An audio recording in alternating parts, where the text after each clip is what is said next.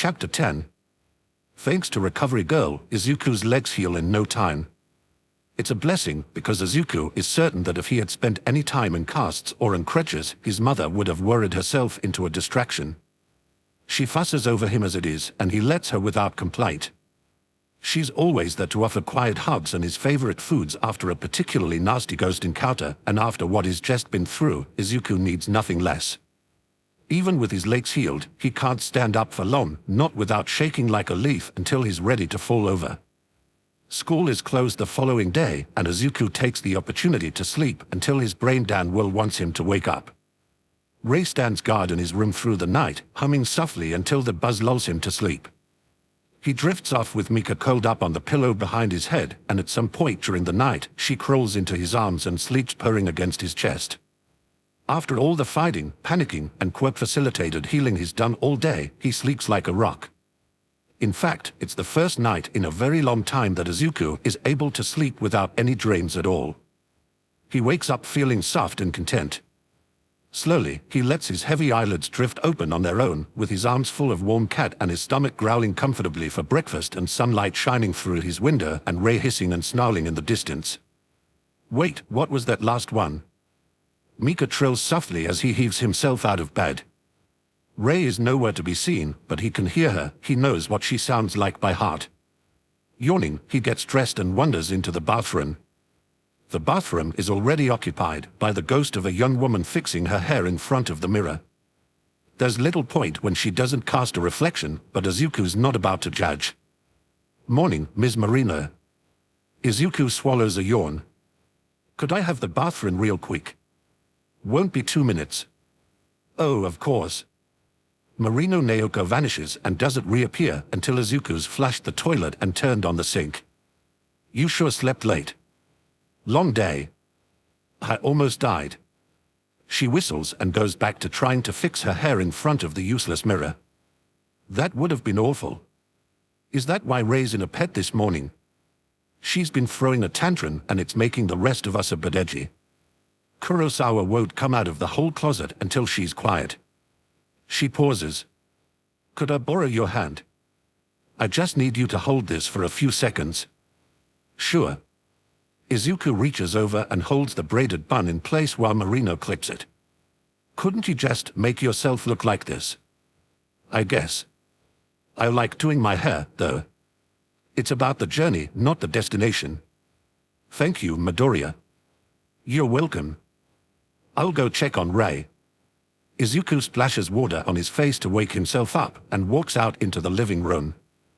Oh, good, you're up, Mom says, and subjects him to a hug and a good morning kiss on the cheek. How are you feeling? I slept really well, he says. Better than I thought I would. I'm glad. She beams at him. Are all your friends all right, too? Oh, yeah, they are fine. Nobody got hurt. Except me, and Aizawa-sensei, and All Might. And your ghost friends, she asks. I was afraid something might be wrong. I woke up early this morning because the TV turned on by itself, and I've been hearing noises every now and then. And not the normal noises, either. As if on cue, Izuku hears Ray shriek in the distance. The lights flicker, and a nearby window rattles against the pane. Something might be bothering Ray. I'll go check, I'll be right back. Be safe, Izuku. He slips on his shoes but doesn't bother tying them before he goes outside. This happens from time to time. Once in a while Ray gets territorial and throws a fit if some other ghost tries to move in and start haunting the place without a say-so.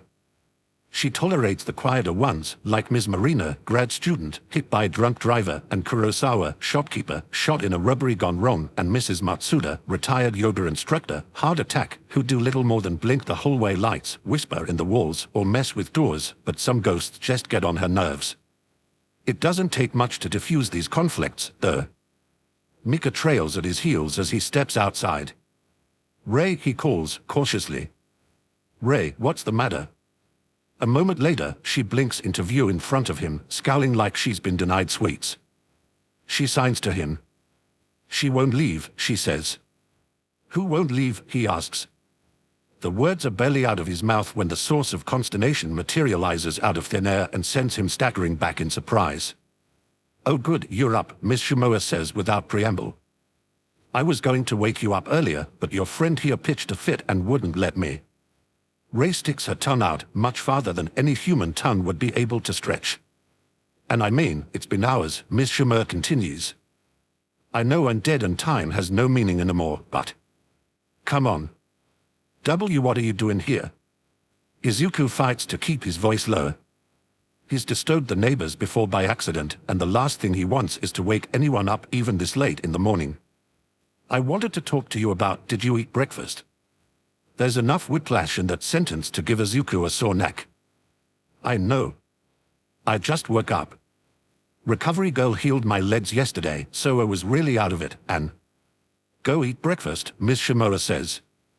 And then come down to the park. I'll be waiting. She vanishes and Izuku blinks a few times before heading back inside. Everything okay? Mom asks. I think so, yeah, he says. There's just a... Is it okay if I go out after breakfast? Someone needs to talk to me. Well, I don't see why not.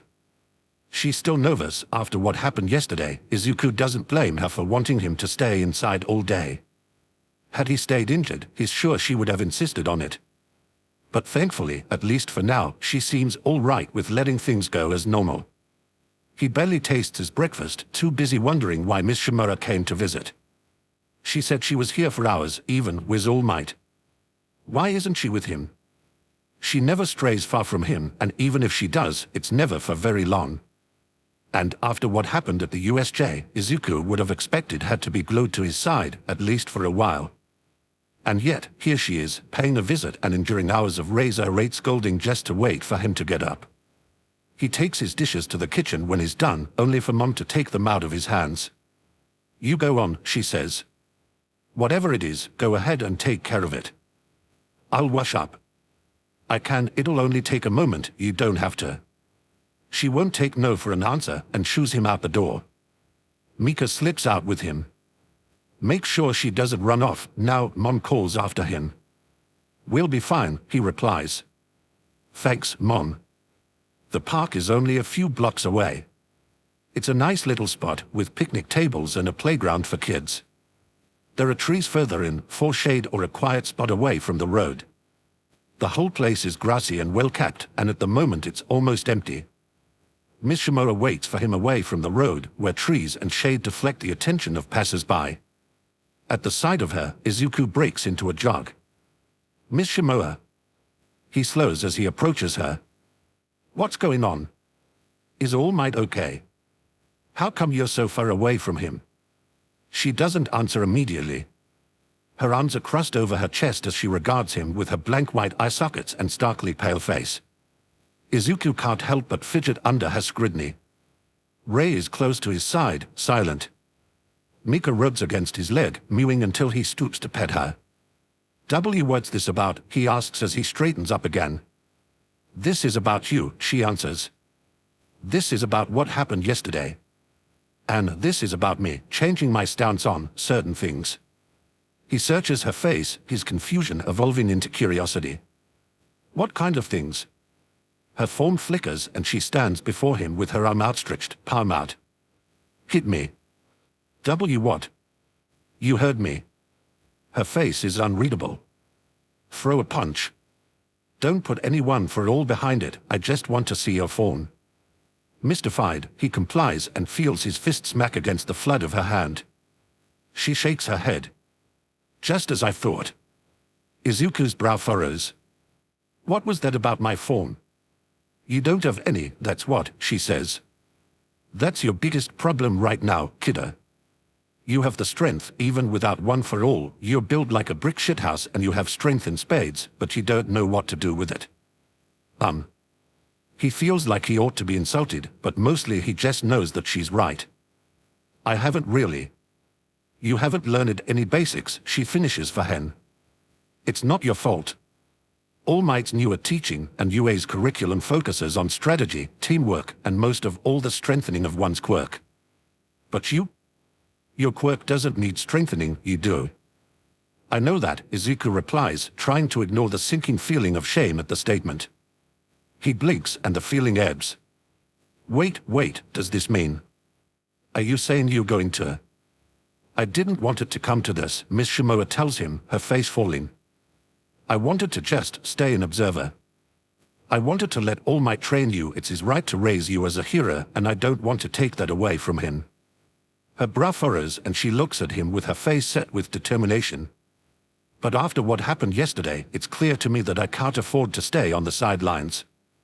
And if you still can't use one for all without ending up in the hospital, then the very least I can do is teach you to defend yourself, quirk or no quirk.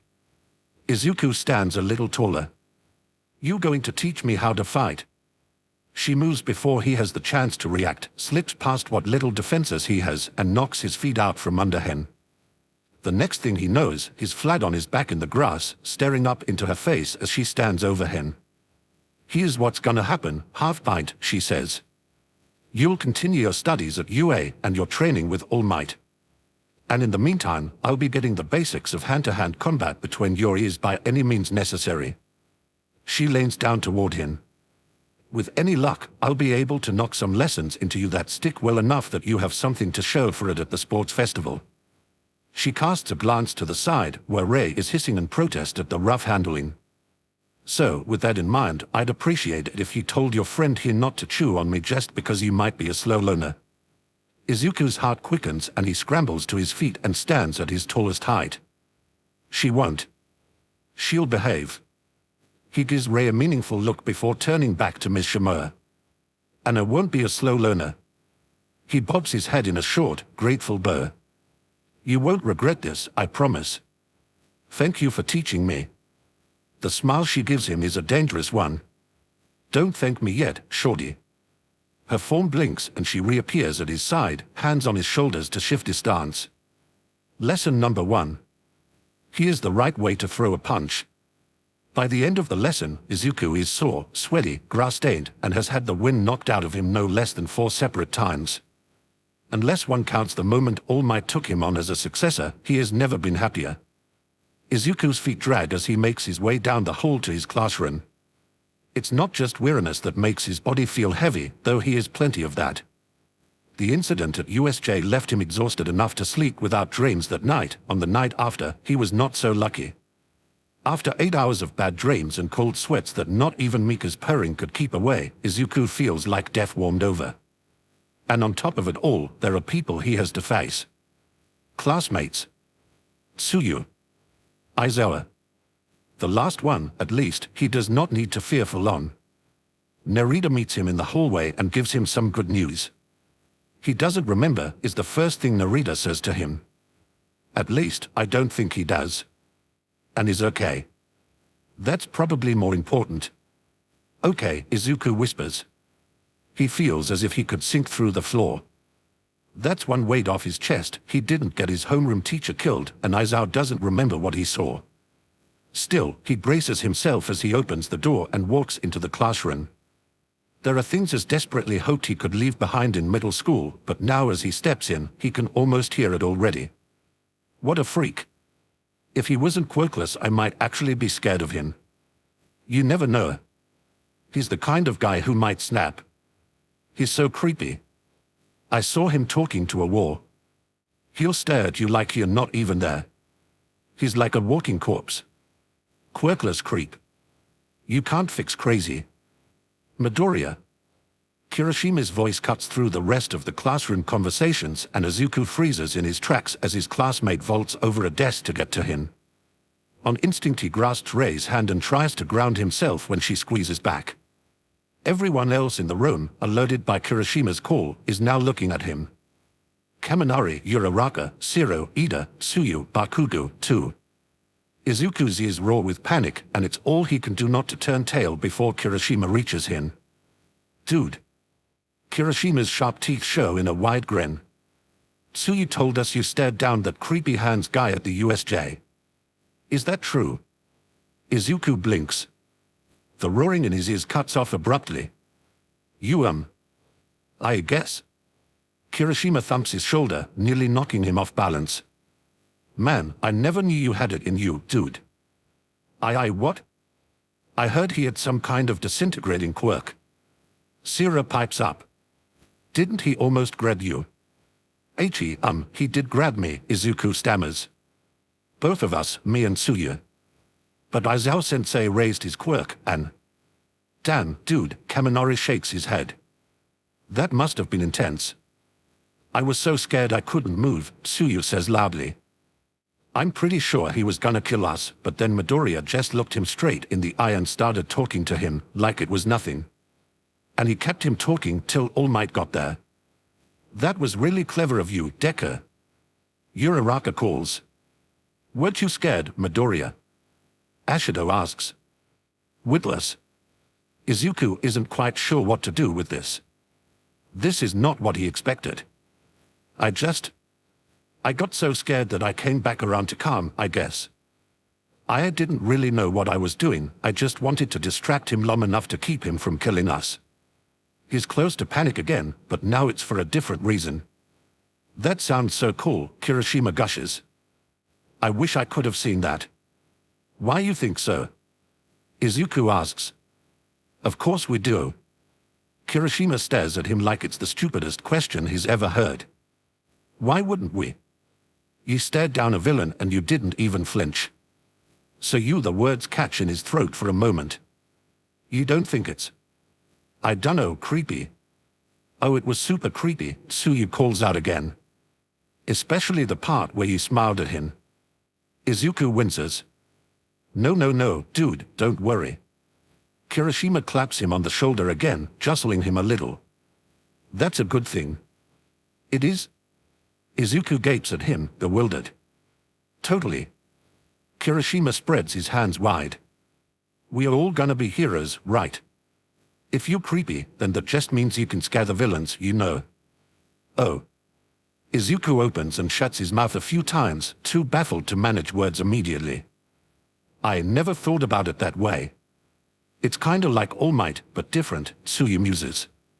He scares villains by being super strong, and you can scare them by smiling at them like you're about to eat a baby.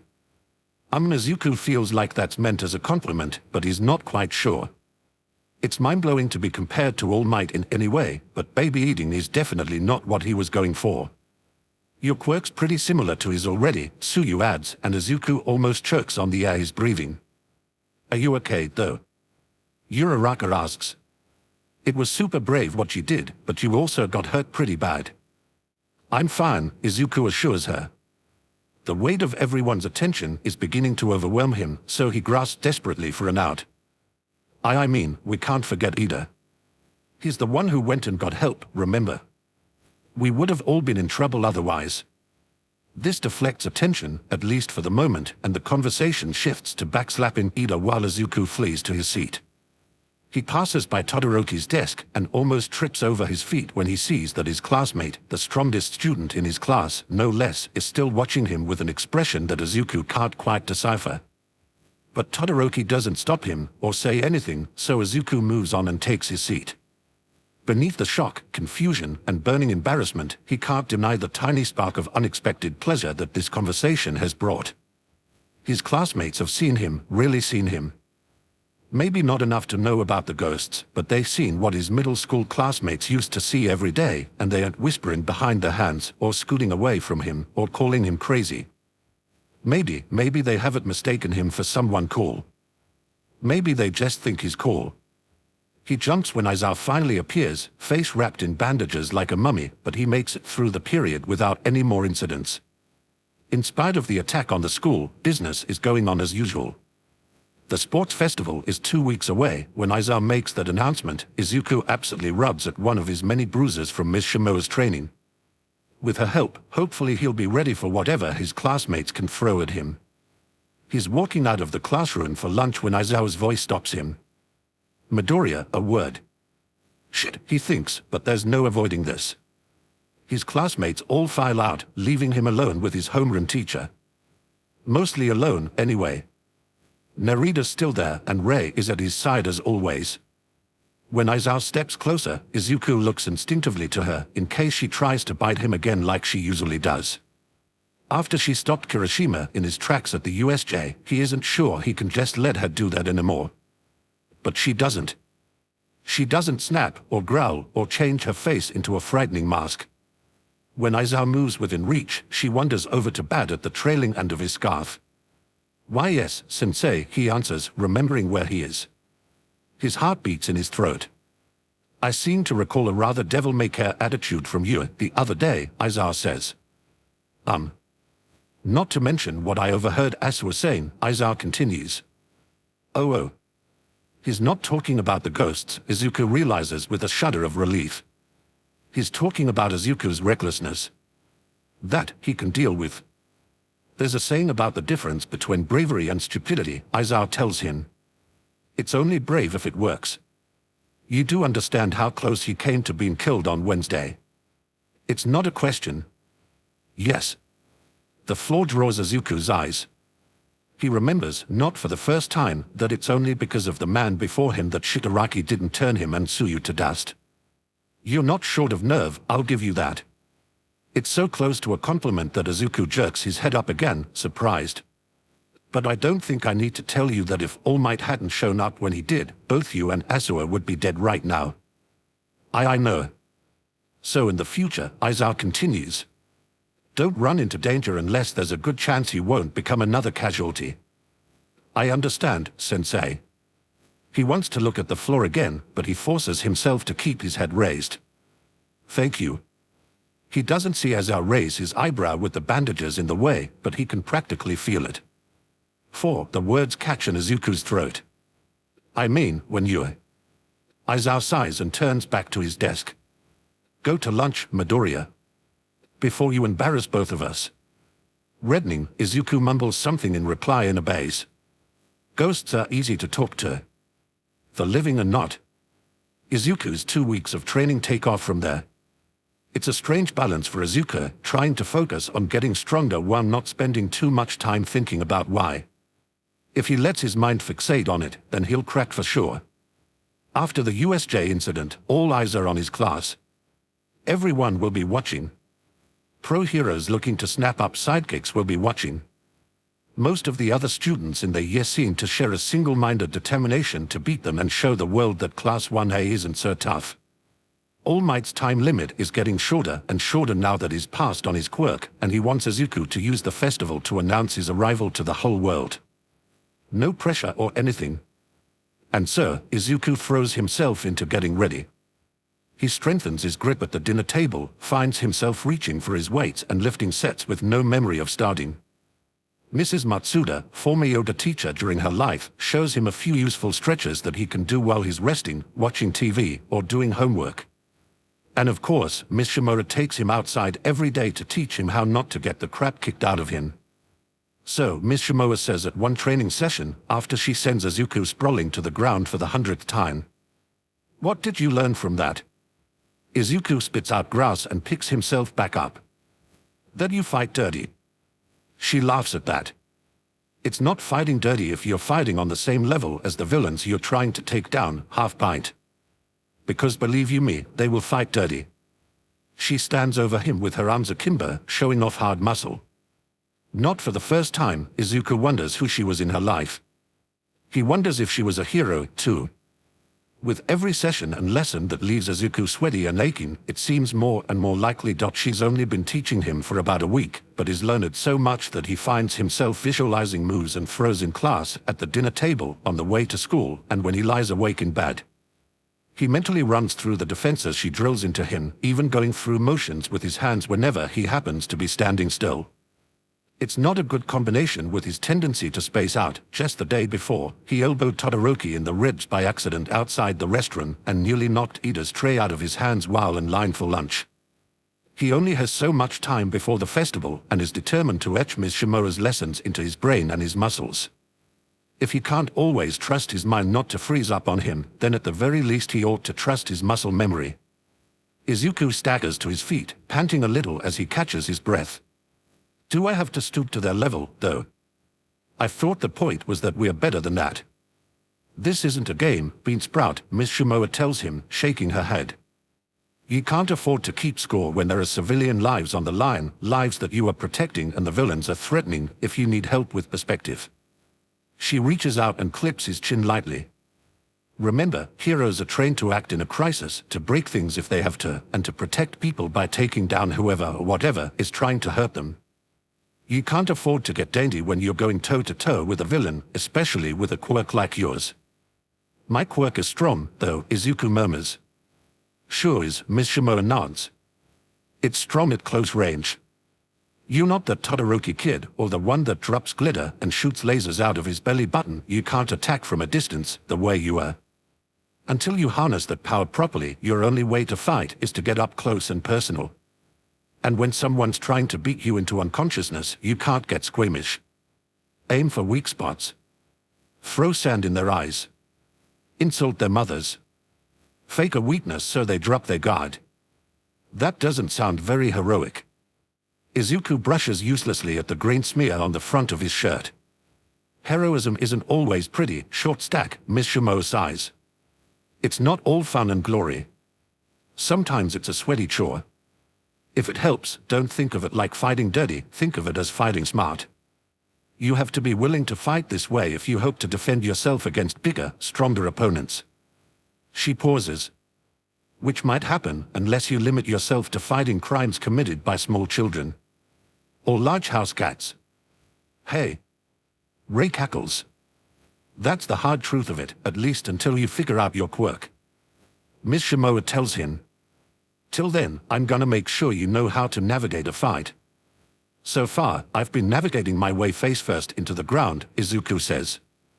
He's glad he picked a shirt and pants he didn't care that much about, because he isn't sure his mother will be able to get these grass stains out. You're improving, though, Miss Shimoa assures him with a smile.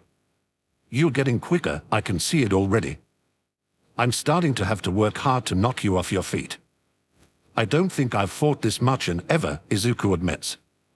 I never used to fight very much. I'd mostly just talk or run. Well, you've been doing a lot less of that ever since you got started, she says. I saw you when those villains attacked. You stand your ground, and that's good.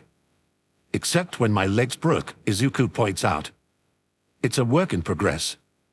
Miss Shimoa smacks her fist against her palm. So far, with every fight I've seen you get into, the other guy's been the one with the upper hand. You're a student, and you're inexperienced with your quirk, so that's going to keep happening. Then what do I do about it? Izuku asks. Simple, kiddo. Miss Shimoa smiles at him and takes another fighting stance. If someone thinks they have the upper hand, then you break it. Now, attack me again. Chapter 11. Last school day before the sports festival, my boy, All Might says. How do you feel? There are a few too many answers to that question for Izuku to pick just one. In the end, his brain is so cluttered with adjectives that his mouth jumps the gun, and what comes out is hungry, mostly. It's not his fault All Might decided to pull him aside for a conversation right when class let out for lunch, but here they are. Before Izuku has the chance to get embarrassed, All Might gives a good-natured chuckle that puts him at ease. A thinker walked into that one, he says. Don't worry, I won't keep you long. Izuku tries again. I'm nervous, I guess. I'm trying to prepare myself, but I'm also trying not to think about it too hard. Don't avoid the thought too much, my boy, All Might tells him. That's a good way to get overwhelmed when you come face to face with it. Pursing his lips, Izuku makes a non-committal noise and tries to ignore the ice-cold feeling in the pit of his stomach. It's usually easier to ignore, most fear is. But when he thinks too long about the coming sports festival, it grips him like cold claws. I've seen you in training, All Might continues. You're getting faster, and your reaction time is improving. There's a warm note in All Might's voice as he says this, and it melts some of the ice in Izuku's veins. In spite of himself, he looks up and brightens when he sees that his teacher's ever-present smile has a hint of approval in it. I've been practicing, he says, before he has the chance to think better of it. Oh. All Might sounds interested, and Izuku could kick himself because now he has to elaborate.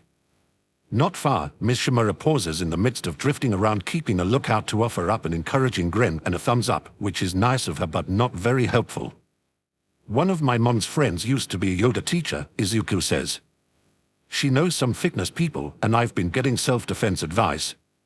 He glances at Ms. Shimoa with just a brief flicker of his eyes.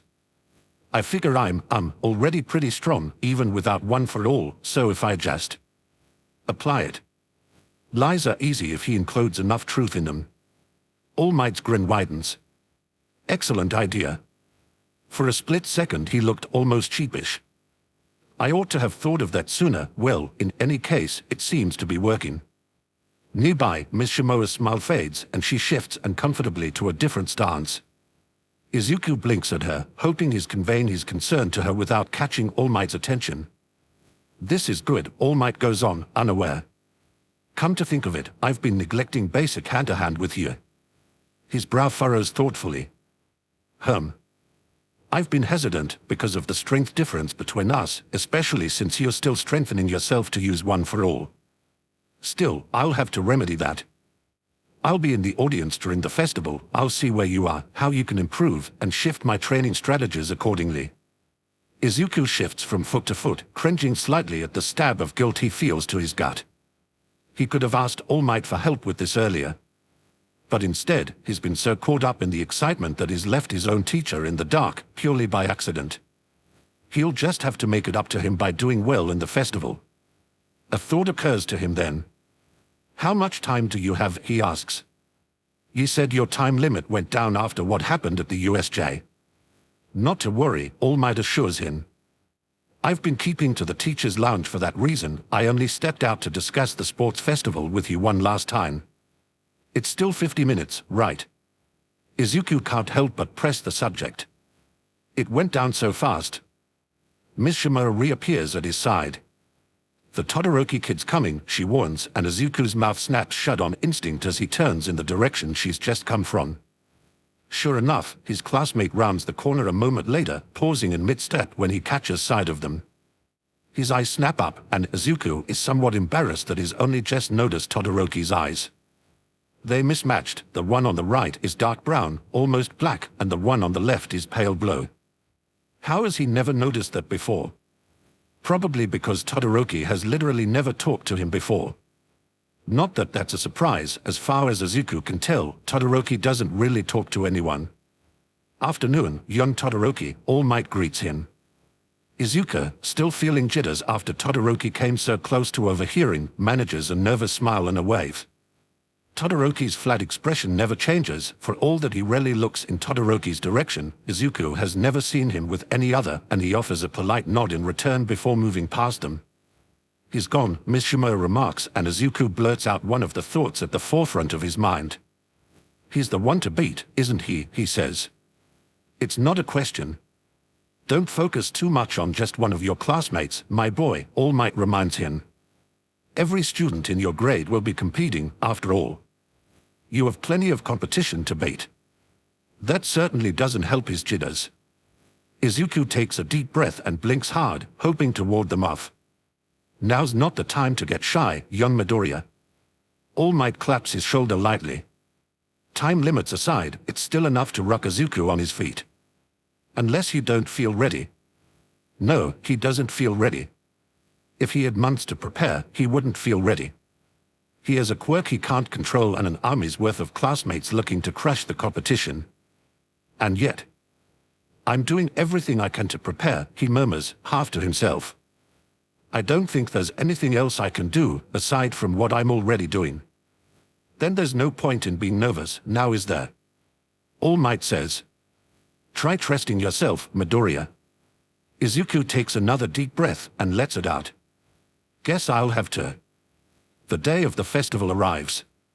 Izuku wakes that morning to the feeling of Rei tickling his nose and stumbles his way through getting dressed, eating breakfast, and a hug from Mon. I'll be watching on TV, she whispers in his ear. Good luck, sweetheart. Thanks, Mon, he murmurs back and is out the door after that. He's surprised when Rei doesn't follow him immediately, but not worried. He'll be late if he doesn't get going, and she'll catch up. She always does. He makes his way to school in a mental fog. A fog is better than raw nerves and growing panic, just a calm, muted buzz as he goes along.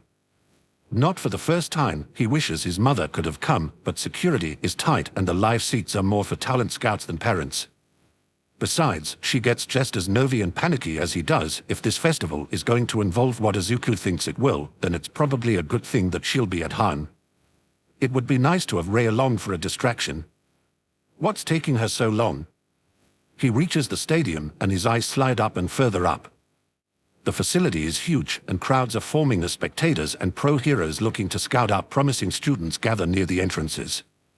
Izuku gives them a wide berth and heads for the much quieter student entrance.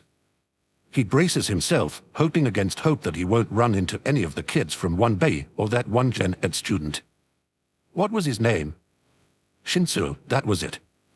All Might was right, there are a lot of people to beat in this competition. A shiver runs through him. He stops, surprised. What was that shiver for? Is he afraid? Nervous? No. Well, yes. He is, of course he is. It's impossible not to be. And yet, he's excited. Hey, Midoriya. Deku. The fog in his head begins to lift when he hears Kirishima and Uraraka's voices. His classmates are coming in from a different direction, waving for his attention, and he jogs to meet them. Uraraka's grinning, but it's not her usual cheerful smile. She's grinning like she's ready to punch someone in the teeth. You ready for today, Deku? She asks. He tries to match her smile, but is not sure his face was built for an expression like that. Even though, apparently, he can smile like he's about to eat a baby. Ready as I'll ever be. I am so pumped. Kirishima fist pumps for emphasis. I was born ready. Bring it. Izuku finds himself laughing, and some of the nervous knots in the pit of his stomach loosen. It's hard to be anything but comfortable around Kirishima. Does this make us rivals for the day? Whatever. Uraraka punches the air. You can be rivals and friends at the same time. I guess so. Izuku's not really an authority on having friends, so he can't comment. Man, Uraraka, you're really psyched for this, Kirishima laughs. How do you feel, Midoriya? Well, I guess I'm... Izuku doesn't get to finish that sentence, thanks to a high-pitched, trilling wail that cuts him off before he gets another word out. His first thought is ghost, which would be embarrassing because from his friend's point of view he's just lost his train of thought mid-sentence. But it's not a ghost because Kirishima's looking around in confusion and Uraraka looks startled. She glances over his shoulder and her eyes go a little wider. Izuku follows her gaze and his mouth drops open. Rei has finally caught up with him. She's trolling up to the student entrance, her bare feet not quite touching the ground. At her heels, collar tag jingling, Mika trots along and lets out another bubbly meow of a greeting. The moment she's close enough, she practically tackles Izuku's ankles. Mika, what? Izuku bends down and scoops her off the ground. She headbutts his chin and purrs loudly. Why? He directs this question with a brief glance at Rei. She wanted to come, Rei signs with an unrepentant smile. Midoriya, is that your cat? Kirishima asks. He sounds like he's trying not to laugh. Izuku gives them both a helpless look over the purring cat in his arms. I don't, she must have slipped out and followed me. She's so cute. Uraraka coos. She reaches out and Mika stretches her head forward and meets her halfway for a scratch behind the ears. What's her name again? It's Mika. He doesn't need this. He was already nervous and he doesn't need this. He has to compete in the festival. What on earth is he supposed to do with her while he's busy? By now, it's too late to take her back home. Hi there, Mika. Kirishima reaches out to pet her. Look at you, aren't you a sweetheart? Oh, her eye. You've got a little battle scar there, don't you? We'd better head in, Uraraka says, still twirling her finger around Mika's ear. What am I gonna do? Izuku isn't quite panicking, but is definitely at a loss here. I can't take her into the festival, I have to compete, and... I bet she'd be okay in the waiting room, Kirishima says. Also, there's time to check on her between events. You know. If you get that far. Fakes, Izuku says dryly. Let's just go in, Uraraka suggests. Figure it out as we go. Unless you want to call your mom, or try and take her back home. Can't, Izuku sighs. It's too far, and my mom doesn't have a car. Tough luck, Kirishima says. Well, like Uraraka said, let's go in and see what happens. Maybe somebody can watch her for you. Recovery girl, maybe. I don't know if she'd want a cat around where she deals with patients. Izuku frets while Mika purrs away without a care in the world. I'd bet if you asked Kuda, he could tell her to stay in the waiting room and behave herself, Uraraka points out. It's probably not as bad as you think, Deku. It's usually worse. Reluctantly, Izuku follows the men, though not before shooting ray of glare. He can't believe his bad luck. He's spent the past 2 weeks avoiding his impending anxiety wall, and now he's going to crash straight into thanks to his cat. Luckily, the student entrance is a lot quieter than the main one, so they don't meet a lot of people on the way in. Living people, that is. There are plenty of ghosts for Izuku to look at as he walks through the hallways. More than he would have expected, to be honest. There are dozens of them, of all shapes and sizes and ages, men and women and children alike, constantly on the move, talking amongst themselves in low tones. A few pairs of blank white eyes turn to look at him as he passes, watching them all. Some of them drift closer, only to shy away when Ray growls. It takes him a few minutes of walking and watching to figure out what's wrong. It's not just that there are a lot of them, they are restless. They are constantly flitting about, milling around in the hallways, all of them on edge. It makes them look more numerous than they really are. They are almost to the Class 1A waiting room when he catches sight of a familiar face. Mrs. Kiriyama spots him from down the hall and reappears at his side. Oh, Midoriya, we've been looking for you. We? Izuku asked softly. Uraraka glances at him. Did you say something, Deku? Nothing. Just talking to myself. Narita and me, Mrs. Kiriyama says. We wanted to give you a quick heads up. This time Izuku simply cocks his head instead of answering out loud. We've been here since early because of a Razorhead, and it wasn't this bad then. But something's happened. It might be another soul who arrived here, though I'm not sure who. Or where, for that matter. She pauses, fretting. Whoever it is, they are in a bit of a temper. It's enough to make the rest of us nervous. Izuku's eyebrows rise. It's not uncommon, strictly speaking, the only thing that can hurt a ghost is another ghost. And when they lose their tempers, they tend to lash out at whoever or whatever happens to be within reach. It's enough to make other ghosts avoid them. In a place this size, though, the angry one's either close by or just really, really angry. Great, he thinks as Ray growls softly beside him. One more thing to worry about. He walks into the waiting room with his one-eyed cat trotting happily at his heels and finds most of his class already there. Along with Aizawa. Izuku stops dead, letting the door swing shut behind him. His teacher glances at him, does a double take, and lowers his attention to the cat currently twining herself around Izuku's ankles, all without saying a word. Izuku wonders desperately why the floor hasn't opened up and swallowed him yet. I can explain, he says. That your cat, Midoriya? Aizawa asks, stepping closer for a better look. His face is still swathed in bandages from the USJ incident, but it doesn't make him any less intimidating.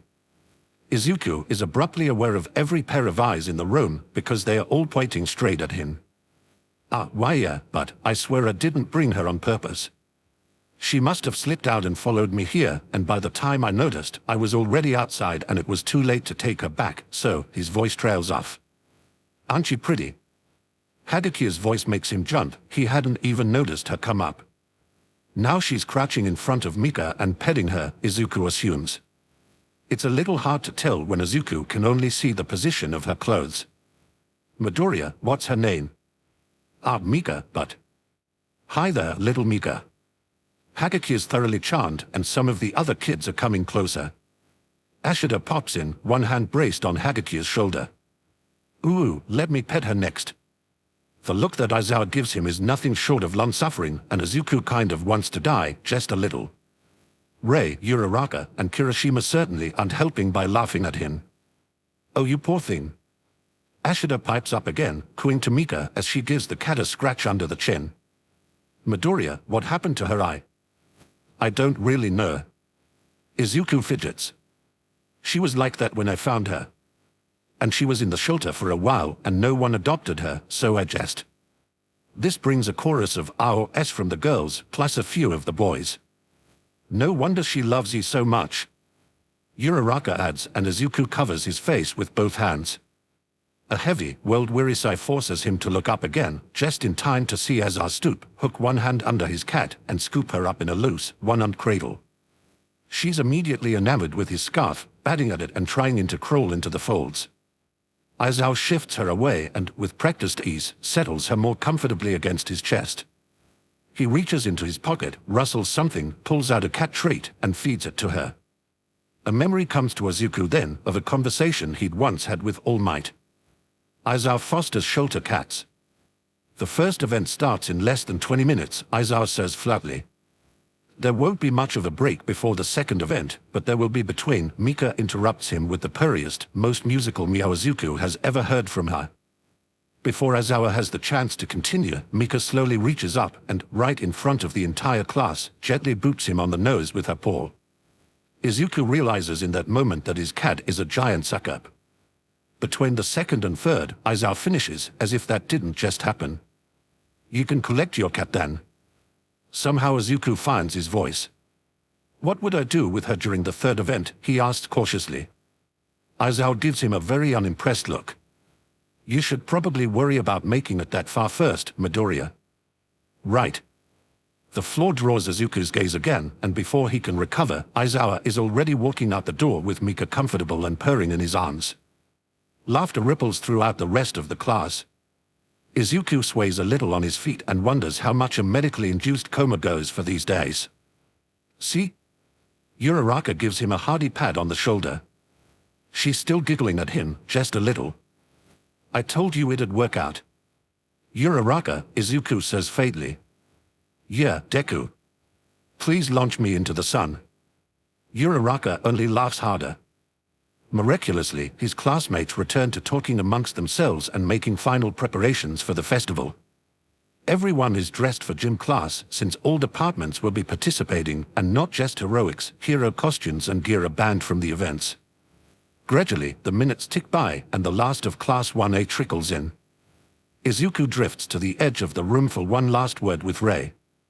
Remember, just watch from the sidelines, he tells her, hoping that his signing looks like nervous hand-wringing to any casual observer. Rei pouts. Why? It's not real fighting, Izuku says. It's like the entrance exam. It's a contest. You don't have to protect me. What if the bully grabs you? It'll be fine, he insists, frowning as he signs. If I do fight him, it would just be a sparring match. I'm not in danger, so you don't have to guard me. Rei scowls darkly at him. If the bully tries to hurt you, I'll scare him off. It's going to be okay, he says. Just watch and cheer me on. Fine, she says, disgruntled. But if I see something I don't like, I'm going to stop it, no matter what she say. It's probably the best he's going to get out of her. Midoriya. Izuku doesn't actually recognize the voice addressing him until he turns around and finds himself looking at a familiar scarred face with mismatched eyes. Somewhere in his brain, his fight-or-flight instincts give him a polite little mental nudge. But what is it, Todoroki? It's a little difficult to talk when his throat tightens on instinct, so he has to force the words out. It's not his fault, UA is miles better than his previous schools, and it's wonderful to have friends, but when classmates with uncomfortably powerful quirks notice that he exists, it usually doesn't end well for him. The first thing Todoroki Shadow ever says to him, besides his name, is objectively, I think I'm above you in terms of practical strength. For a moment, Izuku can only stare at him blankly, as if Todoroki just spoke to him in Welsh or something.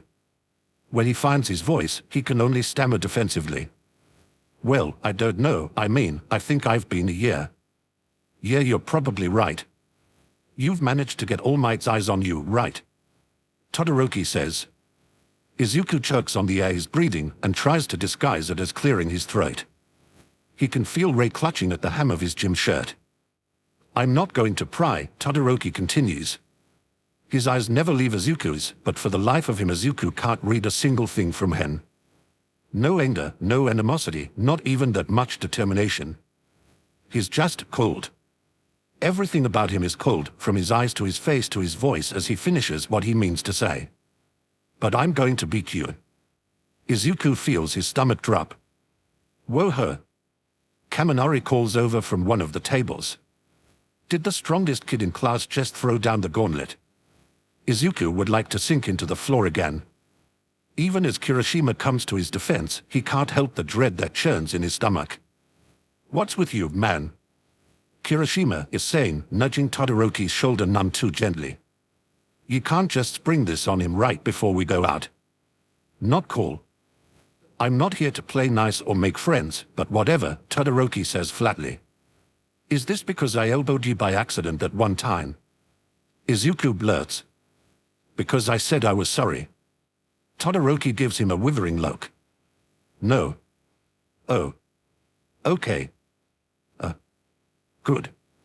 For a split second, Izuku is tongue-tied. All his anxieties are crashing in like a wave after 2 weeks of keeping his worries at bay. A boy who has never spoken to him and barely looked at him since the start of school has managed to drag him face-first right through them. It really isn't fair. What does Todoroki have against him? At that moment, Rei pushes forward. Still clutching the hem of Izuku's shirt, she scowls up at Todoroki, sticks out her tongue, and blows the loudest, wettest raspberry that Izuku has ever had the pleasure of hearing.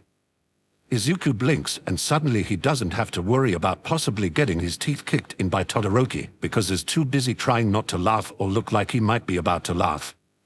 He bites his lip to keep from grinning as Rei, his own personal invisible cheerleader, pulls rude faces and ruder signs at Todoroki. He feels, at least for the moment, that he's been jarred into a better headspace. He's still nervous, still worried, but calmer. I don't know what this is about, he says at length, tearing his eyes away from Rei and back to Todoroki's face. I don't really know you or what your problem is with me, but I guess that doesn't really matter, because it's not like I can do anything about it. All I can do is maybe fight you. Maybe. Little pessimistic there, Midoriya, Kirishima mutters. Izuku shrugs. That's what I was going to do anyway. So if you're going to come at me with all your strength, then I hope you're ready for the same. And then Izuku tries something. He releases his lower lip from his teeth, digs deep into all his worries and misgivings and constant lingering fear, tilts his head a little, and smiles at Todoroki. So I guess we'll see who's stronger, won't we? There's a chorus of ooh from some of the others, including but not limited to Kirishima, Uraraka, Sira, and Kaminari. For a split second, the cold expression on Todoroki's face seems to waver. I'm definitely seeing it, Izuku hears Uraraka mutter to Tsuyu. Baby-eating smile. That was kind of awesome. Tsuyu grins. Right? There's no time to talk after that. Their cue comes to make their way outside, and Izuku ends up near the head of the pack with Ida as they step out into the sunlight in a packed stadium. His heart pounds in his chest, but it's not fear and it's not nerves. For the first time in his life, he's surrounded by people who aren't just gleefully waiting for him to fail. They want to beat him, yes. They all want to win, and that means beating him, among other things. But they're not looking down on him, mocking him as the weak one. They eye to eye, and they see him as a rival and a threat. They see him not as someone to beat up, but someone to beat. His mother is watching from home, his teacher, his idol, is watching from the faculty seats, and his best friend will be watching from the sidelines. He's never felt like this before.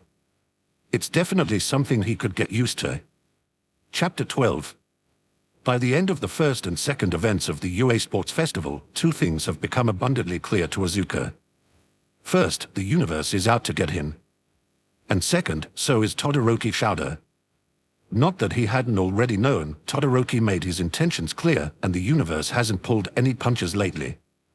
But both points have since been upgraded from educated hypotheses to valid, replicable theories. To be fair to Todoroki, Izuku manages to place first in the foot race, which ends in the 10 million point headband in the second event, so by then, everyone is out to get him. Which really only proves the first point. As for the second point, well, Izuku has seen Todoroki in battle exactly once, during the incident at the USJ. It's not something he's likely to forget. His classmate froze that monster of a Numa so thoroughly that 2 of its limbs broke off. Its limbs fell off. The monster had been left writhing and flopping on the ground like an oversized fish before its regeneration quirk regrew the missing arm and leg. He missed Todoroki's performance in All Might's Heroes vs. Villain's game, but he heard about it plenty from his classmates. In that case, Todoroki had frozen the entire building, trapping both his opponents and winning the exercise single-handed. He hadn't even needed Shooter's help. But not once has Izuku ever seen or heard of Todoroki using fire until his classmate pulls it out during the cavalry battle. The one time Izuku's ever seen fire from him, and it's right in Izuku's face. In one fell swoop, Izuku almost loses both his eyebrows and the tournament. But, by some miracle, namely Tokoyami's quick thinking, he and the rest of his team managed to squeak into the third event. Izuku barely finishes his sigh of relief when a familiar rattling shriek grates in his ears. No longer content on the sidelines, Ray comes barreling through the rest of his classmates and crashes into his side with an ear-splitting wail of glee.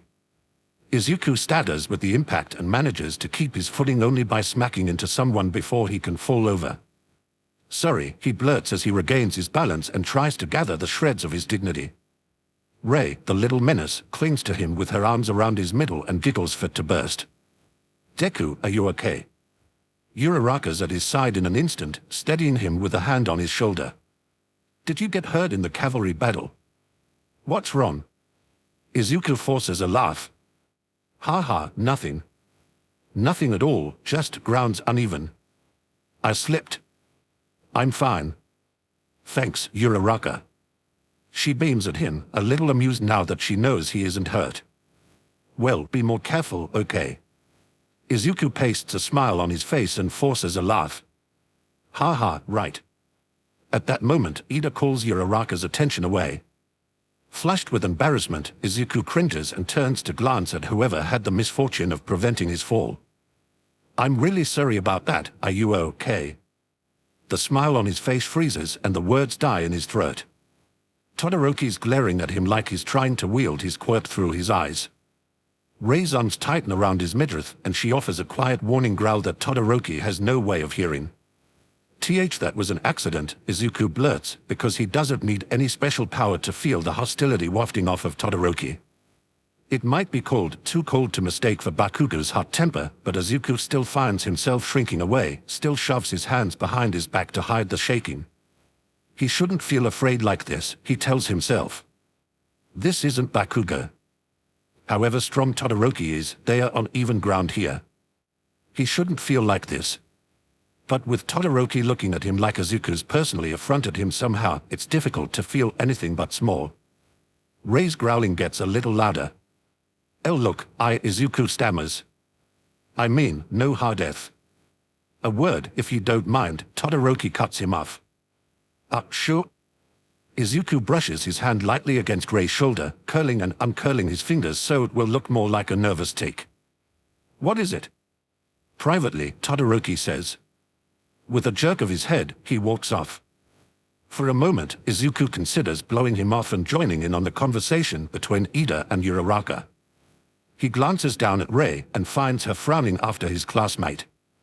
But it's not the usual scowl she puts on when someone gives him a hard time. She looks like she doesn't know what to make of Todoroki, either. With a sigh, Izuku jogs to catch up to him. My little brother has done well. I was worried about him and I wanted to help him win the games, but I didn't need to worry after all. The bully didn't get a chance to hurt him, and my little brother was very smart and very strong, and his other friends helped him. I'm glad. It's good that he has friends who can help him better than I can. It's good that the bully couldn't touch him. But this one, the one with the scar. I don't know this one. I don't like this one. He is cold, colder than me even though I'm dead, and he is fire on one side. He doesn't smile, not even a fake smile or a mean smile. The only times he talks, he says things that make my little brother feel afraid. Little brother is always afraid, every minute of every day. I can feel it on him, smell it on him. But he usually doesn't feel it unless the bully comes too close. I don't like it, and I don't like him. If he does anything bad to my little brother, if he does anything but talk, then I'll make him feel fear. He takes my little brother to a quiet place where no one is around to overhear. He looks at my little brother for a long time, long enough for my little brother to be nervous. You wanted to tell me something, my little brother says. What was it? The one with the scar takes a long time to answer, long enough for me to want to ask questions, too. I don't like the look on his face. At least when the bully glares, I know what it means. I can feel it skin deep. I am angry, I hate you, I want to hurt, but the one with the scar only feels cold. I try to feel harder and listen harder, but the cold is deep, deeper, deeper and deeper, like ice and death and loneliness. There. I don't like what I find. Anger, hate, spite would be easy. It would mean the one with the scar is cruel and mean, just like the bully.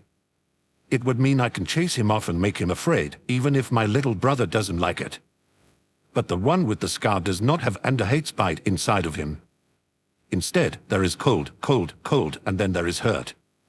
Not the want to hurt, like the bully. Just hurt. He hurts, deep down under all the cold there is pain and fear and loneliness, and I cannot hate that because my little brother had that too. There is anger inside him, and hate too, but it is for someone else, and he does not hate my little brother. You blindsided me, the one with the scar says. And I broke my own promise. That means something to my little brother, but not to me. My little brother knows that, and his hands move at his sides, speaking to me. He used his fire. No one felt it but me. Is that why he's so cold? He is fire, but he promised not to use it. Hey, the one with the scar says. Are you All Might's illegitimate child, or what? My little brother panics. His hands fly and dance and wave, not saying anything, just like the words out of his mouth don't say anything, either. That's not it, and you've got it all wrong, and other things that don't match what he feels. The things he feels are skin deep, easy to read, fear and panic and embarrassment and shyness, but those are thin and weak as they float to the top. There are happier things underneath, hope and pleasure. I wish if only it were true. There is love there, shy and quiet but warm, always warm. My little brother is always afraid, but if I reach deep enough beneath that fear, he is warm. The one with the scar isn't one like that. If he ever was, then something must have chased it out of him. The way you said that, the one with the scar says. You said that's not it. So there is some connection that you can't talk about. My little brother feels the fear again. You know about my father, Endeavor, the one with the scar tells him. He's right, my little brother does know about him. My little brother told me, sir. He told me Endeavor has fire powers, just like my little brother's father does. And a long time ago, my little brother hoped that he might have fire too, and he might be strong like Endeavor. But instead his power is seeing me and hearing me, and I'm glad my little brother didn't get his father's fire. He's been the number 2 hero for a while now, says the one with the scar. If you're connected to the number 1 hero, then that means I need to win all the more. I think that's a stupid reason. I think maybe the one with the scar thinks it's a stupid reason too, but he won't admit it because maybe there's so much cold in the way that he can't feel his own feelings, and he doesn't know how to dig deep like I can. Maybe I'll tell my little brother later, so he can tell the one with the scar how stupid he's been. He'll do anything to advance his position, the one with the scar says. He made a name for himself, but it was never enough to surpass All Might. The cold is thinning. It's still deep and dark, but the things underneath are rising. So he. The one with the scar pauses, and I know it's because he's feeling all those things. The cold can't protect him forever. He devised a plan. My little brother is nervous now. A plan? What are you saying, Todoroki? The one with the scar answers with another question. Do you know what quirk marriages are? My little brother is easy to read. It feels like his heart is dropping into his stomach. I don't understand. What are quirk marriages? Luckily, I don't need to ask my little brother because the one with the scar explains. It's a practice from previous generations, he says, and the pain, fear, anger, hate, disgust, contempt rises through the cold and dark, closer and closer to the top like bow and sick. Choosing mates solely to enhance one's own quirk, to be inherited down the line, and forcing marriages for that purpose. I hold on to my little brother's hand. I feel the churning in his stomach. I don't blame him. I don't like this story very much. It was easy for my father to ingratiate himself to my mother's family and take possession of her power. The one with the scar talks like the cold is still there, deep and quiet and still, but it's not anymore. The pain is at the top. It hurts him to talk about this, and the hope doesn't match the cold on his face and in his eyes. I understand now. I think I understand the one with the scar. He hides behind the cold, just like my little brother hides behind smiles. That's why I was born, the one with the scar says, only he's covering his scar with his hand. He couldn't beat All Might, so he decided to make a hero who could. The cold breaks like ice cracking, and he hurts. To hell with him. I'll never be his tool. Then why, my little brother tries to say.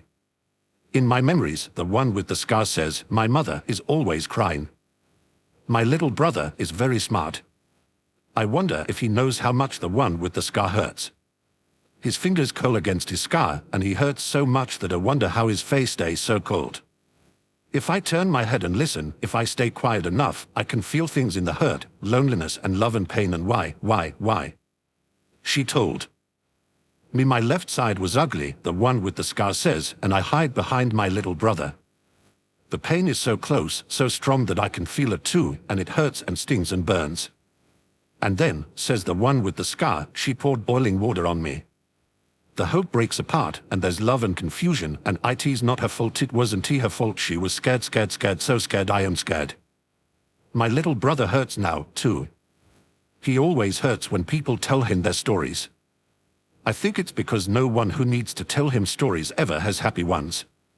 Not the dead, and not even the living.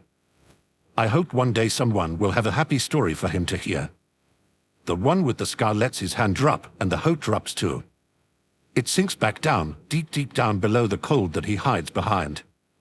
There's fear now, along with the cold. He's scared. Looking at my little brother, he's scared, and I don't know why. Todoroki, my little brother whispers, and he doesn't hide his hurt. The reason I'm aiming to beat you is as a personal triumph, the one with the scar says. I won't use his power for it. I'll become number one without needing to. And then he turns to walk away. My little brother's feelings will around and around. If the one with the scar is deep and dark and cold like an ocean, then my little brother is like a windstorm, everything swirling together, everything confused, too many feelings to pick just one. If you can't tell me anything, that's fine, the one with the scar says as he walks away. The cold is back, too deep and dark for anyone to see the hurt. Keep being All Might something or other. I'll climb over you using only my right side. Sorry I took your time. The weird thing is, he is sort of sorry. Just not for taking time. But he isn't angry with my little brother. He doesn't hate my little brother. He doesn't even want to hurt him, not really. And that means I can't be angry at him or try to chase him off like the bully. He's too much like my little brother. If I was mean to him, then it wouldn't feel good. Todoroki. My little brother steps forward to follow him, and pity, sadness, hurt, horror swirl around him. There's a lot that you don't know about me. That I couldn't tell you, even if I wanted. I don't know why you told me these things, but thank you. And I'm sorry for everything that's happened to you. It must have been awful. Whatever it was, you didn't deserve it. The cold cracks again, and surprise leaks through, close enough to the top that it almost maybe shows on the face with the scar. But there are things I need to do, too, my little brother says. There are people I owe, and I can't let them down. There are people watching me. People who've helped me and protected me, and I'm grateful, but I'm tired of being protected. He looks at me when he says this, and I grin at him, because I'm going to protect him no matter how strong he gets. His hands curl into fists, and the swirling cloud goes still and settles around him like a blanket. He doesn't smile. There's nothing to hide here. So, this doesn't change what I said to you before. I'm going to beat you. The feelings settle down, back the way they were. The one with the scar and his deep cold and all the hurt that hides underneath it. My little brother and his fear that never quite goes away, because he's seen too much and heard too much to ever kill it. Nana is ready to vibrate apart at the seams. Is it possible for a ghost to simply dissipate into the ether from stress alone? For the first time in years, Nana thinks of her grave, a quiet little spot, calm and silent, probably overgrown by now unless Gran Torino has nothing better to do these days. She thinks of how nice it would be to just sink beneath the earth and sleep, not cross over, no, but simply hide away in the dark and let the world turn without her for a while. Her problem starts when Toshi first sets foot in the stadium and Nana is almost trampled by a crowd of restless, dead-eyed spirits. She's only bewildered at first, but their agitation is contagious enough that she starts to feel it, too. Watching Izuku keep his head above water in the competition is a welcome distraction, but she's still spent hours stewing in a positive feedback loop of nerves by the time part 2 of her problem rears its ugly head. She loves Toshi, she really does. She is so proud of him and it's a joy to watch him work and fight and live, but sometimes her boy is an oblivious lunk who couldn't read the atmosphere if it was written on a billboard. For God's sake, Toshi, learn to read body language, she whispers as Toshi bounds up to Todoroki and like he's greeting an old friend, and Endeavor tenses from head to toe and looks at him like he's calculating how much fire it will take to burn him to a crisp. No use whining about it, someone scoffs. Nana edges to the side and spots the speaker, the ghost of a man in his late 20s. He's in a suit, but his tie is loose and his shirt is half untucked. Judging by the frown lines, the sour look on his face is probably permanent. What do you mean? Nana eyes Endeavor suspiciously as Toshi greets him, heedlessly cheery in the face of his fellow hero's poorly disguised hostility. We are dead, the ghost points out. Not like they can hear us if we yell at them for being stupid. What are you following him around for? Nana bridles a little. I knew him when I was alive, she says. I died when he was a kid, and I've been watching over him ever since. She looks at Endeavor. What about you? How come you're following him around? For kicks. What? The man gives her a bitter smile. Lady, I'm dead. There's nothing left of me but memories and how I feel about them. I'm following him around because he's an asshole and I'm literally made of spite. Before Nana can answer, Toshi distracts her by cutting Endeavor off at the bottom of the stairs just to ask him for teaching tips of all things. I mean it, I want to know, he says earnestly in the face of Endeavor's scowl. I could use some advice on raising the next generation of heroes. The ghost laughs raucously. Trust me, man, you're asking the wrong person. Nana scowls at him as Endeavor blows Toshi off. What was that you were saying about them not being able to hear us? He shrugs sullenly. Gotta blow off steam somehow. Wouldn't want to end up like Okumura. Who? The poltergeist. What poltergeist? Nana has to force patience at this point. The ghost scoffs. You mean you haven't noticed everybody quietly crapping themselves? Okumura's been a ticking time bomb ever since he started following this dickhead around. He jerks a thumb at Endeavor. Never met a poltergeist before, hen. When we got here he pissed off somewhere else, and all the dead have been in a tizzy ever since. Suzuki went out to try and find him, but hell with that. He's mad enough to rip anyone apart if they get too close. So maybe watch out for him. The conversation between Toshi and Endeavor is at an end, with Endeavor storming off. Welp, gotta go. Watch out for Okumura. Sure, thanks, Nana says sourly. What are you gonna do? I'm gonna hope the dynamic dickhead orders a drink at some point so I can knock it over the second he puts it down, the ghost says dryly. Don't look at me like that, not everybody gets to follow around their phenomenally successful loved ones. See you around, lady. See if you can get your buddy to find better friends. With that, both he and Endeavor are gone. While Toshi takes a moment to collect himself, Nana takes a deep breath and lets it out. Sir. Poltergeist on the loose. That explains a lot. The kiddo's probably going to want to know, but at the same time he's got a festival to focus on. Wouldn't hurt to warn him a bit, though. Izuku wanders back to the others in a fog, making it back barely in time to catch the assignments for the festival's third events. There's some shuffling in the participants, a few of the winners of the cavalry battle opt out, including Ajura, and when all is said and done, Midnight displays the placement chart for all to see. Izuku squints to find his name, standing on Tictor, until Rei helpfully whisks herself up to point for him. Then, with a concerned rattling noise, she points to another name nearby. A lump forms in Izuku's throat, and it takes a moment or two for him to swallow it. If he wins the first round, he may very well be facing Todoroki in the second. That's sooner than I expected, he mutters to her when she returns to his side. He takes a deep breath. No use worrying about him just yet. Looks like my first opponent is Shinsue. General education, wasn't he?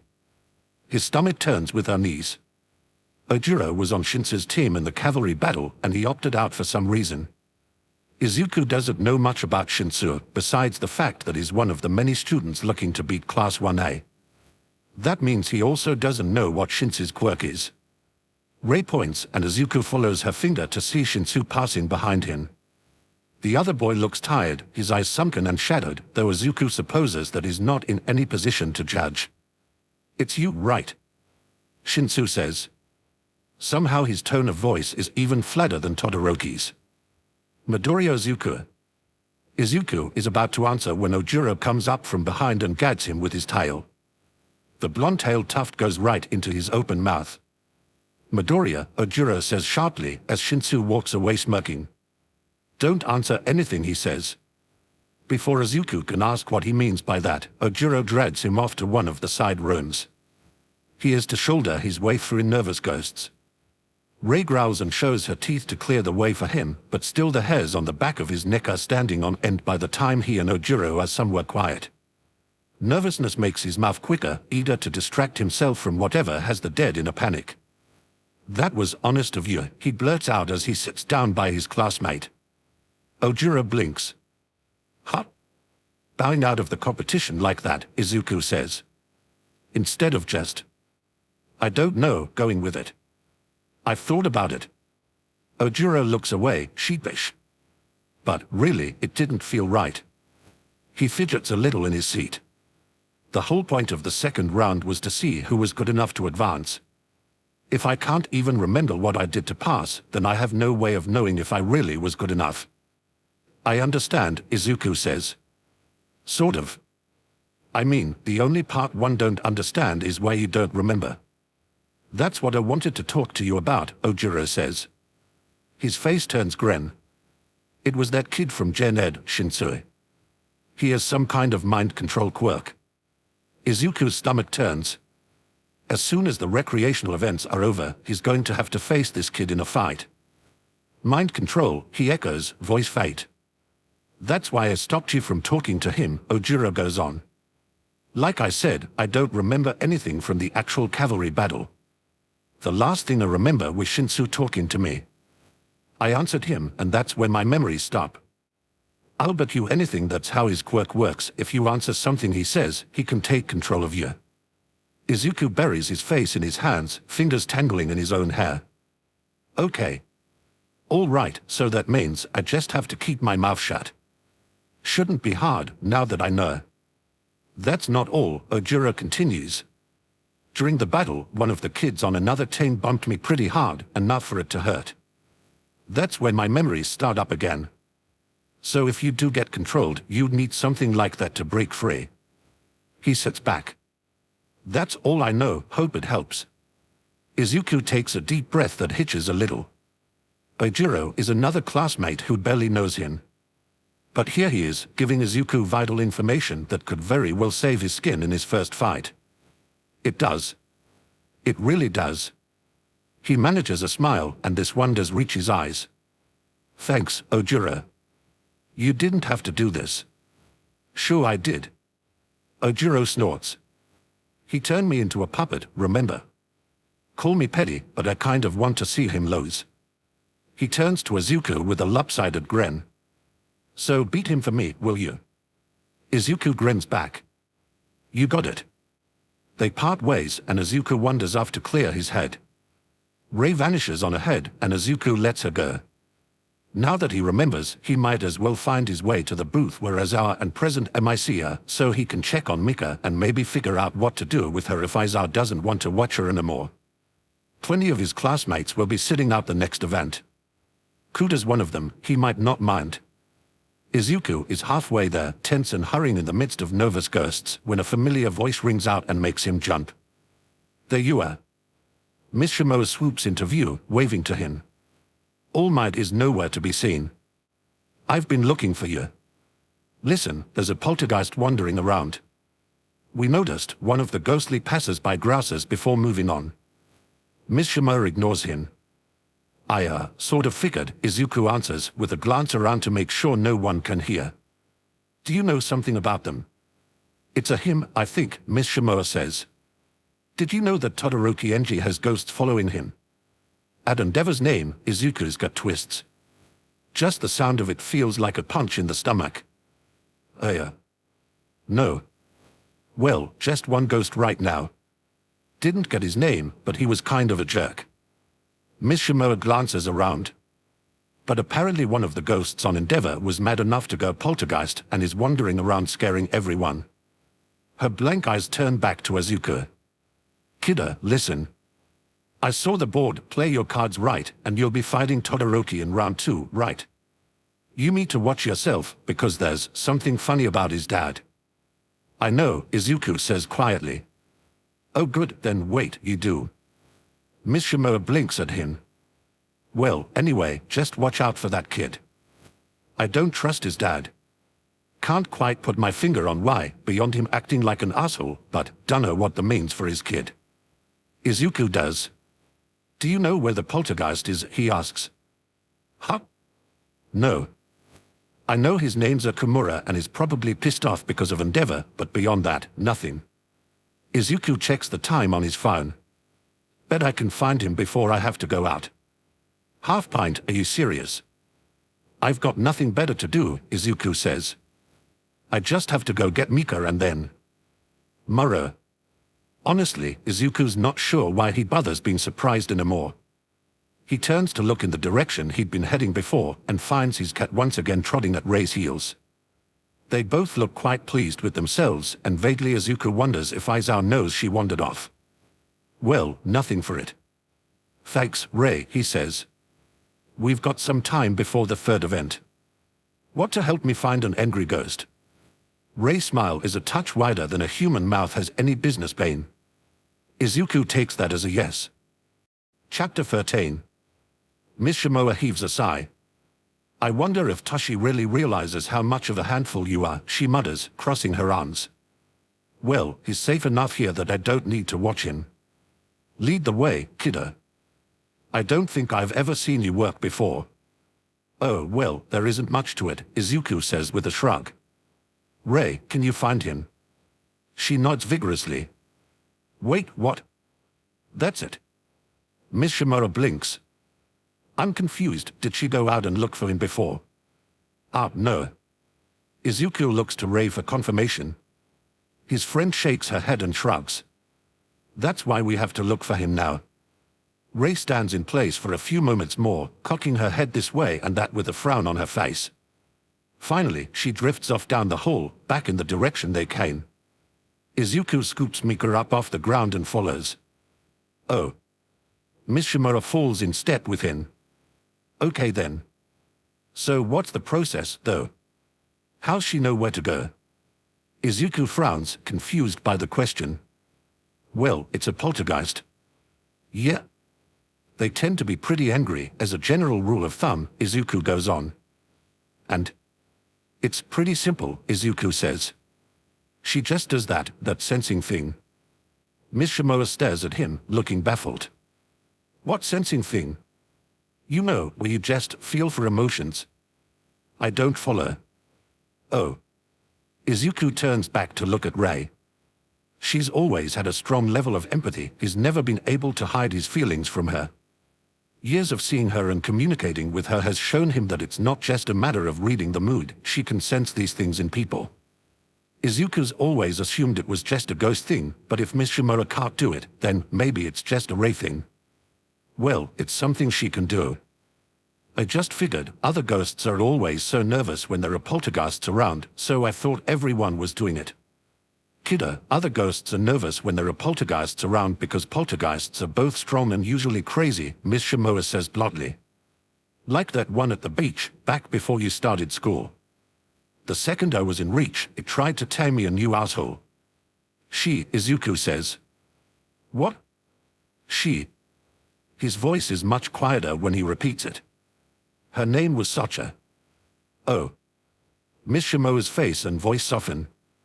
Right. Is she? She's gone, he says. She moved on. No one can ever hurt her again. Miss Shimoa doesn't ask him anything after that, so Rei leads them onward in silence. For all that his best friend is quiet, Izuku can't help but notice how nervous she is. Her hair stirs, as does the hem of her white nightgown. Izuku can feel the tension spiking off her, sending chills up the length of his spine. A quick glance at Miss Shimoa tells him that she's feeling it too. Before long, he starts to hear it and feel it. It's colder here, so much so that Izuku half expects to start seeing his breath. Incoherent whispering emanates from the walls, sounds that can't just be noises in the plumbing or the walls. More shivers tell him that they are headed in the right direction. What's more, he knows the sounds aren't coming from anyone living, because by now they are beyond the hallways and areas that any of the students, faculty, or spectators would use. Living people are avoiding this place.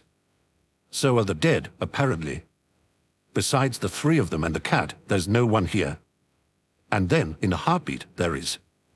Rei hisses at the sudden apparition. She doesn't like surprises. This one comes in the form of a woman that Izuku has never seen before. She doesn't look much like a poltergeist, mostly she just looks worried. Scared. Normal, mainly. He can't tell how she died just by looking at her, and with poltergeists he can always tell. They wear that sort of thing on their sleeve if there's anything left of them that remembers who they used to be. Oh dear, she frets. Oh dear, please go back. Don't go this way. She addresses Rei and Miss Shimoa when she talks. Please, if there's any way you can warn him. I can hear you, he tells her, and she lets out a small EP in surprise. There's a poltergeist this way, isn't there? Can you tell me what's wrong? I'd like to help if I can. Her blank eyes are as round as saucers as she looks at him. Hey, oh. She hesitates. Hey, After a moment of dithering, she looks to Miss Shimoa for help. He's used to this kind of thing, apparently, Miss Shimoa tells the ghost. This isn't his first rodeo. She pauses, then snaps her fingers. If you don't mind me asking, your name wouldn't happen to be Suzuki, would it? How did you, oh? Suzuki blinks. Did you talk to Hino? Who? Izuku pipes up. I think I did, Miss Shimoa says. He's the douche in the suit, right? Suzuki winces. Sorry about him. Anyway, listen. You don't want to be here right now. I've been warning everyone off so far, just to make sure Okumura doesn't hurt anyone, but beyond that there's not much I can do. He won't listen on the best of days, and right now, fear flashes across her face. I'd really rather not get near him, to be honest with you. As if on cue, a shriek rattles the surrounding walls. The voice barely sounds human and sends prickles spider-crawling along Izuku's shoulders. He shrugs the feeling away. Do you know why he's upset? He asks. The reply comes instantaneously, but not from Suzuki. Something slams, like a door banging open, and Izuku barely has time to blink before something carries him off his feet. His back hits the wall with enough force to rattle his teeth, and he shuts his eyes as a poltergeist howls its fury an inch from his face. Icy, claw-like fingers curl into the fabric of his gym uniform.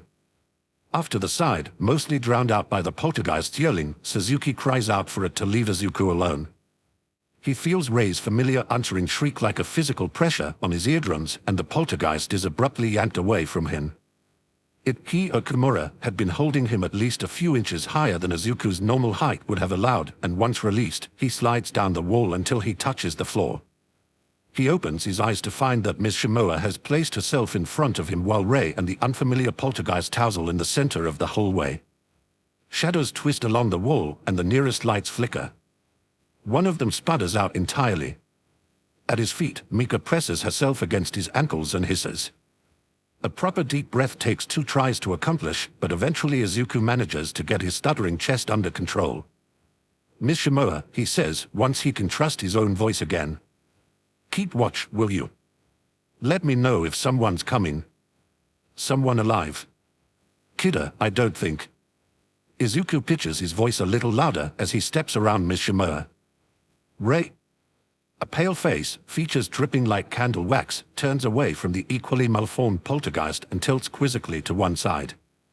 Izuku smiles. Thanks, Rei, but you can let him go now. To the poltergeist, he says, I just want to talk.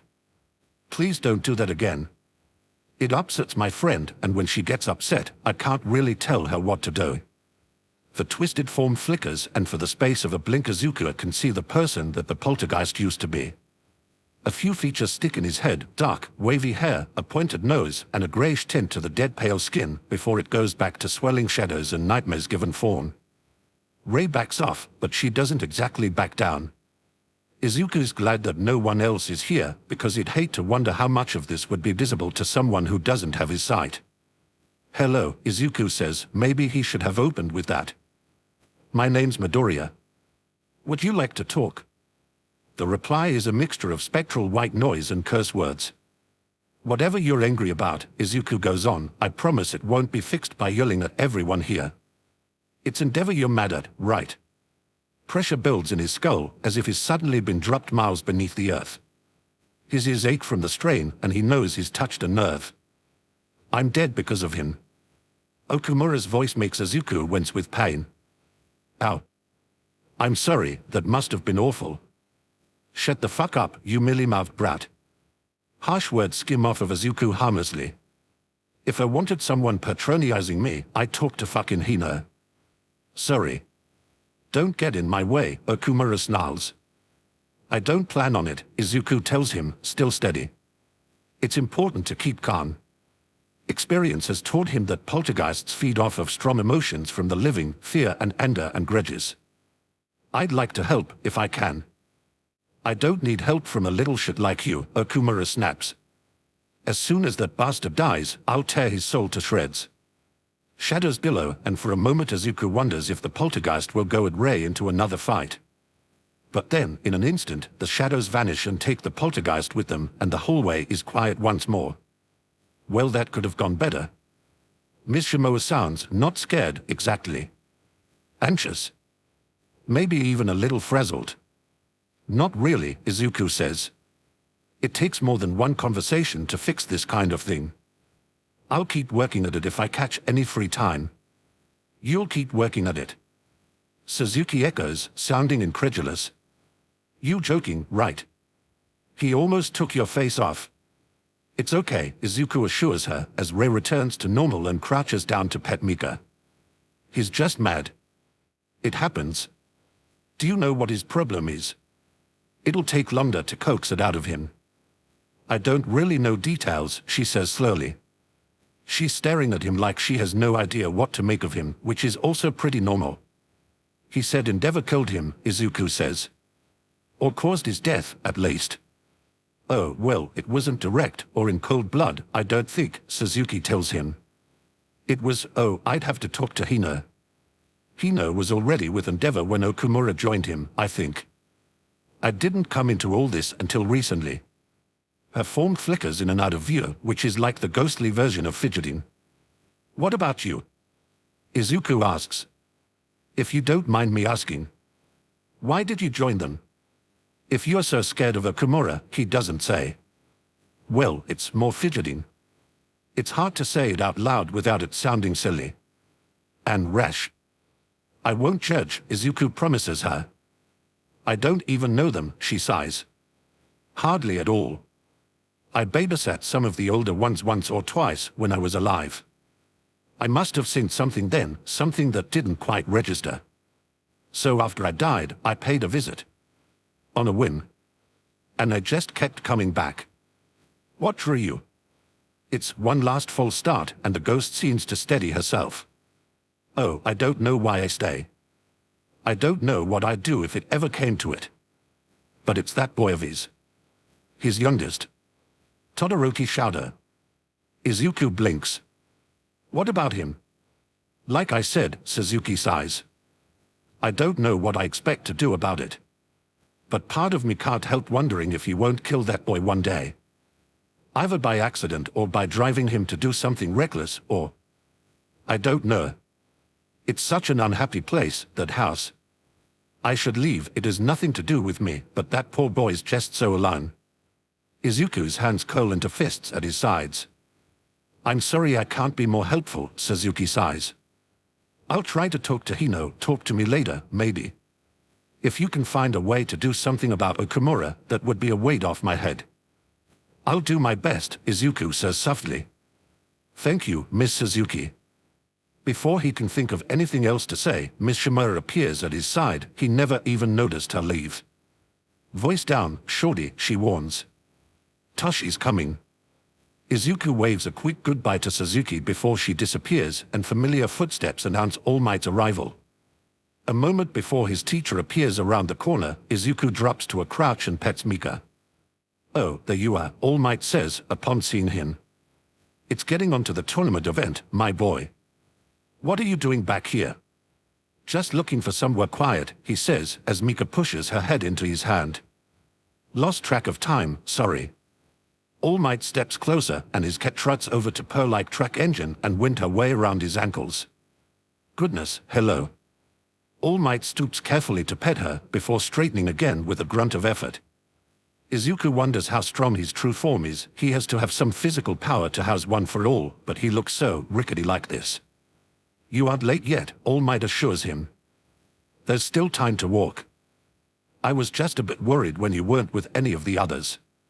He holds out a hand as Izuku scoops up his cat and follows. The hand comes to rest lightly on Izuku's shoulder. So, nervous? A little, yeah, Izuku says. He remembers the warnings he's been given, Ojiro's advice about Shinsu, and his conversation with Todoroki. But it's like the entrance exam. There's no way for me to be any more prepared for it than I already am. Good. All Might squeezed lightly. They walk together in silence through the halls, Rei and Miss Shimura drifting along with them. Suzuki is nowhere to be seen. She's probably gone off to find Okumura or Hino. Whether or not he wins this fight, he's going to have to find her later. Okumura seems to hate Endeavor, but the thought of any one of his classmates living so close to such a volatile spirit doesn't sit well with Izuku. By the way, All Might says suddenly. Awkward question, but he points an inquisitive finger at Mika. Izuku feels his face flush with embarrassment. Right. He hugs Mika closer to his chest, adjusting her in his arms when she bats at his chin. My cat followed me here. Aizawa-sensei was watching her for the first two events, but hesitantly he raises his head to look at All Might. I hate to ask this. The look on his teacher's face is one of amusement rather than annoyance, so that's a relief. Midoriya, do you need me to watch your cat for you while you compete? If it's not too much trouble, Izuku says in a small voice. I'm really sorry. All Might interrupts him by chuckling out loud. The hand leaves his shoulder to give Mika's ear a scratch, and Izuku feels her purr against his chest. She's a friendly little one, isn't she? I've never met a person she doesn't like. They are nearing the central stadium, and Izuku can see people again, living and dead, though All Might is careful to steer him away from the former. He's in his true form, and even though his chances of being recognized are low, people might ask uncomfortable questions. She's never had a problem with being held, either, Izuku tells him. He feels shy as he looks up at All Might. You sure you don't mind? I could probably find a side room to put her in, or ask Aizawa-sensei again. Instead of answering, All Might holds out his hands. Taking the hint, Izuku gently sets Mika in his arms. Even without his hero form, All Might's proportions are way bigger than the average person. Izuku's only a little taller than his elbow. Mika can fit in his cupped hands, and she seems happy enough to do so. I'll keep an eye on her, my boy. You focus on your match. He chuckles. Who knows? Maybe if I run into Endeavor again, the sight of her will put him in a better mood. Oh. It's almost time for him to go out, but the opening here is too good to pass up. Was he in a bad mood before? Endeavor can be difficult. All Might shifts his arms to cradle Mika more comfortably, and she slips free of his hands to hook her claws into his jacket and climb to his shoulder. He's a fine hero, but not the most personable. I see. The memory of Todoroki's tense face flashes at the forefront of Izuku's mind, and he blinks it away. Todoroki made it sound like Endeavor hated All Might. Do you get along with him, he asks. I mean, you're number one and he's number two, so do you at least work together a lot? We did, but All Might's voice trails off. Well, it was quite a while ago. I've been traveling a lot in recent years, so I've lost touch with many of my acquaintances. He reaches up to pet the cat on his shoulder. One benefit to my current teaching position, I hope I'd like to reconnect with old colleagues. As for whether or not Endeavor and I get along, well, our positions being what they are, we are both well suited to fighting solo, so we haven't had many opportunities for collaboration. But I respect him a great deal as a hero, and I like to think he does as well in his own way. I think Japan is lucky to have him. Jesus Christ, Ms. Shimura mutters. Hey, short stack. Endeavor hates him. And I mean, hates him. And is an asshole. Izuku nods in response to both of them. The entrance to the stadium is just up ahead, and All Might finally comes to a halt. Young Midoriya, he begins. Then he pauses long enough to fix Izuku with a deep, considering look. Izuku returns it steadily, wondering what his mentor might be thinking. At last, All Might gives him a little smile and clasps his shoulder one last time. Show them what you're capable of, my boy. Make sure they pay attention. Yes, sir. Steeling himself, he turns toward the stadium entrance and walks. Did you hear what the brain-dead monkey said earlier? Shinsu asks, loudly enough to be heard across the ring. He talked big about pride, but it was pretty stupid of him throw out his chances like that, huh? Izuku opens his mouth to tell Shinsu exactly where he can shove it, and barely catches himself when Rei shrieks at him from the sidelines.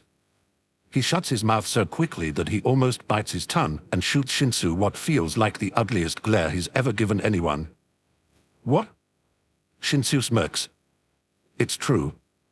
There are people who'd kill for half the chance I gave him, and he flashed it away without a thought. Pretty high and mighty of him, that's all. That's his strategy, Izuku thinks. He's gonna bait me into talking so he can brainwash me right out of the ring. He purses his lips, curls his hands into fists, and takes a step to close the distance between them. It'd be better to end this quickly before he can slip up, but he has no idea what Shinsu's capable of, physically. Better not underestimate him. Shinsu's on his guard now, circling instead of advancing, forcing Izuku to match his movements to keep him from getting behind him. Must be nice for somebody like you, he says. With a quirk like that, you must have been born with a hero stamped across your ass. Izuku bites his lip. And there's all of you in heroics, running around like idiots, cause you've got it made, while the rest of us have to dance and beg just to get noticed. Shinsu's shadowed eyes narrow. What's that look for? What are you looking at me like you're the underdog for? His teeth flash white as his lip curls back. You're the golden boy, you've got a quirk like All Might's second coming. You'd hardly even have to work to get noticed around here. If only you knew, Izuku almost says. It's a fight just to block Shinsu out. Nobody's ever gonna look at your quirk and say you're villain material. Shinsu's voice rises. Do you even know what that's like?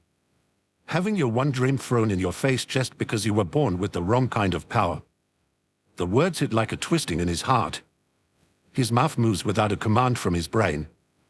It's pure habit, a meaningless platitude, a tiny little nothing of a word, but it slips out just as it slipped out countless times before. Sorry, he says, before his brain catches up and realizes his mistake. That must have been AWE.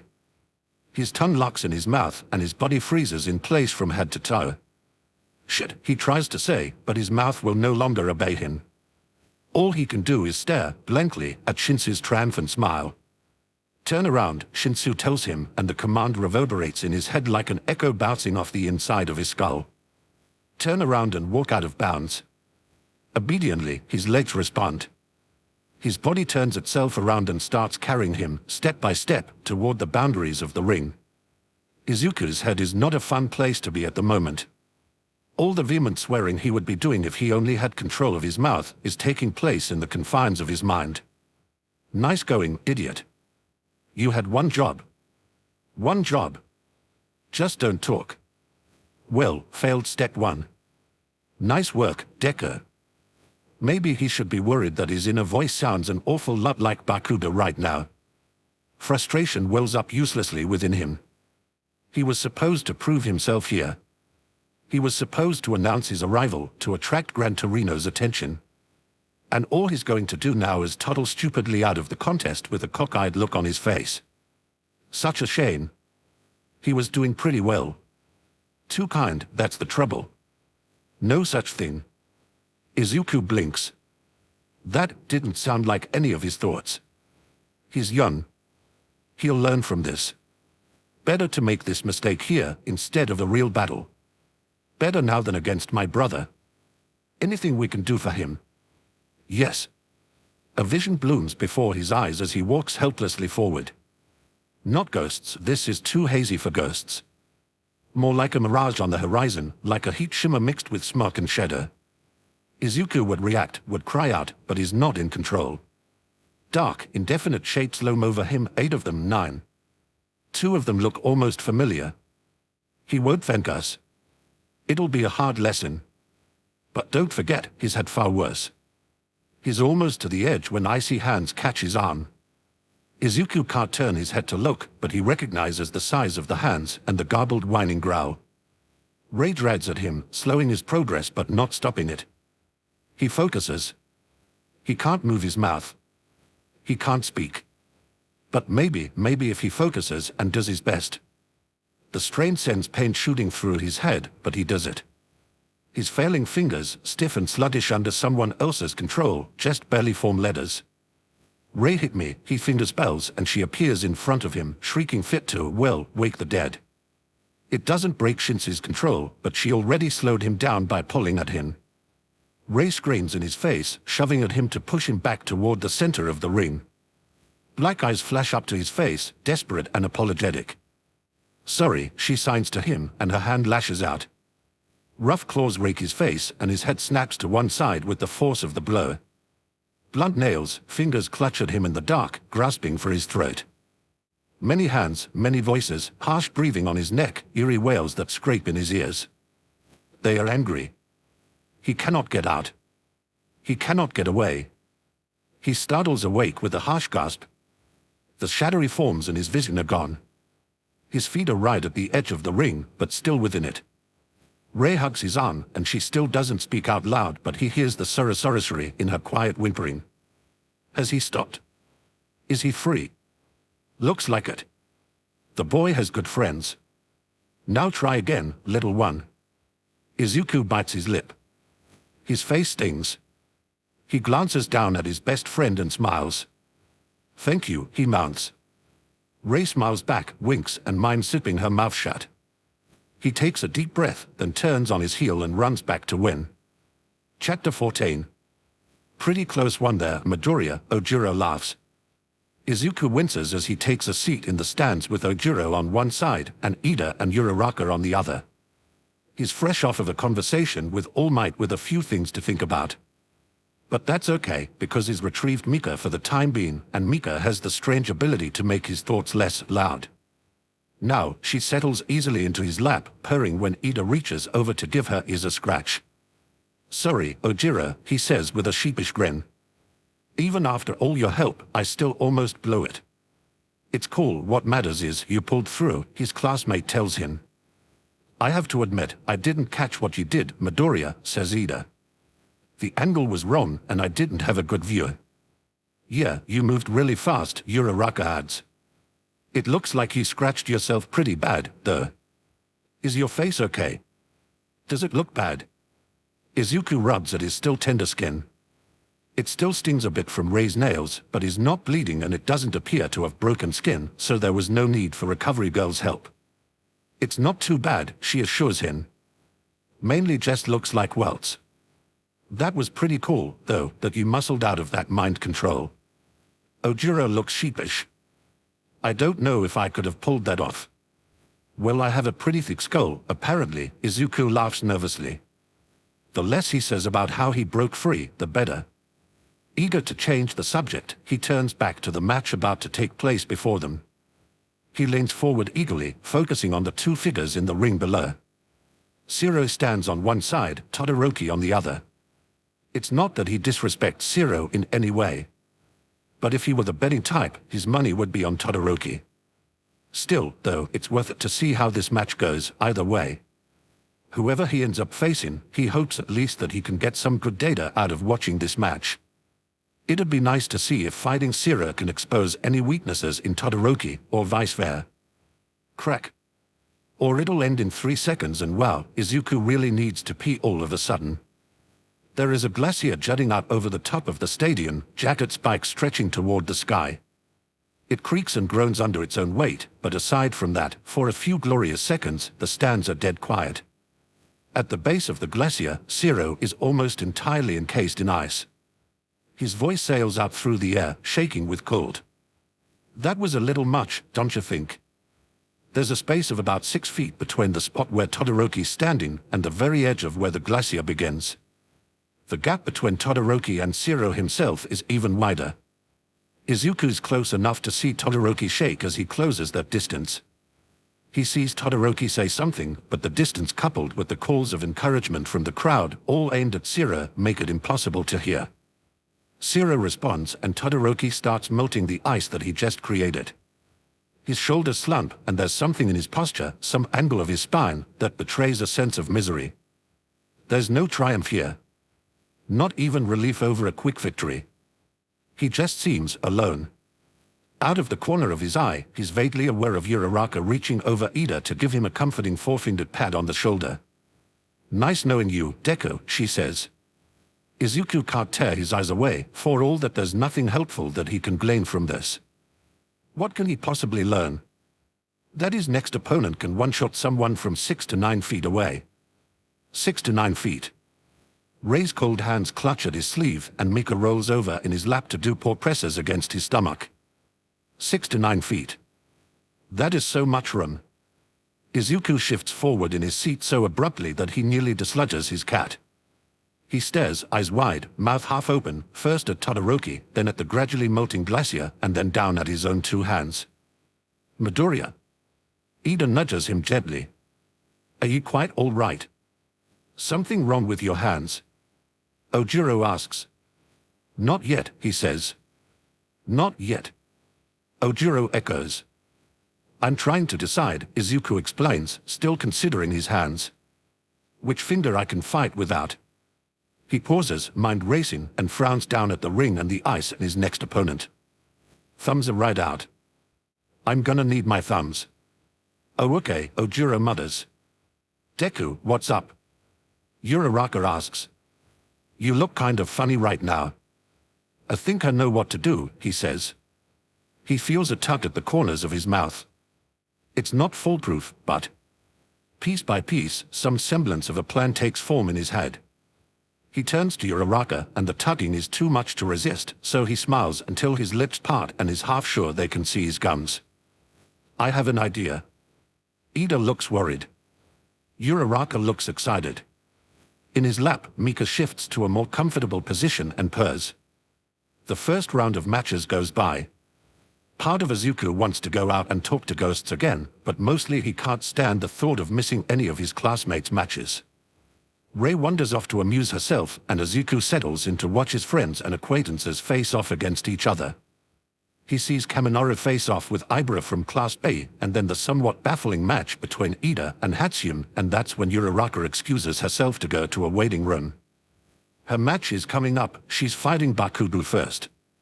Izuku really hopes she can beat him.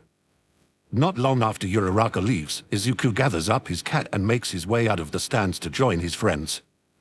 The ghosts are quiet and calm. The poltergeist is nowhere to be found. Uraraka loses. It's hard to watch. Not because Bakugo crushes her, far from it. It hurts because she gets so far and she gets so close. Her strategy is reckless, desperate, and absolutely ingenious. Izuku would like to think he could have come up with something like that in her place, but he isn't sure. She gives it her all, and Izuku can't help but wonder what it would have been like to face her himself. For now, he's not going to find out. Because no matter how hard she fights and how smart she fights, her best just isn't enough against Bakugo. Izuku's best has been losing to Bakugo since before Bakugo even had a quirk. He knows it has to hurt. He's memorized that sting so well that he can feel it himself as Uraraka's carried out of the stadium on a stretcher. Bakugo doesn't gloat, later. He doesn't complain about how close she came to winning. Maybe he sees how good she is, too. Rei helps him track her down later, after Recovery Girl has released her.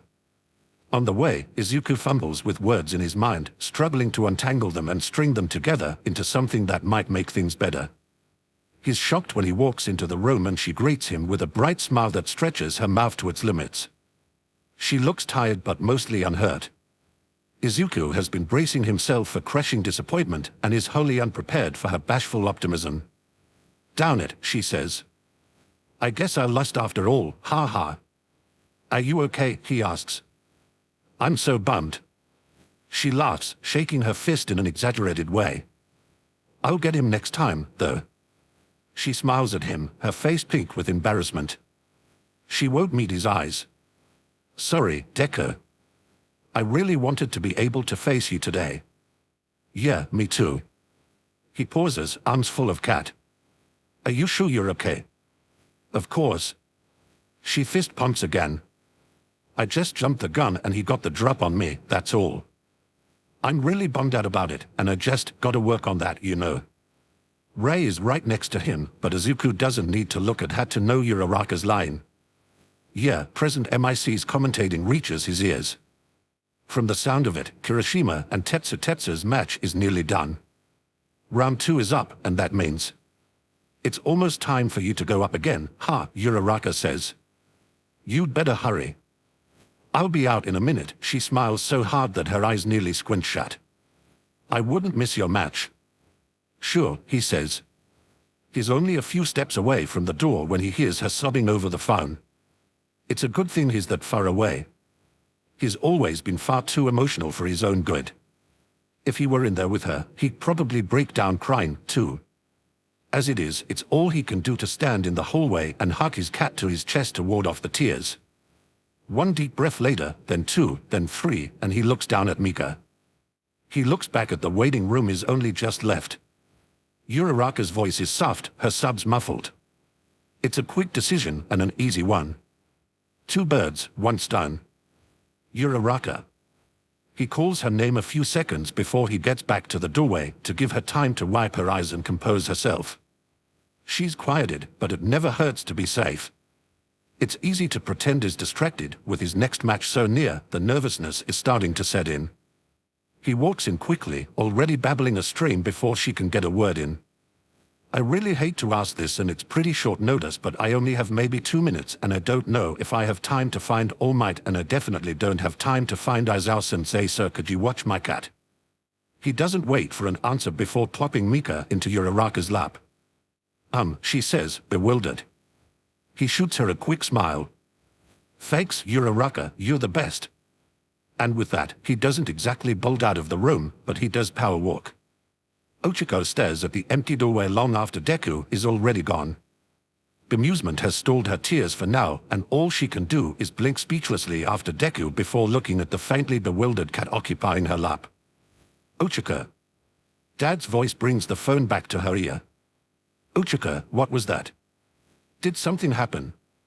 "Why, yeah," she answers and squeaks a little when Deku's cat stands up in her lap, circles a little, and settles down again. "Sorry, Dad, just," she lowers her free hand to the soft fur, and the low rumble of Mika's purring is almost immediate. She can't help it. Maybe it's because she's still sort of crying, maybe her emotions are still all over the map, but Ochiko sits in the empty waiting room with a purring cat cuddling up to her and giggles. "It was one of my friends," she says at last. I think he was trying to cheer me up." "Well, did it work?" Dad asks. Mika pushes her head into Ochiko's hand, demanding more petting. Ochiko's eyes still sting, and her face feels stiff with dry tears, but it still makes her smile. "Little bit," she answers. "Good. I'm glad you have friends like that, Ochiko. I'm proud of you, you hear?" "Loud and clear, Dad." She learns an important lesson that day, that crying your eyes out with your best friend's cat purring like a plane engine in your lap is a whole lot better than crying your eyes out all alone. My little brother's feelings hum like he's full of bees, that's how nervous he is. Nervous for the fight, and nervous for what he's just done, leaving Mika in his friend's lap. The questions buzz in his head, and I can't hear those, but I can guess what they are. Did I do that okay? Did I make it better instead of worse? Was that right? He doesn't need to worry. We are not so far away from her that I can't feel it. It was right. He made it better. I would tell him that, but there are more important things to tell him. Like how the angry ghost from before is close and getting closer. And how the reason why he's close is because I tug on my little brother's arm. I point to the nearest corner where another hallway meets the one we are in. He pauses and his nervousness spikes when the man walks around the corner wreathed in flames. That's him. That's Endeavor. The angry ghost is with him, quiet for now but still in a temper. There's a second one along with them, and his smile is not a very nice smile, and his laugh is not a very nice laugh. "Oh hey, you're that kid Suzuki was talking about," he says when he sees my little brother. He nods at Endeavor, smiling his mean smile. "Watch out for this asshole, he's in a mood. He bought a thing of water and I knocked it into his lap. He chewed out the guy next to him. Funniest fucking thing I've seen all day." The angry one doesn't say much. But Endeavor does, and I don't have to dig to feel what's inside of him. He wears his anger like armor and his pride like a second skin. Everything is on the outside, and even if I try to dig deep, it goes on and on and on. He's mad and mean and he thinks he's better. I don't like him. If he comes too close to my little brother, then I'll make him AFRAI day. "Clever of you," he says to my little brother. "Winning without even using your quirk. I hope you don't think that will carry you the rest of the way. Especially if you hope to last against my son. He's a bully, he's a bully, he's a bully, he's a big, stinking bully. But I've heard rumors about you," he says, as my little brother's fist stirs and twists inside of him. "About how your quirk is powerful enough to rival All Might's." His anger peaks, and my little brother makes it look like he isn't strangled by his fear. "Come away," I tell him with my hands. I don't need to urge him. He's walking faster now. He wants to get away. My little brother doesn't like bullies. "My shadow has a duty to surpass All Might," Endeavor says, "before we can escape. His match against you will be an excellent first test. You are nothing," is what he really says. "You are not a challenge. You are something to be stepped over." He should hope that he doesn't die too soon.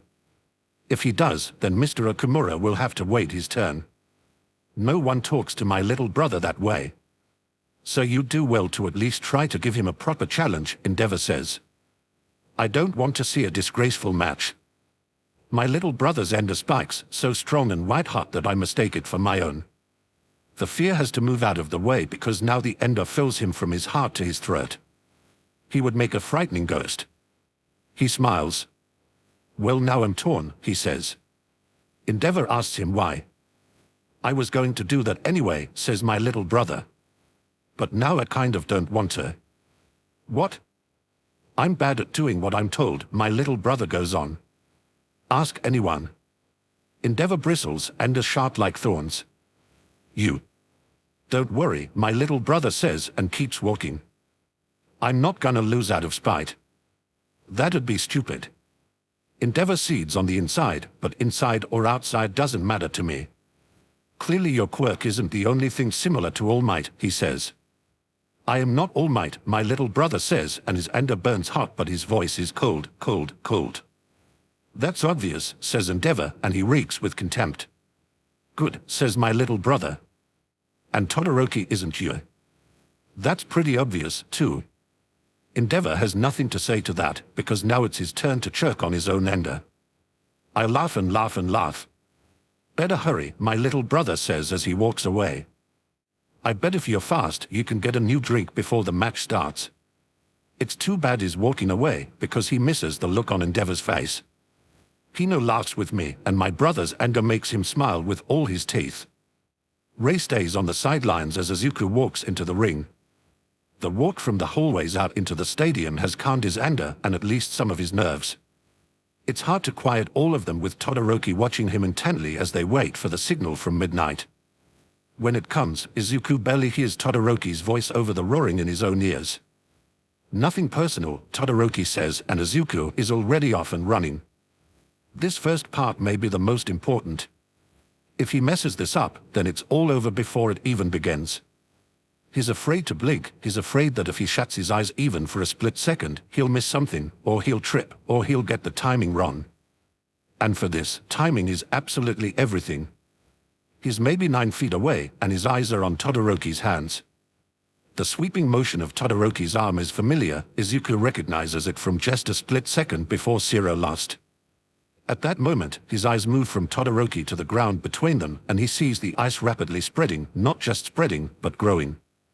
By the time it reaches him, it'll be high enough to encase him and the match. Time slows as Izuku steels himself and leaps as high as he can without his quirk. He points his left arm straight down, holding his wrist in his right hand to brace it. Now or never. He pours one for all into his left pinky and flicks. Adrenaline keeps the burst of pain to a manageable level, and he muffles his cry of pain. The ice below, previously rising up to trap him, explodes beneath a shockwave of air, springboarding him higher into the air. The impact sends ice shards and mist flying, and he lands in the thick of it. The landing jars his ankles but doesn't injure him, and is already moving again the moment his feet touch the ground. The mist is disorienting but far from blinding, and he can see Todoroki just a few feet away, blinking in surprise. Izuku comes at him from the left side, uncocked back, and punches Todoroki straight in the eye. He's rewarded by Todoroki's grunt of pain, and it takes every ounce of self-control not to make one of his own. In his mind he can already hear the lecture he's probably going to get from Ms. Shimoa. If I've told you once, I've told you 1,000 times, short stack, your finger bones are delicate flowers. Skulls have one job, and that job is to keep your squishy little brain from getting splattered. If you introduce one to the other, you won't need one for all to crunch your hand. He's pretty sure his fingers aren't broken, but if they are, then it's nowhere near what his quirk normally does. So he doesn't let up. He can't afford to let up. Todoroki staggers under that first punch, and Izuku aims another toward his ribs before he can recover. On the left side. Always on the left side. It doesn't take long for Todoroki to catch up, but Izuku keeps at it, chasing that left-sider, aiming blow after blow. If he goes for Todoroki's right, then he might get frozen, but if he goes for the left, then he is Todoroki's own words confirming that there's a pretty low chance of him getting burned. Todoroki himself is starting to see this. Izuku keeps weaving, keeps going for that left side, so Todoroki throws punches and kicks of his own. They are mere seconds in, and it's devolved into a slugfest. His right fist still aches from the first punch, and his left has one useless finger, but he still has legs and he still has elbows. He still has a perfectly good skull, if it comes to that. The plan is almost disgustingly simple, aim for the one glaring weakness he knows Todoroki has. Hit hard enough to rattle him and destroy his concentration so he can't get his head together to use his quirk. And above all, don't let him get too far away. He'd realized it when he saw the space between Todoroki and the giant glacier that took out Zero. Todoroki's ice needs room to grow. It makes him good with long range, and not so good when his opponent's right up in his face. So Izuku breathes when he can, and stays in his opponent's face. Besides that first blast, he hasn't even activated his quirk. And yet, from the looks of it, it's working. He can still sense the gap between them. Todoroki is hard to read, there's no warning and no time to dap Todoroki's fist before it splits his lip. He goes in to retaliate and gets a palm to the nose for his trouble. Izuku licks his lip and tastes blood. And yet, landing hits isn't as hard as it should be, considering that he's been training for weeks and Todoroki's been at this since his quirk first manifested. But in the back of Izuku's mind, what little of his brain isn't clouded with pain and adrenaline makes the connection. Todoroki focuses on his ice, and his ice works best at a distance. This means he might not have as much practice with close-range fighting, and half of his body is a glaring target that Izuku is taking advantage of for all he's worth. If he keeps this up, if his stamina holds out and he doesn't make a stupid mistake, then maybe he can win like this. Maybe he can win just by aiming for the one place where Todoroki's weak. The thought jars him, and Todoroki sees his hesitation and lashes out with his right hand. Izuku sees the ice crystals forming on his classmate's bare forearm, ducks, and lunges forward with a yell. He hits Todoroki's ribs with his elbow as hard as he can. On the left side, the blow forces a choked cry from Todoroki's mouth, and suddenly the bad taste in Izuku's mouth has nothing to do with the blood from his busted lip. He tells himself that it's strategy. He reminds himself of what Miss Shimoa said about fighting smart. He reminds himself that Todoroki is the strongest person in class and that he can't possibly win a fight against him without using every advantage he can scrape together. But it doesn't stop it from feeling gross. It doesn't change the fact that he's latching onto his classmates' fears and insecurities on something that's caused Todoroki so much pain and digging his nails into it for the sake of winning. It doesn't stop thoughts like, what if this is the only way he can be strong? By taking advantage of other people's pain. He doesn't feel like someone who's holding his own in a fight. He feels an awful lot like Bakugo, actually. The thought doesn't make him falter. It has the opposite effect. His frustration wells up until it's indistinguishable from rage, and he slams into Todoroki's ribs with his elbow again. This time when Todoroki gets knocked back, he falls to one knee. Are you kidding me right now? Izuku's voice cracks on the way out. He wonders what he must look like, yelling his head off with blood running from his nose and mouth. Todoroki blinks up at him, shock registering in his eyes. You're supposed to be the strongest, aren't you? Izuku's voice is ragged as he fights for breath. After everything I had to go through just to get into this stupid school, I can take the strongest kid in my class without even using my damn quirk. He feels a breath of cold before he sees ice form, and he lunges again and closes the distance, right before slamming his foot into Todoroki's face. At the last moment he tries to soften it, and maybe that was stupid. Maybe he could have won the fight by knocking him out and dragging him out of bounds by the collar, but he's too upset to care. It still connects, and the blast of ice goes wide. Some of it crystallizes on Izuku's left shoulder, but it's barely a glancing hit, and Izuku breaks it off by slamming his shoulder into his Todoroki's chest anyway. You can use your whole quirk. Izuku yells. You could have taken me down in seconds if you just used your whole. Todoroki's eyes flash. I will not, he snarls, and Izuku retches when Todoroki's knee crashes into his stomach. You heard me, Midoriya. Izuku's ears ring as he tries not to bring up what little there is in his stomach. I told you I'm going to climb over you with my right side only. Great job so far, Izuku chokes out. I don't need another blow to the ribs. That bastard's power. Izuku ducks a right hook and aims a punch at Todoroki's stomach, but his classmate braces himself for it. I'm going to climb to the top without it. Izuku's crouched low at this point, and when he thrusts himself upward, his forehead meets Todoroki's chin. It hurts, but judging by the choking sound Todoroki's making, he made his classmate bite his tongue. Without his power, he snaps. His temper makes him stupid. It makes him cruel. You're kidding me, right? It's a little late to be saying that, don't you think?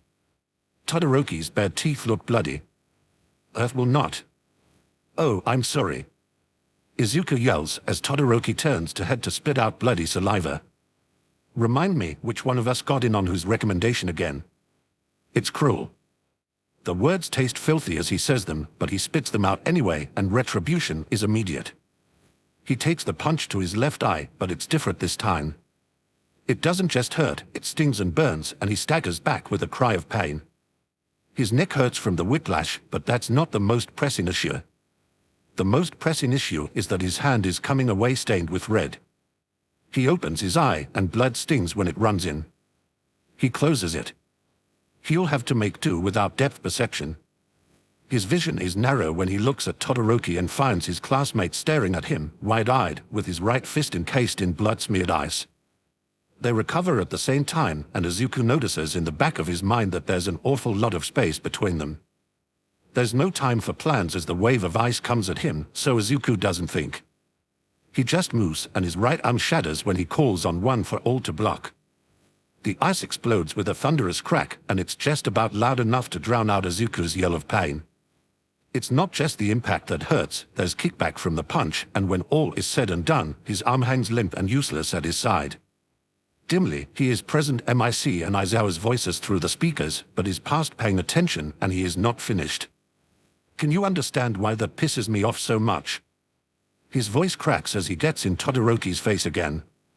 It's hard to deal damage when he only has one working arm, and that one arm has a broken finger. But this can't end now. He's come too far. He wants to win. But even if he doesn't, he'd like to feel like he did something. It took everything I had. Todoroki flinches away from a punch, and he uses the distraction to kick out at his leading foot. Everything.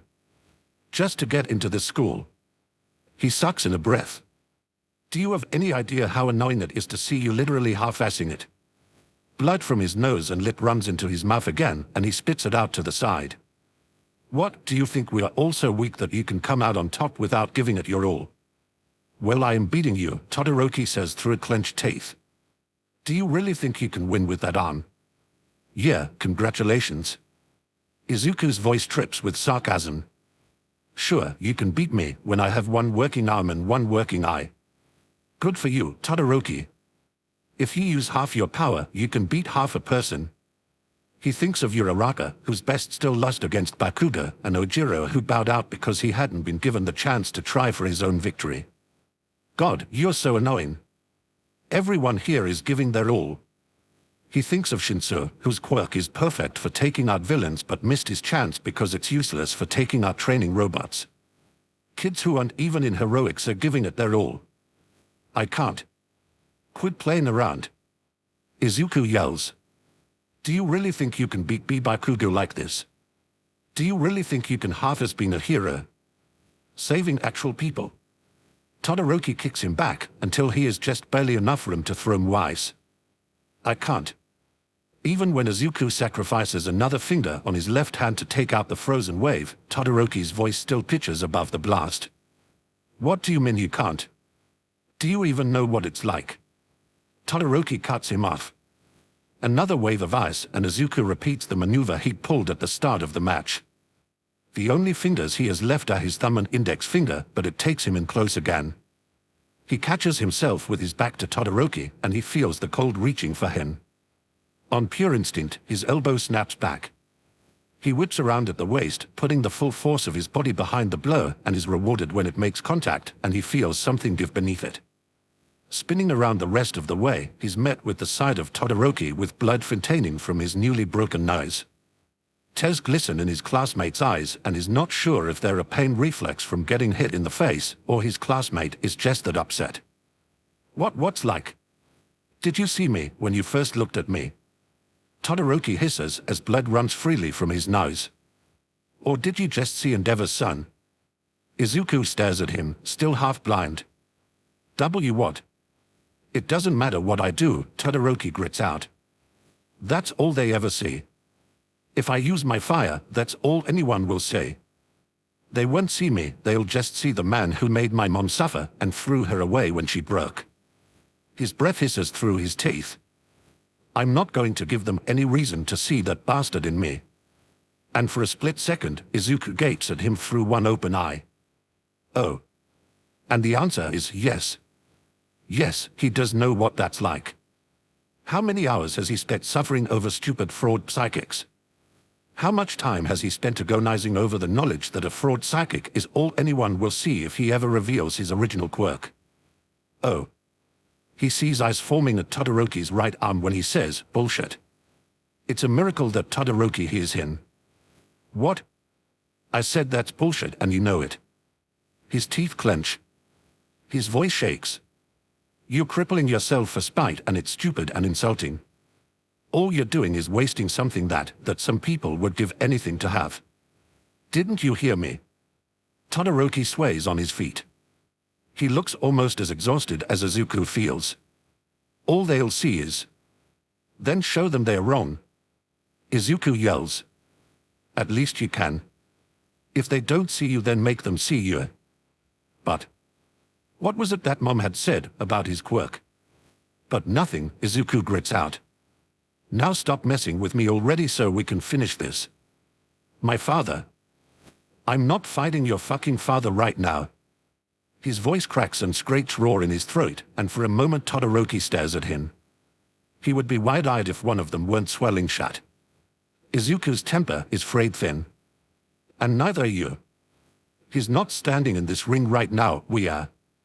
Now both eyes sting, not with blood but tears, and his mother's words finally come to him.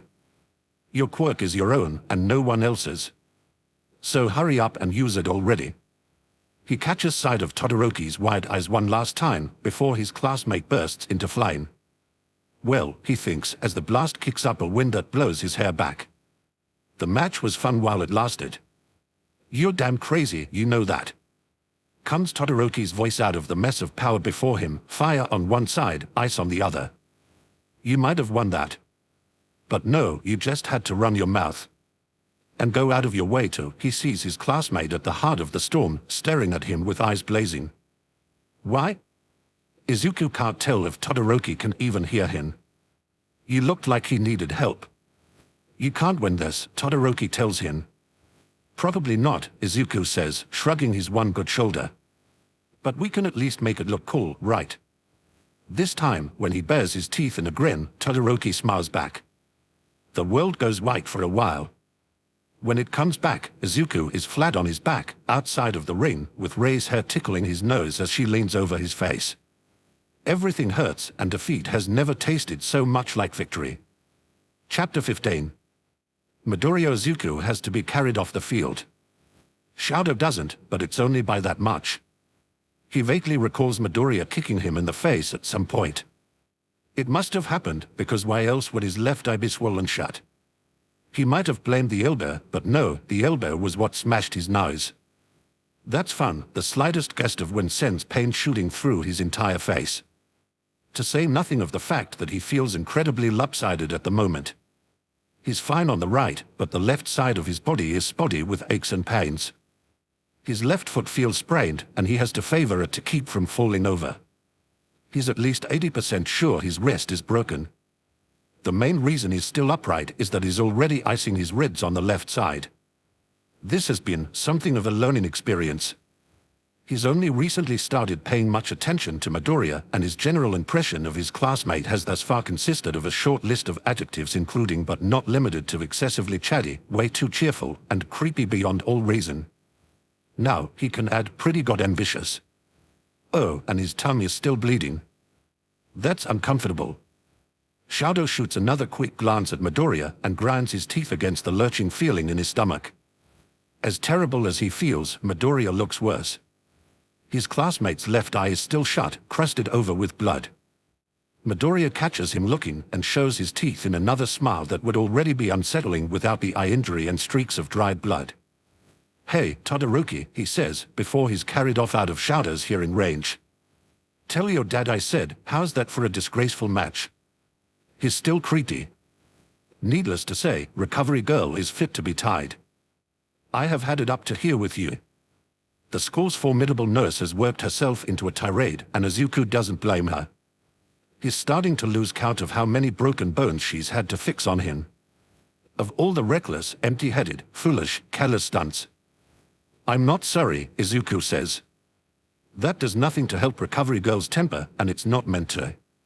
It's the truth, and no amount of her scolding, whether it's aimed at him or at a meek-looking Todoroki carefully rinsing his mouth with warm salt water by the sink, is going to change that. I didn't say I was happy about it, he admits. There's gauze plastered over his left eye and blood still congealing on much of his face. His hands are a mess, and his right arm is bleeding as well as broken.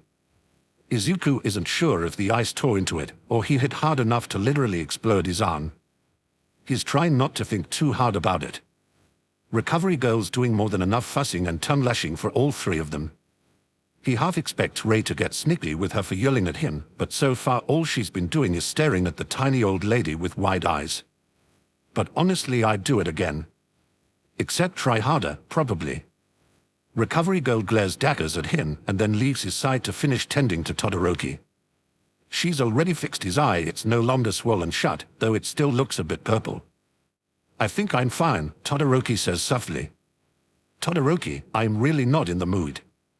No, I mean your quirk uses my stamina, right? Todoroki says. I still have to fight, so. If you expect me to send you back out there with hairline fractures in your wrist and your ribcage, then you have another thing coming, young man, Recovery Girl snaps. Okay, Todoroki concedes.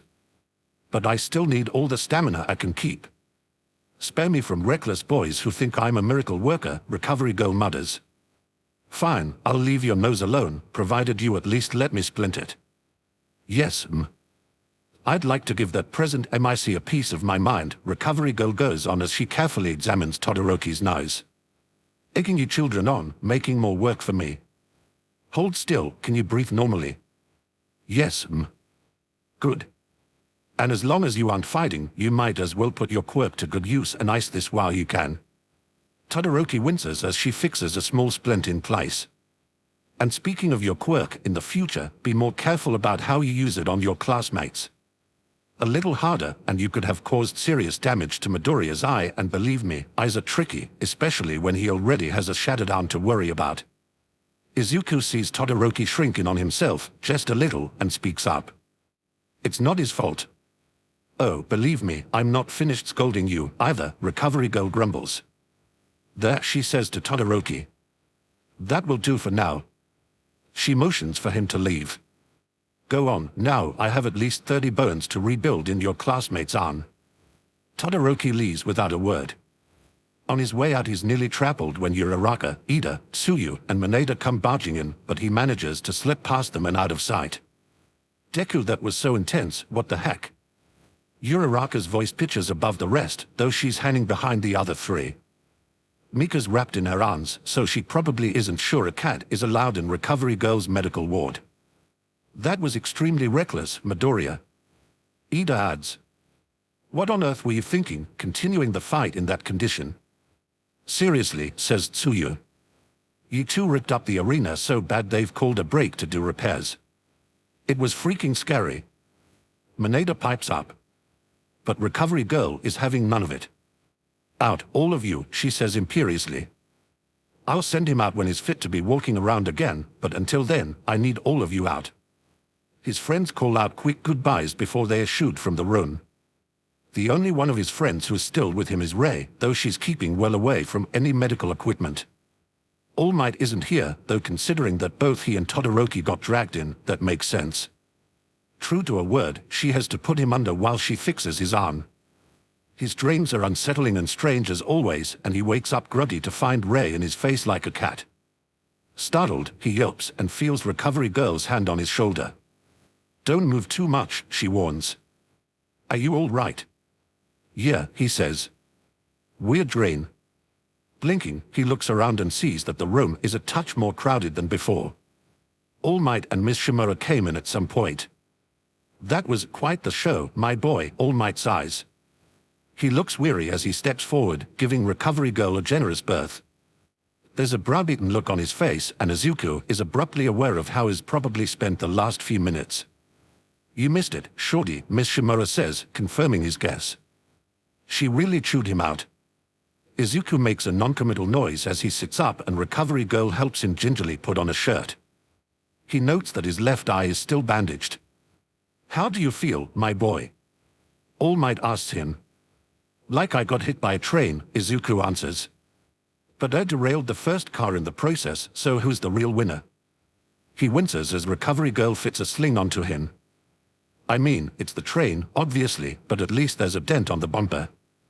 Is that the right word? 2 trains of bumpers. It's called the pilot, Miss Shimura supplies helpfully. Or the cowcatcher. Right, cowcatcher, that's it. All Might heaves a sigh. I can't praise you for going so far, my boy, he says. I don't want to see you distrain yourself anymore. Especially not in a mock fight. With his good arm, he reaches up and gently touches the gauze on his face. Didn't feel very mock-a-dot. Recovery Girl lightly swats his hand away. Your eye is fine, she assures him gruffly. I didn't use my quirk on it because considering the state of the rest of you, I had to prioritize. It's going to scar, because that's what happens when you heal the slow way, and that's not the only thing. She points to his injured arm, and he looks. For the first time, he notices the scarring on his arm and hand. His fingers look slightly crooked. There's only so much that my quirk can do. Your arm is still perfectly functional, but permanently warped. She glares at him, holding his gaze so that he can't look away. Now you listen to me. I'm not going to be healing any more injuries like this, understand? She glares at All Might. This isn't working for him. You will find another way for him to learn how to use that quirk.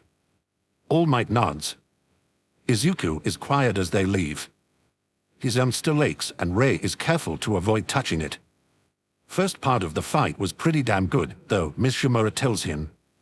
It was nice to see that the past couple of weeks' training stuck. She pats his good shoulder. You did good up to the part where you exploded your own arm. Really wailed on that kid. Izuku stops in the hallway. All Might notices immediately and pauses with him.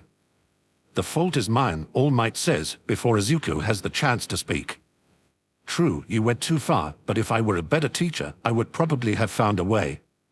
It's not just that, Izuku interrupts. It's just, his throat feels tight. Part of him wants to cry a little, but not so much that he's actually going to. I feel bad for thinking this, but sometimes I just wish I had a useful quirk for fighting. I mean, without one for all. Because then I could actually hold my own without. He shoots an apologetic look at Rei. She looks sad, so he reaches over surreptitiously and gives her hand a squeeze. These are stupid, useless thoughts that he can't help having in his low moments, and truthfully he wouldn't trade her friendship for anything. But still. That isn't your fault. I know, Izuku says. I know, and there's nothing I can do about it, Let me tell you something. All Might's hand comes to rest on his shoulder. Before I received one for all from my predecessor, I was also quirkless. He twitches at the also and slowly raises his head to look at All Might. Really? Yes. All Might smiles a little. It wasn't as rare as it is now, but it still wasn't common. You never said. He's not sure if he's saying this to All Might or to Miss Shimoa. Did she even know? How long did she know All Might before she died? You never asked. All Might presses his shoulder gently. So I can understand your frustration, my boy. And, in spite of your difficulties, you have a good start. I saw you at the beginning of the match, with or without your quirk, you put up a good fight. Izuku grinds his teeth. Yeah, but... What's wrong, my boy? Is it stupid that, he curls his left hand into a fist? That I didn't like how I was fighting. A pause. How do you mean? I mean, part of it felt good, Izuku admits. Because that's the first time I've ever been in a straight fight where I felt like I was actually holding my own. But I had to get mean just to pull that off. I had to take advantage of things that I didn't want to. He points to his face. That's how this happened. I said something to him that was really just cruel. I knew it was going to hurt him and I said it anyway, and that's why he hit me like that. And that's why I have that stupid wish sometimes, because maybe then I wouldn't have to do stuff like that. He shakes his head. And it didn't even work anyway. I wanted to win so bad. I wanted to beat him more than anything, but I couldn't just. You knew something was wrong, All Might says. And you couldn't leave it be. I can never leave it be, Izuku says softly. I saw. Toward the end, your goal changed, All Might continues. Didn't it? You wanted to help him. Someone had to. Izuku's voice comes out harsher than he intends. Who else was gonna do it? Bakugo.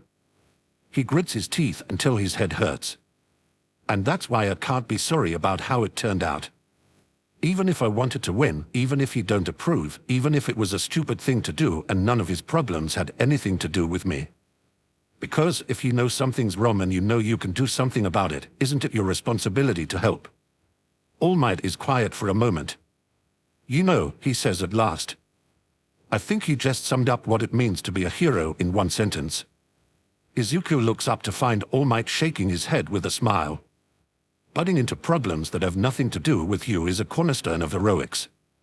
So, while I can scold you for being reckless and for hurting yourself so badly in the process, I can't scold you for your reasons. I might have done the same in your place. Hey, Bin Sprout. Ms. Shimoa adds. When he says might have, he means definitely would have in a heartbeat. Just thought you should know. Izuku smiles. His feelings on this whole mess are confusing and contradictory and hopelessly snarled, but at least he can smile when Ms. Shimoa makes a jerk. They are almost to the stadium again when he hears Rei's warning hiss. He turns to find her stopped at the entrance to an adjoining hallway, glaring down it with her hair stirring as if in a breeze. White ghost light emanates from within her mouth. He's nearby, she signs, and a familiar rumbling voice drifts down the hall. There's too much distance for Izuku to make out words or feel the heavy pressure in his skull that he'd felt when that voice was shouting in his face. The angry one's yelling at him. He can't hear, but it still hurts him.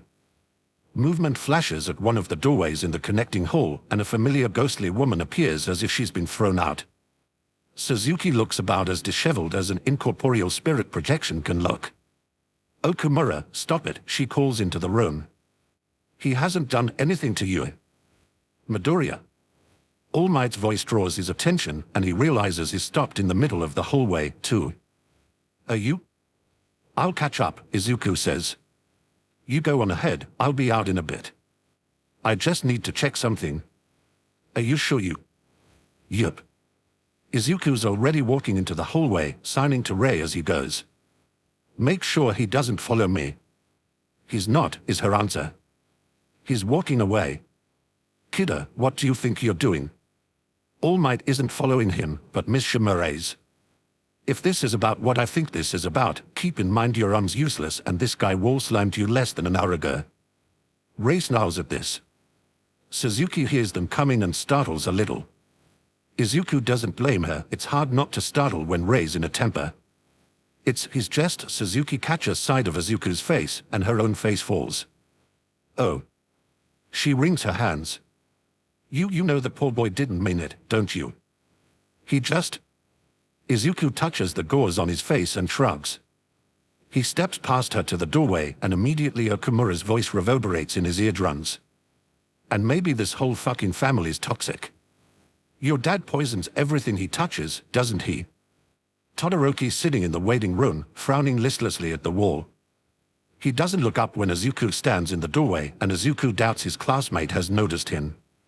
His nose is splintered, his face blotched purple with bruises, and is staring off into the middle distance as a nightmare hovers over him and spits verbal poison at him. Even for a snot-nosed kid, you're pathetic, Okumura snarls. You different from him. Don't make me laugh. You run your mouth, and then 10 minutes later you're throwing your weight around just like him. Hey, did you need to take out that one kid with a fucking iceberg, or did you do it just to show everybody how big and tough you are? He leans in close, face twisting. And how about that kid you punched? Maybe you'll leave him a pretty little scar just like yours.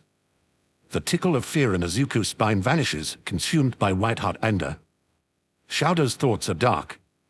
It's unavoidable, sitting by himself in an empty room with no one to talk to, no distractions, nothing to drown out the chaos in his head. At this point he'd almost welcome another talk with his father. At least he knows to treat everything he hears from that bastard's mouth as trash. He can't do the same with the things that his own brain has to say about him. He doesn't feel like he's in control anymore. His mind ties itself in knots just trying to remember when he stopped feeling in control. His first thought is that it was right before he stopped thinking and nearly gouged out Midoriya's eye. Or was it before that, with the first punch Midoriya threw? Or maybe even earlier, when he lost control and hurled an iceberg at Sira. Or maybe he hasn't felt in control since ever. Maybe he's never been in control. Maybe Endeavor poisons everything he touches, and Shouder's just been living with him long enough to absorb it. He's pathetic. Different from his father. What a jerk. After all his talk, after all his stupid vows and promises, he throws his weight around just like the old bastard. That fight with Sira, fight, that's a laugh. All he did was panic and lose his temper and take out his own frustration with his own problems out on someone who had nothing to do with them. How was that any different from what Endeavor was doing, dragging his family into his stupid rivalry? And Midoriya? He'd hit Midoriya, and that wasn't the issue. The issue was that he hadn't meant to. He hadn't planned on it. It had just happened, his body just moved, because he was angry and terrified, and Midoriya's words cut extra deep when he knew that he couldn't say his classmate was wrong. Maybe he'll end up with a scar, just like me. It's getting hard to breathe. Stop it. Shadow starts, leaving a patch of ice on the table beneath his right hand. He looks up, caught off guard, to find Midoriya Izuku staring in his direction with the ugliest look of fury Shouder's ever seen on him. And considering the range of expressions he saw over the course of their fight, that's saying something. His spine crawls and is caught between squirming uncomfortably in the face of that piercing glare and being unable to look away. Midoriya's left eye is bandaged. It's not quite to the same extent that Shouder's once was, years ago, but it's enough to be unsettlingly familiar.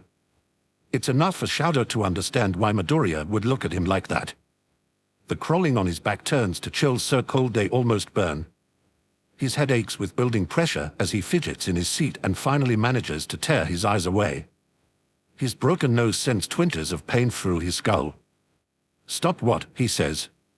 For a moment, Midoriya doesn't answer him. There's a tension in the air, thick as ice, and Shouder has to clench his fists and force himself not to fidget. What is he supposed to say? "Sorry for almost gouging your eye out. I didn't like that you pointed out that my asshole father got me into this school and I was maybe making your hard work look pointless. My bad." "You moping," Midoriya says at last. "Which is fine. Nothing wrong with that." He pauses. "Unless it's about me." "Is it?" Shouder doesn't answer. He hopes that's enough of an answer by itself. Another stretch of silence passes between them. Shouder keeps his eyes fixed on the tabletop and doesn't look at Midoriya's face again. "What do you want, Midoriya?" He doesn't even need to look at Midoriya's face. He can feel his classmate's eyes, or just one eye, now burning a hole in the back of his head. "Just looking for my cat," he answers after far too long a pause. "Oh," Shouder says. "Well, it's not in here." Midoriya lingers at the doorway a moment longer before answering.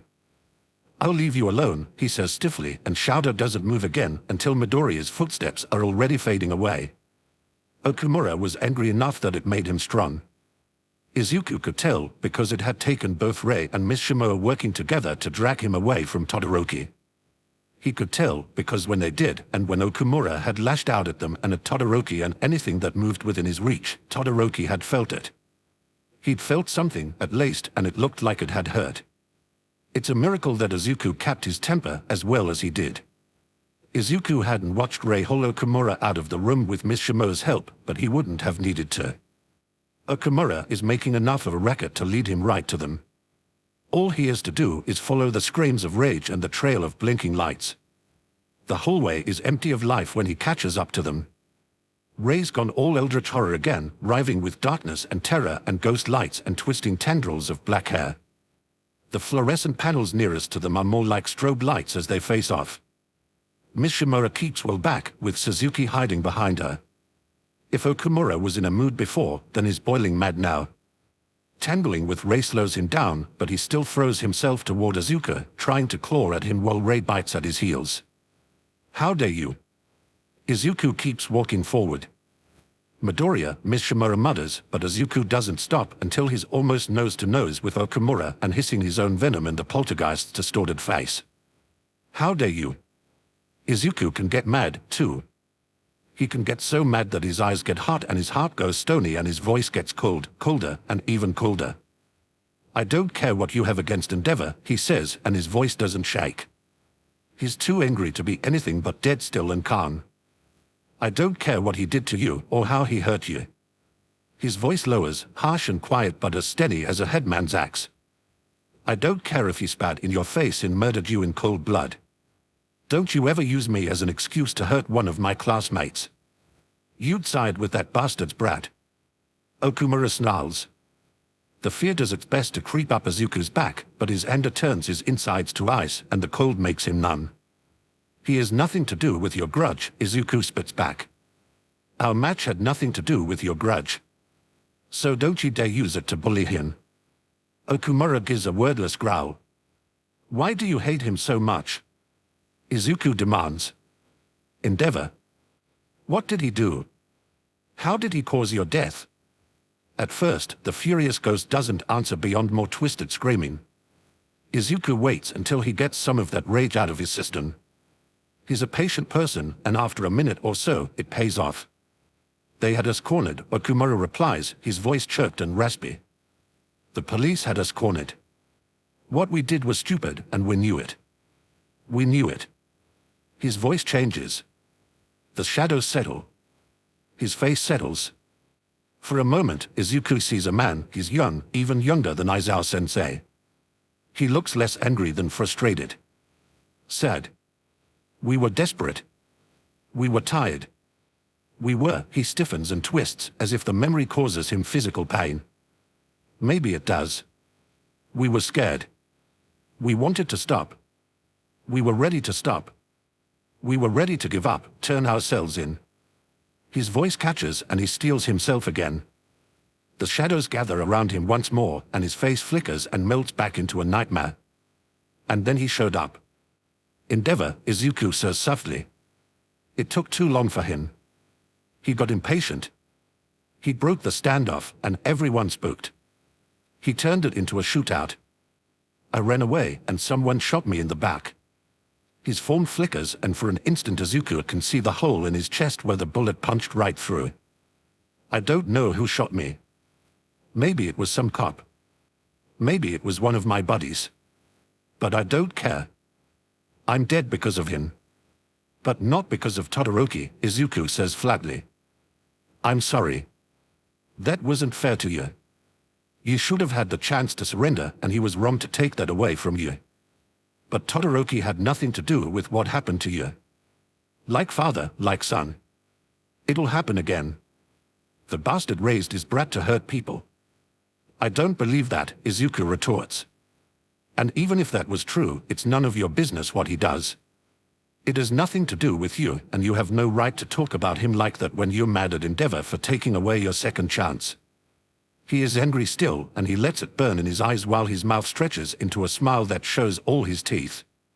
Leave him alone, or I'll make you sorry you didn't move on the second you died. A growl rumbles deep within the poltergeist, and he vanishes the moment Izuku blinks. On instinct, he checks his surroundings. His classmates thus far have been more tolerant than the ones in his previous schools, but the last thing he wants is for someone to walk in on him spitting threats into empty air. The whole way around him is devoid of life. Izuku takes a deep breath and lets it out again. Holy shit, kid, Miss Shimura whispers.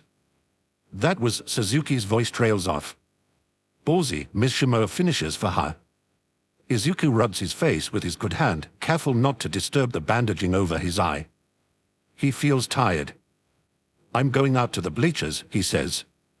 Maybe Uraraka or Ida won't mind if he dozes off on one of their shoulders.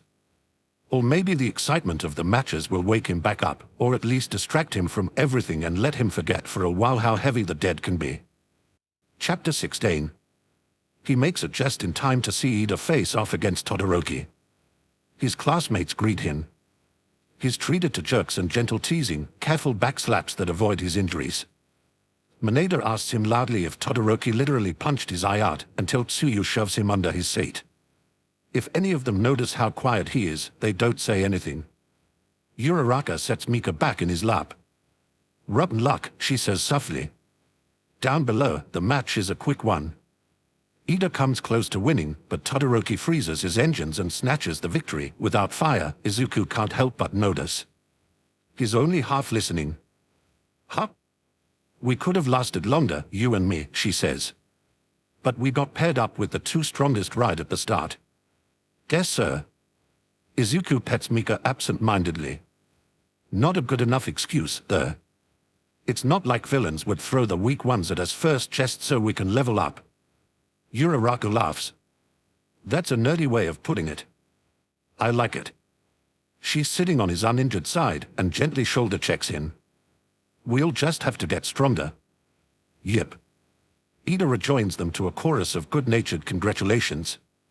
He's red-faced with embarrassment, but still smiles as he greets everyone. As far as Izuku can tell, he isn't near tears the way Uraraka was, but Izuku still lifts Mika carefully with one arm and offers her. Ida doesn't take her, but his grin widens as he gives her ears a scratch. I'm a bit sheepish, he admits. I tried to learn from your match against him, but I guess it still wasn't enough. You probably got more out of his match with Sira than I got from his match with you. You sure look better than I do right now, though, Izuku answers. I suppose so, and really, Midoriya, you ought to have exercised more caution. And now Izuku knows for sure that his friend is feeling all right, because nothing screams high spirits in Ida quite like an officious tirade about proper safety, complete with vigorous hand gestures. You know, everyone saw that you gave your best and put up a good fight, and there would have been no shame, absolutely no shame, in forfeiting when you were no longer able to continue. Sitting back, Izuku grins and shakes his head. You still got pretty close, Ida, he says. I suppose so. Ida's smile turns sheepish again. I wish my brother could have seen this, but he couldn't make it. That's too bad. Yes, unfortunately, he's been busy with hero work lately. Ida frowns. There's some villain on the loose, making trouble, and everyone's on the alert. I've heard, Izuku says with a nod. Somebody called Stain. What a name, Stain. The reports that Izuku has seen make him sound pretty dangerous, though. Yeah, he's come up on the news, hasn't he? Kirishima says. Sounds like a real piece of work. Some people call him the hero killer. He'll be brought down soon enough, Ida says with a shrug. If nothing else, All Might himself won't allow him to continue much longer. The next match draws their attention once more. The sports festival is drawing closer to its end, and the contestants have dwindled down to 3. Izuku isn't surprised when Bakugo beats Tokoyami. He's kind of glad Tokoyami made it that far, though. He deserves it is pretty much the only reason Izuku's team pulled into the running at the end of the cavalry battle. The final round is Bakugo against Todoroki. Izuku already knows who he's rooting for. Bakugo's explosions make him jump nearly every time they detonate. His ears ring, his fingers are nearly numb from gripping his seat, and is clenching his teeth together so hard that his jaw aches. It's a close fight, closer than his match against Todoroki, as close as what the others are saying about Kirishima's fight against Tetsutetsu. His vision is spotty from the bright flashing of Bakugo's explosions, but that's the only light he sees. Not a single spark of flame comes from Todoroki. Izuku could hold his own against Todoroki without even using one for all. But Bakugo has a powerful quirk and is a strong and vicious fighter even without it. Ice alone isn't going to be enough, but Todoroki still doesn't bring forth his fire the way he did against Izuku. Do you think something's wrong with him?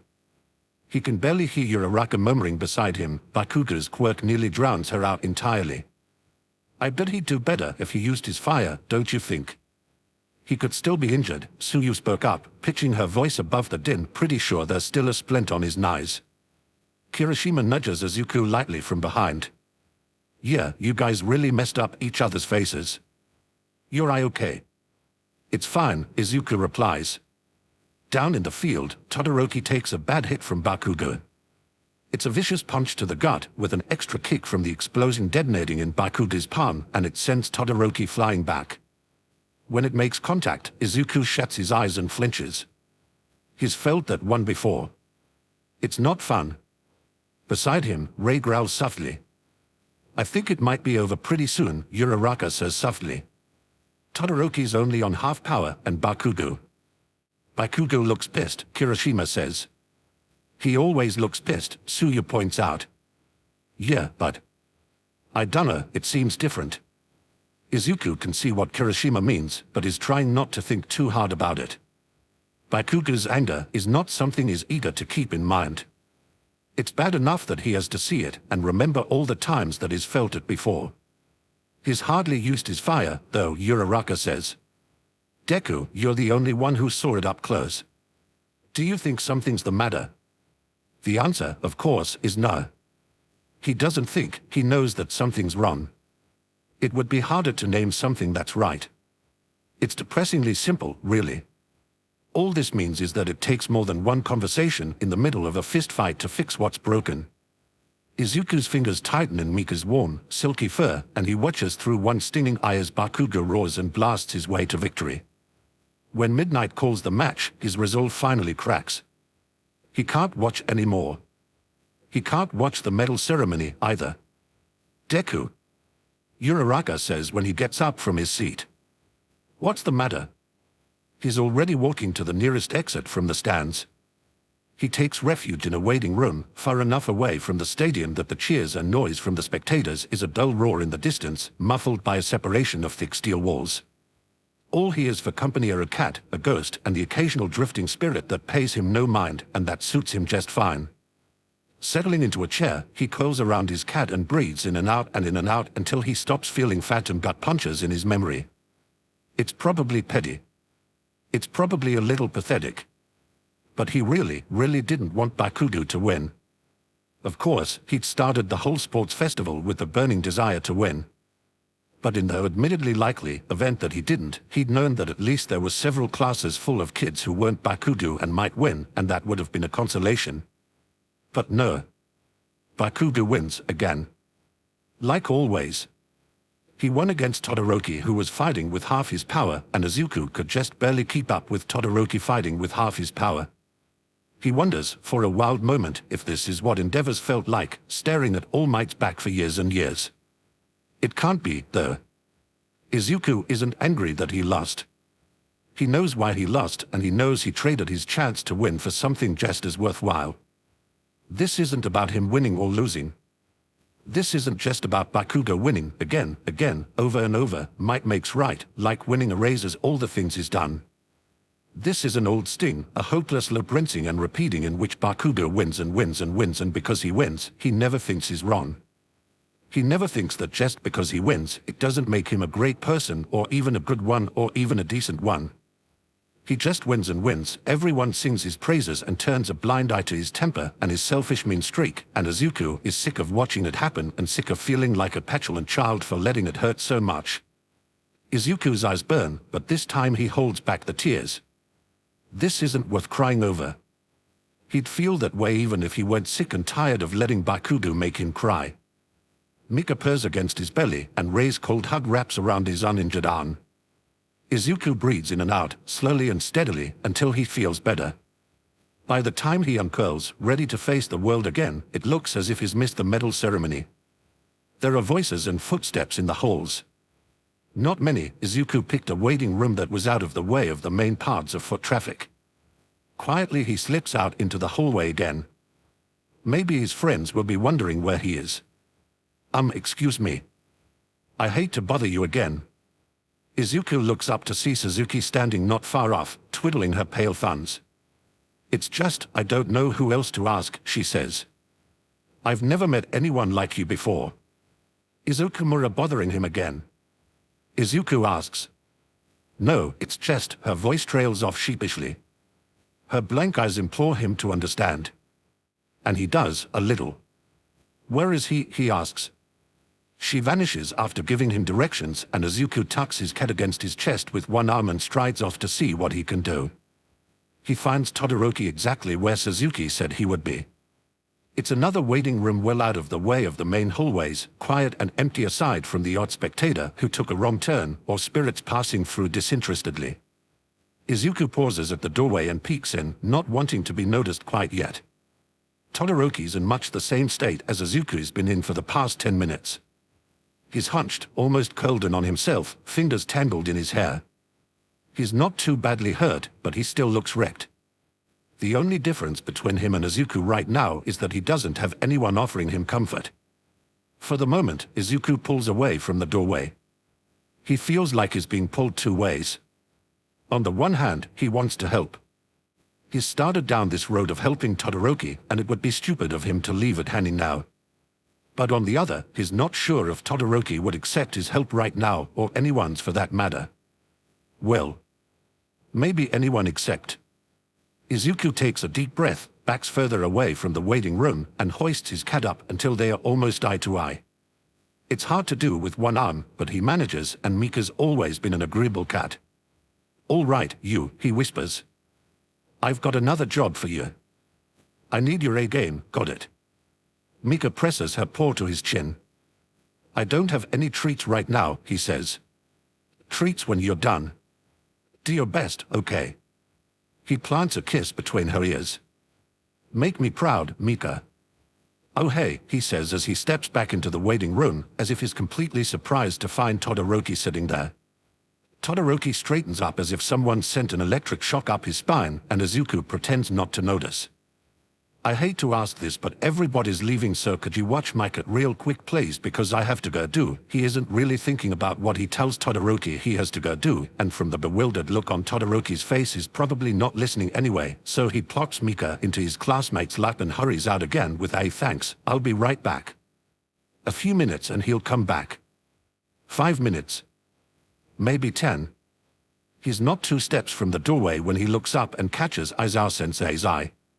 His homeroom teacher is in the hallway, out of sight from within the waiting room but well within hearing range.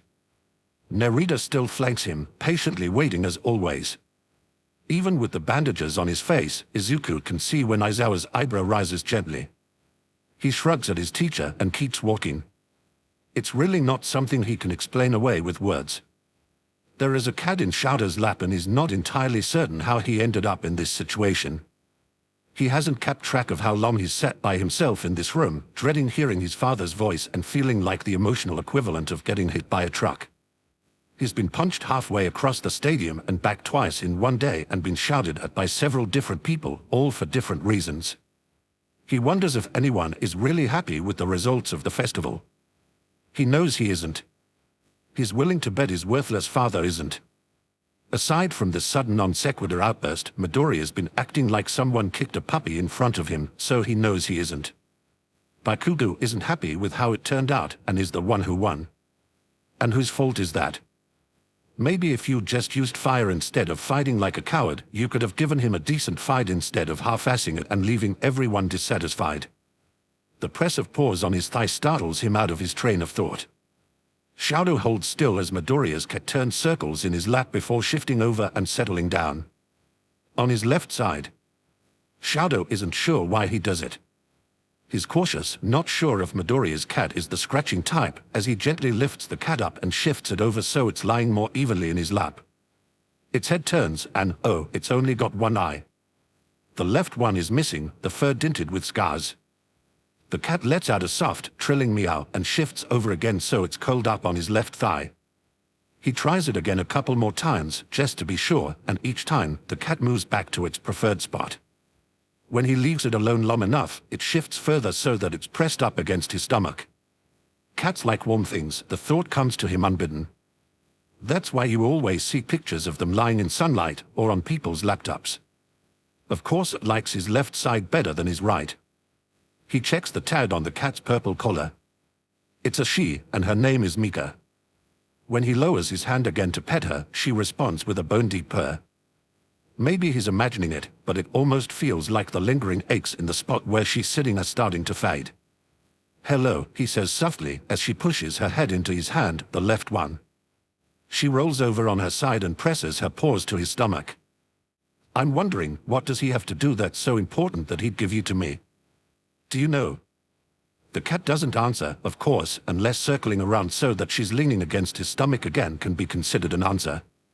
Sadly, it isn't long before his father finds his hiding place. By the time he does, Shadow is dangling a shoelace for Mika to bat at. She isn't trying very hard, because she's more interested in draping herself earnestly against his left side, but he dangles it low enough for her to catch between her paws. If you have time to be mucking around with stray cats, then you have time to come home and train, Endeavor snaps. After today's showing, you clearly need it, especially if you're finally giving your rebellious little temper tantrum a rest. She isn't a stray, he says, ignoring the rest of what the old bastard tells him. What? She's my classmate's cat, he says, without looking up.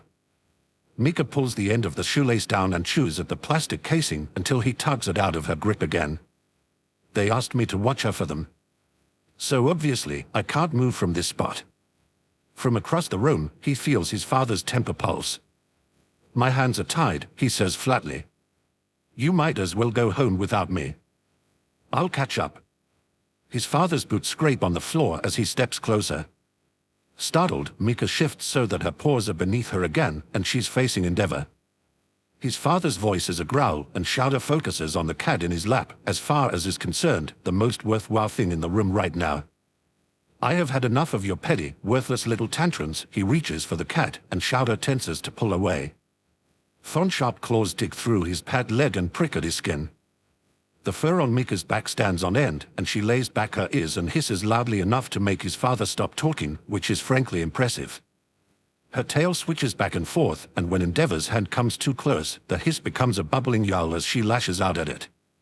Endeavor yanks his hand back, at the same time as Shadow scoots his chair further away. Mika, apparently unaware of how closely she's courting danger, keeps her ears flat against her head and spits. Her single eye is narrowed, and her mouth is open in what bears only a passing resemblance to a smile. He's reminded, just for a moment, of her owner. I think, he says calmly, as he refrains from petting her again until her temper calms, I should just wait for my classmate to get back. He doesn't need to see his father's glare to feel the force of it. But glaring is all Endeavor does.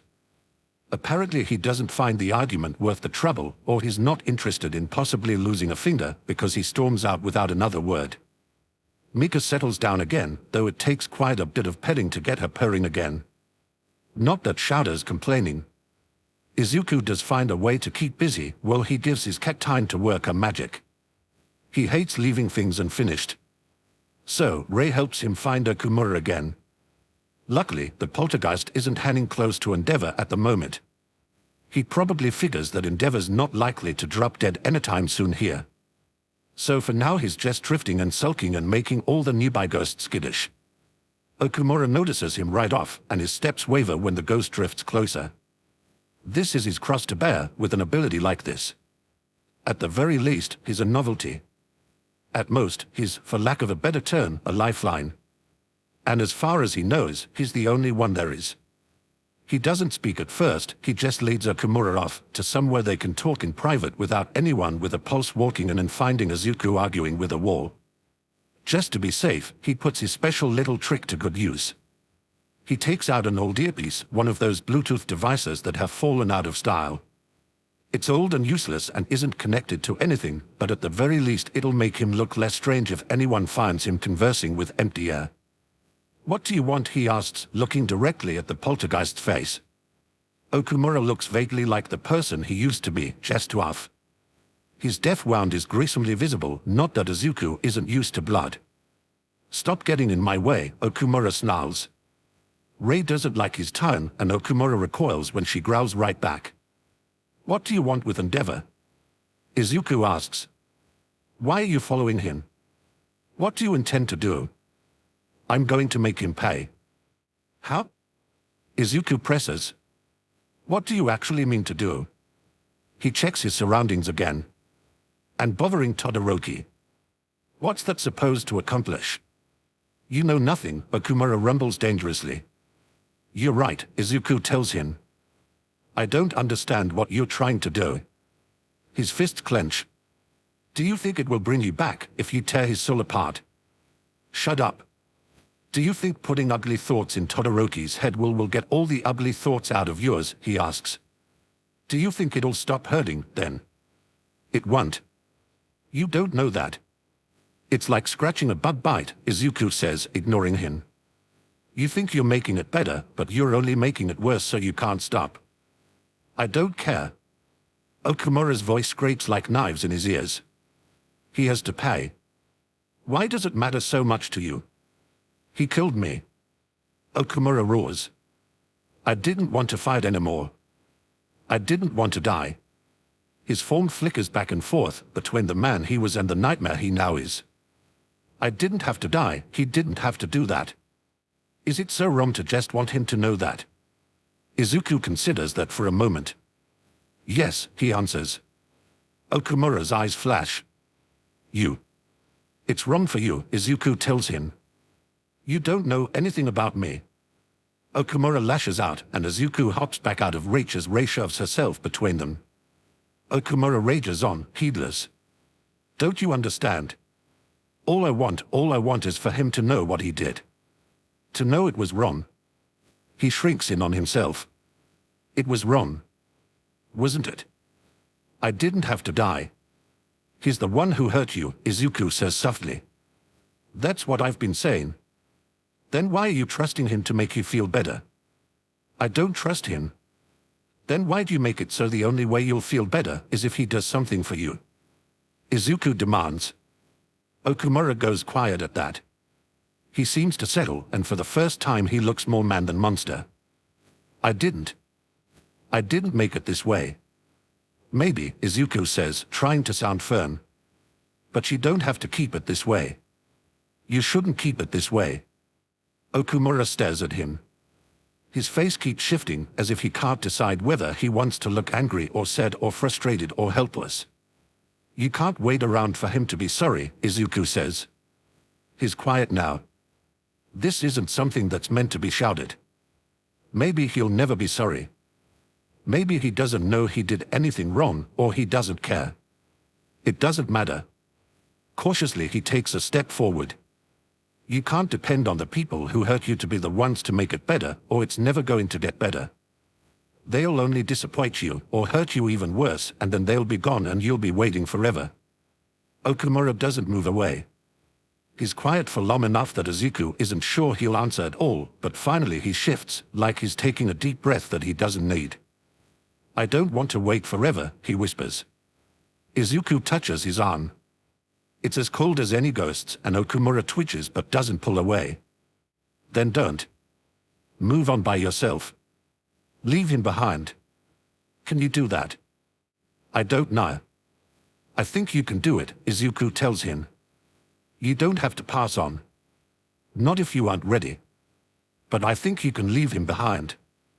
I think you can be happy again without his help. Okumura stares at him like Izuku is the strangest thing he's ever seen in his life and death. I can try, he says at length. I think. I'll try. Thank you, Izuku says and means it. I think Okumura's form wavers and finally settles. He looks younger like this, without all the rage twisting him into something monstrous. I need to think about this. That's fine. You should. Izuku tilts his head to the side. Just leave Todoroki alone, okay? He didn't do anything to you. All right. Okumura slumps. All right, fine. You win. He vanishes before Izuku can get another word out. Rei's floating high enough off the ground that she can reach out and touch his face. Her fingertips are ice cold as they brush his cheek, and Izuku notices, for the first time, the wet salty track down the right side of his face. There might have been an identical one down the other if it weren't for the bandages. It's okay, Izuku whispers. I'm okay. Just crying again. You know me. Happens all the time. Rei hugs him tightly all the same. Chapter 17. The tears are just beginning to subside when Miss Shimura pops into view abruptly in their midst, startling both of them. Heya, kiddo, she greets him. Her voice is light, extra gentle when she sees his tears. Just wanted to give you a heads up in case you were doing something important, Tashi's coming. She claps Izuku on the back. Hey, I dunno if I said it loud enough earlier, but you did good out there. Thanks, he says, sniffling. Do you think it got your friend's attention? Gran Torino. If your little brawl in the ring didn't, then the finale certainly did. Miss Shimura chuckles. Don't you worry about all the Gran. He's a crotchety old bastard, but he knows when he needs to shift himself. He'll turn up. Good, Izuku murmurs, right as he hears his teacher's familiar footsteps approach. He's still crying a little when All Might appears around the corner, and he hears his mentor sigh as he finishes wiping his face on his arm. You really do cry too much, my boy, All Might says, gently chiding. Everything all right? Yeah, I'm fine, Izuku says. Just got a little emotional. He snicks one last time and stands taller. Now that he thinks of it, he does have one more order of business. I was about to grab my cat and head home, but I wanted to ask you something. They start walking together, Izuku heading in the direction of the room where he left Mika with Todoroki. All Might walks at his side, hunched and slightly unsteady in his true form. What was it, my boy? How do you think I did? Izuku asks. Before the part when my arm broke, I know everything after that was a mess. A smile plays about All Might's gaunt face. Not too badly, he says. Not too badly at all. You have speed and power even without your quirk, and you have an eye for finding openings. That's good. Izuku nods, paying close attention. On the other hand, you're not quite fast enough that you don't telegraph your movements. You have a tendency to swing wide. An experienced fighter could predict you just by watching your chest. My chest. Izuku glances down. Exactly. It's not quite as much of a problem with full access to One for All. Your speed and strength increase to an even greater extent. But in this world, when strength and speed and prescience and whatever you are par for the course, it's better not to rely on quirks alone. His teeth flash in a grin, and he winks. Wouldn't you agree? Izuku finds himself smiling back. All Might hangs back out of sight when Izuku darts in to retrieve Mika. Todoroki is quiet, watching him through his bangs like he isn't sure where they stand, but he looks a lot less wretched than he did before. Mika's claws catch in Todoroki's shirt when Izuku takes her back, and he mutters out a sheepish apology. "Thanks," he says at the same time as Todoroki says the exact same thing. He nods, tucks Mika under his good arm again, and leaves. All Might spends the rest of their time together carefully critiquing his fighting style, with Miss Shimura chiming in unseen and unheard whenever he pauses long enough for her to get a word in edgewise. Izuku listens, taking in their advice hungrily. He doesn't have anything to write with, and his dominant hand is out of commission anyway. He takes out his phone and types notes into an email draft, just to remind himself so he can write it all down later. The sun is starting to go down by the time they finally part ways. Izuku trades goodbye texts with Uraraka, Kirishima, Tsuyu, and a few of his other classmates. Ida is strangely silent, though. He must be busy with something. Izuku is finally leaving for home, with a cat on his shoulder and Rei clinging to his hand, when a breath of cold air makes him glance back. "Don't know what you said to him," Hino drawls. "But you actually got him to pipe down, so good job." "Okumura, I mean." "So. Point to you, I guess." He drifts along, slightly behind and to the side of Izuku. "Oh, and you threw shade at Endeavor." "Another point to you. Most people, they see anything, they mind their damn business. But you've got stance." "Not really," Izuku says. "Just no shame." Hino laughs. "Well, aren't you a kid after my own heart? Nothing to say about me and my harmless little pranks, I hope." Izuku stops and turns to face him. "Not really," he says. "As long as you aren't hurting anyone." "Who, me?" Hino puts on an expression of pure innocence. "Not a fly. I just like to make the bastard's life a little harder, that's all." "And that's fine," Izuku says. "I can understand that." "Cool. Why the serious face, then?" "Don't get Todoroki in trouble with him," Izuku says. "If you make him angry and he takes it out on Todoroki, I won't be happy." Hino rolls his eyes. "Don't lose sleep over it, kid. I already have Suzuki on my case about that, and unlike you, I can't get away from her, and she doesn't have lungs, so she doesn't need to take a breath or a break when she talks to me." He scowls. "Besides, I'm not like Okumura. My beef is with Endeavor, and his kids have nothing to do with it. And before you ask, no, it's none of your damn business, so don't ask." "Okay." Izuku can roll his eyes, too. "Wasn't going to. I don't really care." That's not quite true, but something about Hino makes Izuku feel like being flippant. It must work, because he gets the last word, and Hino leaves him to a quiet trip home. Mom all but tackles him when he walks through the door.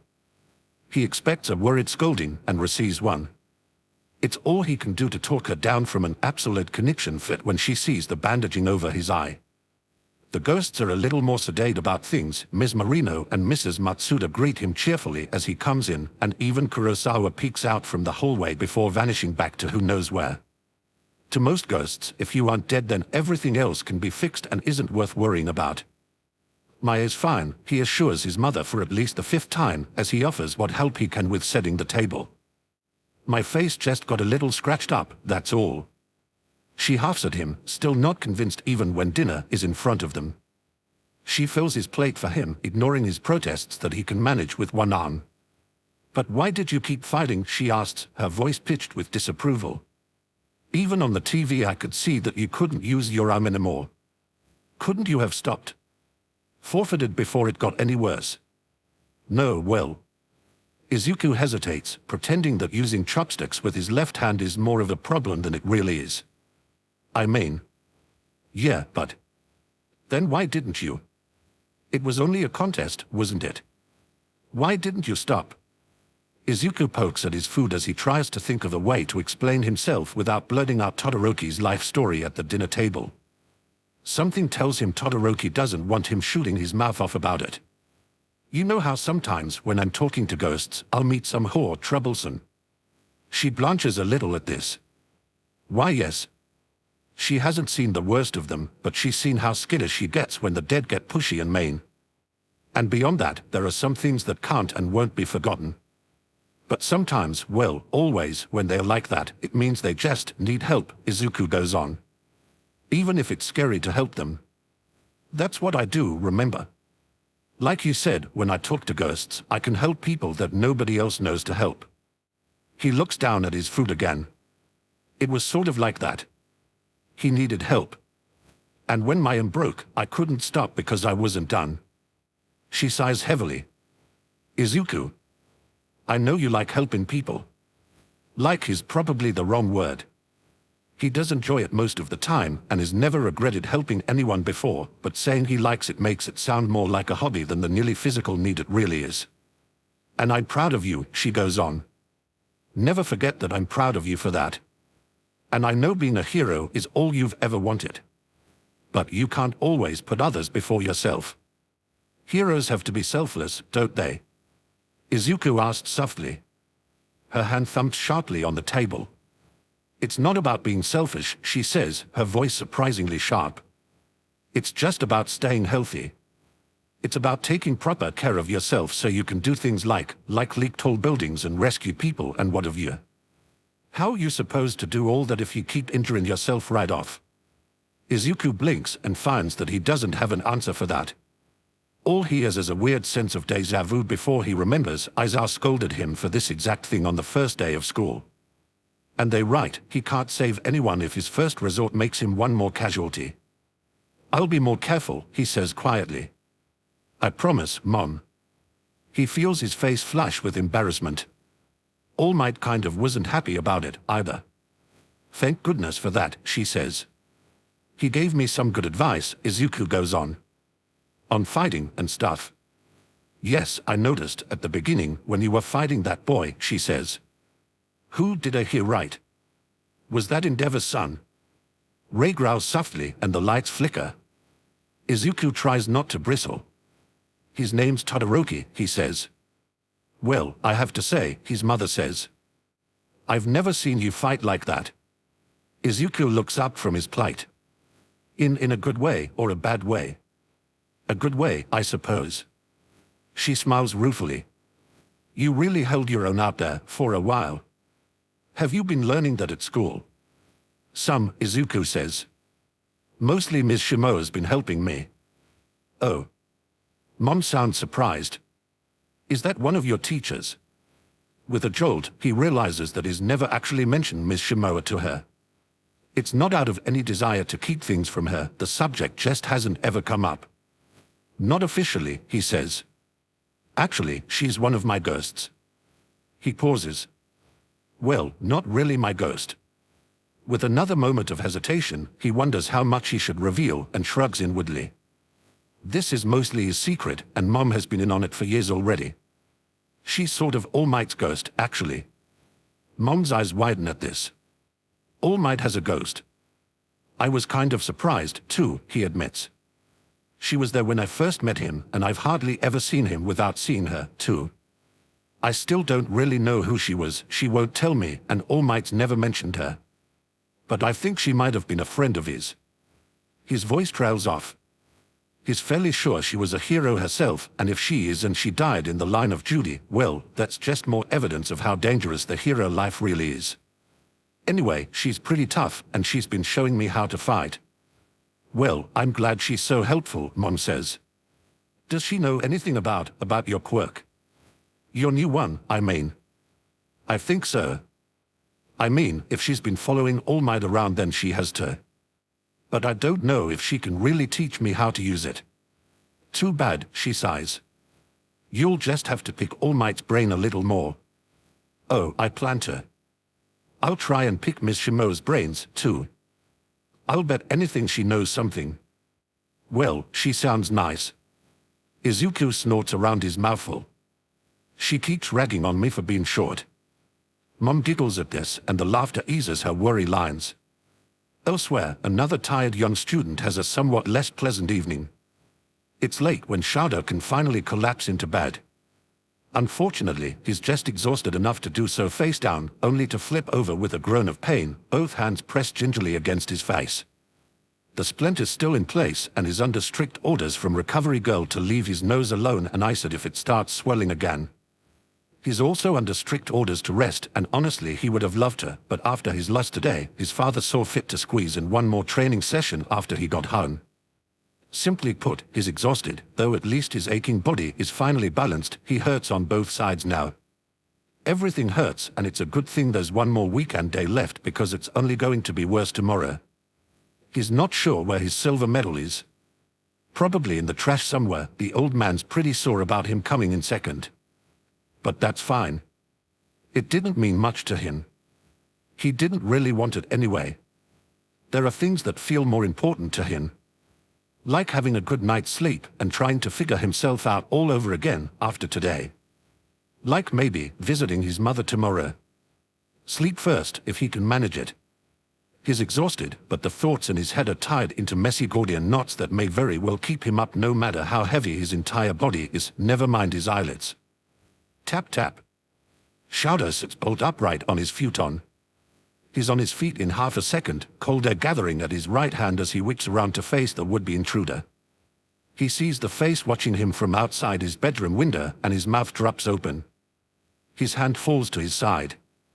It takes a moment for his mouth to start working again. What? Tap tap tap. It's the sound of a padded paw rapping at his window as its owner stares at him expectantly through a single blue eye. It can't be.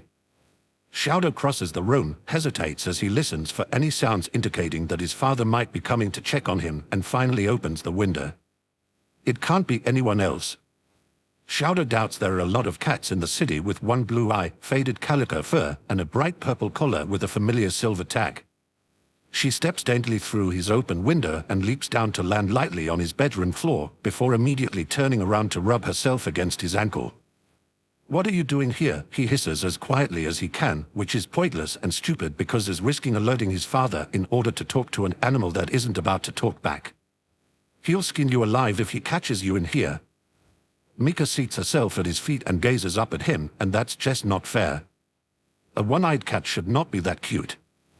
There must be some kind of rule that's breaking. Shouder stares back, at a complete loss for what to do with this. When it becomes clear to Mika that there's no petting forthcoming, she turns and pads over to make herself at home on his pillow. He covers his face carefully so as not to press his injured nose and ponders his life and his choices that have led up to this moment. It's official. He's lost control of his life. Sleep is, sadly, postponed. Shouder fumbles out his phone and realizes belatedly that he has no idea how to contact Midoriya. Luckily, both class representatives traded numbers with everyone shortly after the election. Text messages to Ida yield no results, but he gets lucky when Yororozu gets back to him and offers up the phone number without asking for too many details. 11:28 Shouder. Where is your cat right now? 11:29 Midoriya. 11:29 is Shouder. This is Todoroki. Do you know where your cat is right now? 11:31 Midoriya. No. I've been looking for her for like an hour. She slips out sometimes. Wait, why? 11:32 Shouder. Photo sent. 11:32 Midoriya. 11:32 Shouder. Midoriya, why is your cat commandeering my futon? How did your cat find out where I live? 11:33 Midoriya. That is an excellent question that I don't know the answer to. I am so sorry. Wait, this isn't going to get you and Ruble, is it? 11:34 Shouder. I don't think so. I'm pretty sure he's done with me for the day. My door has a lock, so at least if he tries to bother me in the morning I'll have time to hide her or get her back out the window. 11:35 Midoriya. I am so sorry about this. 11:36 at Shouder. Just text me your address so I can bring her tomorrow morning. I'll be there by 8. Midoriya does so, and Shouder turns back to the interloper sprawled comfortably over his pillow. Thank God she isn't making too much noise. He carefully locks his door. His father won't be happy if he tries to open it, but he'll be a lot less happy if he barges in and finds Shouder hiding a cat in his room. You're causing me a lot of trouble, he mutters as he sits back down on his futon, legs crossed. Mika responds by climbing into his lap and making herself comfortable in the V of his left leg. Resigned, he pets her. Weird cat. Guess that makes sense if you're Midoriya's. She purrs at him and he wonders if she recognizes her own name. In the end, he's forced to share the futon. There's no arguing with a cat, especially a small, very soft cat sprawled over the left side of his chest and dulling the bone-deep ache with a steady purr. She's mostly hidden by the comforter and his bedroom door is locked, so that's about all he can do for precautions. At this point, he's too tired to care. There's an upside to this. As it turns out, it's impossible to stay awake with a cat rumbling softly on his chest. Shadow almost wakes up to a gentle, rhythmic pressing against his chest. It's not quite enough to wake him fully, the feeling is muffled through the comforter. He stirs, still mostly asleep, until the pressing stops and a light headbutt to the chin brings him around. His eyes flutter open for a moment, only to stubbornly shut again. The paw on his cheek is much more insistent. He opens his eyes and finds Midoriya's one-eyed cat staring at him from inches away. The moment she sees he's awake, she's immediately rubbing her head against the side of his face, rumbling softly all the while. Shadow knows his classmate Kuda can talk to animals, but he doesn't need a quirk like that to hear get up, in her insistent purring. Still, getting woken up by a cat is a new experience, and it's certainly a better one than getting woken up by Endeavor abruptly opening his bedroom door or knocking imperiously. He sits up, all but dumping the cat into his lap in the process. She doesn't seem to mind and continues to get underfoot as he gets up to change into fresh clothes. He checks his phone, his alarm set to go off 7 minutes from now. Apparently, Mika has other plans for him. His body still aches from the previous day, though not as much as he was dreading. The worst of it is in his ribs and his still healing nose, but at least he isn't tearing up with every move he used to do that early on in his training. Once dressed, he scoops up the thankfully quiet cat and deposits her on the other side of his dresser. Then, listening carefully, he unlocks his door, cracks it open just enough to fit his head through, and checks the whole way outside.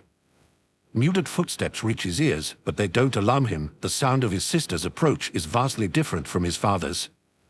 He'd much rather Fuyumi catch him than Endeavor. She keeps her mouth shut. Morning, Shadow. Fuyumi yawns as she pads down the hallway. Coast is clear. Dad went out early today, so you're in the clear. Shadow physically sags. Oh, thank God. His sister pauses, blinking at him. She considers him for a moment. Okay, what did you do? Nei-san. Look, just tell me what you did so we can come up with a good alibi before he gets home. I didn't do anything, Shadow says acidly, and at that moment he feels claws catch in his pad leg against his calf. Before he can get another word out, Mika scales him like a tree trunk and perches on his left shoulder. Fuyumi blinks again and then bursts out laughing. With a sigh, Shadow straightens up and opens his door fully. He can feel Mika vibrating on his shoulder, her tail curling against the back of his neck. I can explain, he says, once Fuyumi isn't laughing too hard to listen to him. Oh, please do, Fuyumi giggles, her hand pressed to her mouth. I want to hear about this. For some reason, one of my classmates brought his cat to the sports festival, he says. Though, considering the circumstances, I guess she followed him. I don't know. I wasn't paying attention. Naturally. Fuyumi's voice shakes with held-back mirth. He doesn't bother glaring at her. After all the events were over, he dropped his cat in my lap and vanished for about 15 minutes before coming back for her. And then last night, she showed up at my window. Oh, you've been adopted. Fuyumi steps closer. Is she friendly? I think so, he says, remembering how she tried to take a finger when Endeavor came too close. But Mika lets Fuyumi pet her, and his sister is instantly charmed. Oh, aren't she pretty, she says softly. Poor thing, what happened to your eye? And anyway, I need to take her back, Shadow finishes. If he calls or comes back, don't tell him where I am. Of course. Fuyumi smiles and steps aside when he moves past her to get his shoes. Hey, Shadow. He looks back. Yeah. I'm glad you're making friends. I wouldn't go that far, he says. It's hard to consider someone a friend after you've nearly beaten each other into unconsciousness without feeling presumptuous. Thankfully, the trip isn't too far, and Mika behaves herself on the way. She's pretty content to glue herself to his left side and purr. A few people on the train compliment his cat and is frankly too emotionally tired to correct them. He sends a text to Midoriya when he's nearly there. 7:25 Shouder. Are you awake? I have your cat. He half expects his classmate to still be asleep. It's almost 7:30 by now and is well aware that not everyone is willing to get up early on a Sunday. But no, Midoriya answers promptly. 7:25 Midoriya. Yes. Thanks for doing this. And again, I'm really sorry, I have no idea how she found you. Shouder double-checks the address to make sure he's at the right building. It's normal looking. He's not sure what he expected. Midoriya was normal looking too, but that didn't stop him from turning out to be, well, Midoriya. He's never been to a classmate's house before, and the fact that his first time is going to be this particular classmate under these particular circumstances is, he's not sure how to describe it. Or how to feel about it, beyond unreasonably nervous. Still, he walks up the steps to the right door and raises his hand to knock. A feeling takes him, like cold air on the back of his neck. Behind him, the steps creak, and a soft wispy noise reaches his ears. There's a feeling he gets whenever he's not the only person in a room, and is getting that feeling now. He tenses on instinct and looks over his shoulder to see who's sneaking up on him. No wonder. He shakes his head, annoyed with himself. Why is he getting skittish in broad daylight in a perfectly good neighborhood like this? Just because Midoriya's a little odd doesn't mean he lives in a haunted building or something. Mentally shaking himself, he knocks. The door opens and Midoriya stands there with his arm still bandaged and what looks like fresh gauze on his face. The shadows under his eyes are deep and dark, though Shouder's pretty sure that's how they normally are. Hello, Shouder says, and Mika wriggles in his arms until he carefully holds her out. Hey. Ah, thanks. Midoriya hooks his good arm under his cat and takes her back. And sorry, again. It's fine, Shouder says. He's lost count of how many times Midoriya has apologized to him. My father left early this morning without noticing her, so no harm done. That's good. Somewhere within the apartment behind Midoriya, a door slams. His classmate barely bats an eye, tosses a cursory glance over his shoulder, and shrugs. Is this a bad time, or? Shouder's voice trails off. Nah, that was a draft. Oh. They stand there awkwardly for a few moments. Shouder can't stop shooting glances at Midoriya's bandaged eye, and Midoriya keeps looking at Shouder's face, too. His nose is still in its splint. He feels unreasonably skittish being here. The atmosphere feels tense and heavy, and Shouder racks his brain frantically for a way to excuse himself. Maybe if he practiced this on the way and come up with a working script in his head, it wouldn't have been so awkward. Midoriya snorts with quiet laughter. It takes Shouder by surprise, and he can only stare openly as Midoriya tries and fails to hold it back, and then resorts to snickering quietly into his cat's fur. It's a moment before the outburst subsides. Sorry. Midoriya clears his throat and coughs, but the corners of his mouth are still twitching. We really messed each other up, didn't we? Shouder blinks at him. And that's funny. Midoriya sobers. Well, maybe not. It kind of is, if you think about it. Oh. Shouder stares. Is this a good time to leave? I mean, Midoriya shuts his eyes. Okay, look. I just wanted to say that, things got a little personal. During the match. And, He cringes a little. I said some things that were probably kind of, hurtful. Like that thing about you, getting in on a recommendation, and that was a really not a good thing to say. So I don't really blame you for losing your temper, it was completely. It still isn't good to lose my temper during a fight, Shouder interrupts him. And besides, you didn't say anything that wasn't true. I guess. Midoriya gives Mika's ears a scratch. Still felt kind of wrong to say it, so yeah. His eyes flicker up to Shouder's face for a moment. Are we cool? What? I am just asking, because, like I said, we really messed each other up, and I'd rather it didn't, make us enemies or anything. Midoriya shifts from foot to foot. I don't think of you as an enemy, Shouder tells him. Maybe a rival at one point, but now he's not so sure. It makes his head spin, trying to balance between not being the person his father is and making his choices without thinking of the old bastard at every fork in the road. Oh. Ah, good. Midoriya lets Mika climb onto his shoulders. Do you ever have free time after school? The question catches him off guard. What? Shouder blinks. Well, sometimes, yes. Mondays and Wednesdays are usually active for pro heroes, so my father's too busy to pull me into a training session. Why? What a spa? Shouder gapes at him. It's fine if you say no. Midoriya says quickly. I was just thinking, well, I'm pretty new to, fighting. And I'm learning, but, you know, practice makes perfect and everything, and you're really good at it, so maybe you could help me. He looks a little less eerily pale, but only because he's flushing with embarrassment. Shouder raises an eyebrow at him. Are you sure? His classmate shrugs. Should I not be? We might get in trouble for training without supervision. Midoriya looks at him like that's the densest thing Shouder could have said. Not if we don't use our quirks. True. It takes him a little by surprise, hearing that. His father spent so much time pushing him to strengthen his quirk that practice in fighting without it is an odd thought. Could be useful, though. Aizawa-sensei can't be the only one out there with quirk-disrupting powers.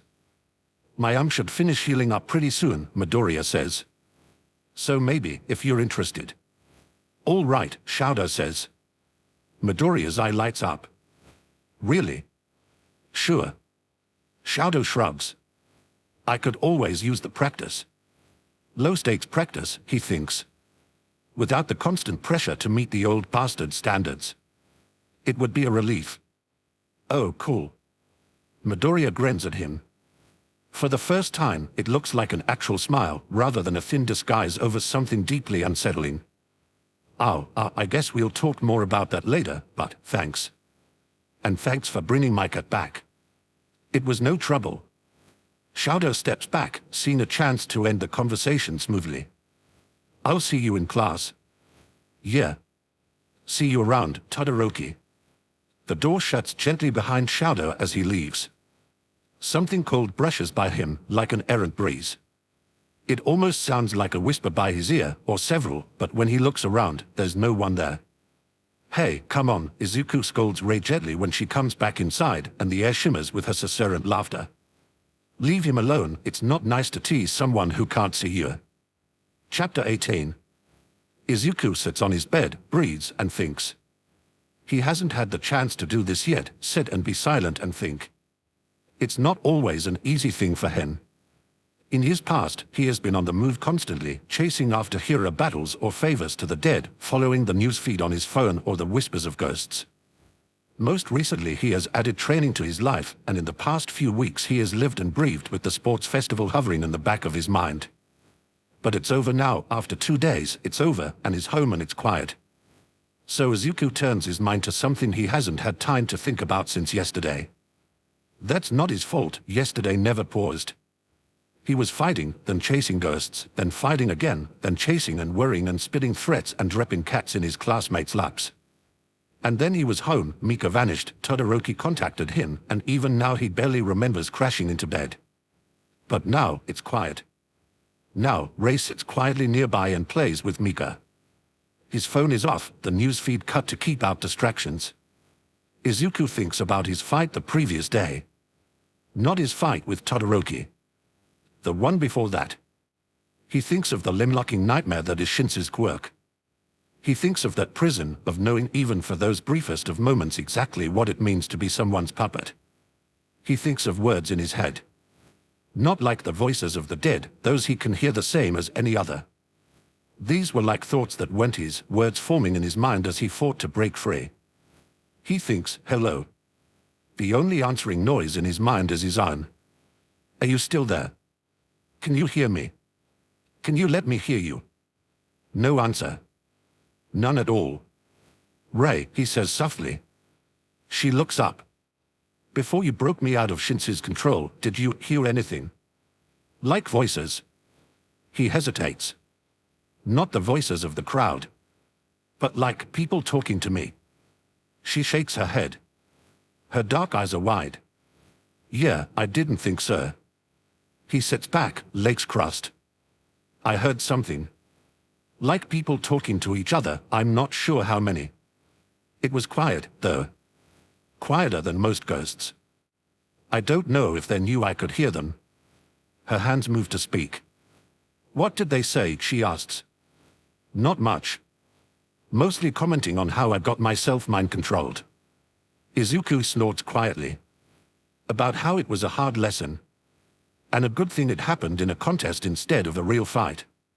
He goes quietly thoughtful again, brows knitted together in a frown. And one of them said something strange. Ray leans forward curiously.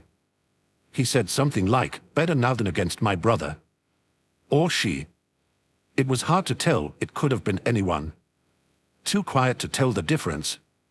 I couldn't even tell how many there were. The words are scarcely out of his mouth when he remembers smoke and haze in his vision, forming vague shapes. Wait, 7 of them, maybe. Or 8? Somewhere around there. I saw something, too. I saw something and heard something, and they were talking about me. It was like nothing I've ever seen before. Or heard. With a sigh, he flops backward on his bed and nearly knocks his head into the wall. And that's crazy, he says. I've been living with his power my whole life. You'd think it couldn't surprise me anymore. And then Ray is hovering into view, her dark hair hanging down toward his face. Then maybe it isn't, her hands say. Isn't what? What if it's not the power you've had your whole life, she asks. What if it's the one you just got? Izuku stares up at her, speechless. For a moment he thinks, no, that can't be it. What does a quirk that enhances his strength and speed have to do with seeing visions and hearing voices? And it's not like he's flying blind, All Might would know about it, and wouldn't he have mentioned something? This is a quirk that's passed down, and... it's passed down. It amasses power from its wielders. Oh. One for all, he whispers, half to himself. It accumulates the strength of each person who has it, and then his mouth hangs half open. What if strength isn't the only thing that gets passed down? Ask him. Ray suggests. Who? He looks at her again. All Might. I don't know, Ray. He stares past her at the ceiling. It could be both of my quirks working at the same time. Maybe it comes from One for All, but I can only hear it because of his voice trails off. He's never bothered to name his quirk before. If this is because of my original quirk, then this isn't something he can help me with. But thoughtfully he presses his lips together. I think I should ask him about the people who have held One for All in the past, at least. That could shed some light. And maybe Ms. Shimoa's heard something. She's been following him for long enough, I bet. He watches the ceiling and he looks at Ray, deep in thought even as Mika walks across his stomach to curl up on his chest. I wonder what that means, though. Better now than against my brother. Whose brother? Ray shrugs. He's anxious for Monday now.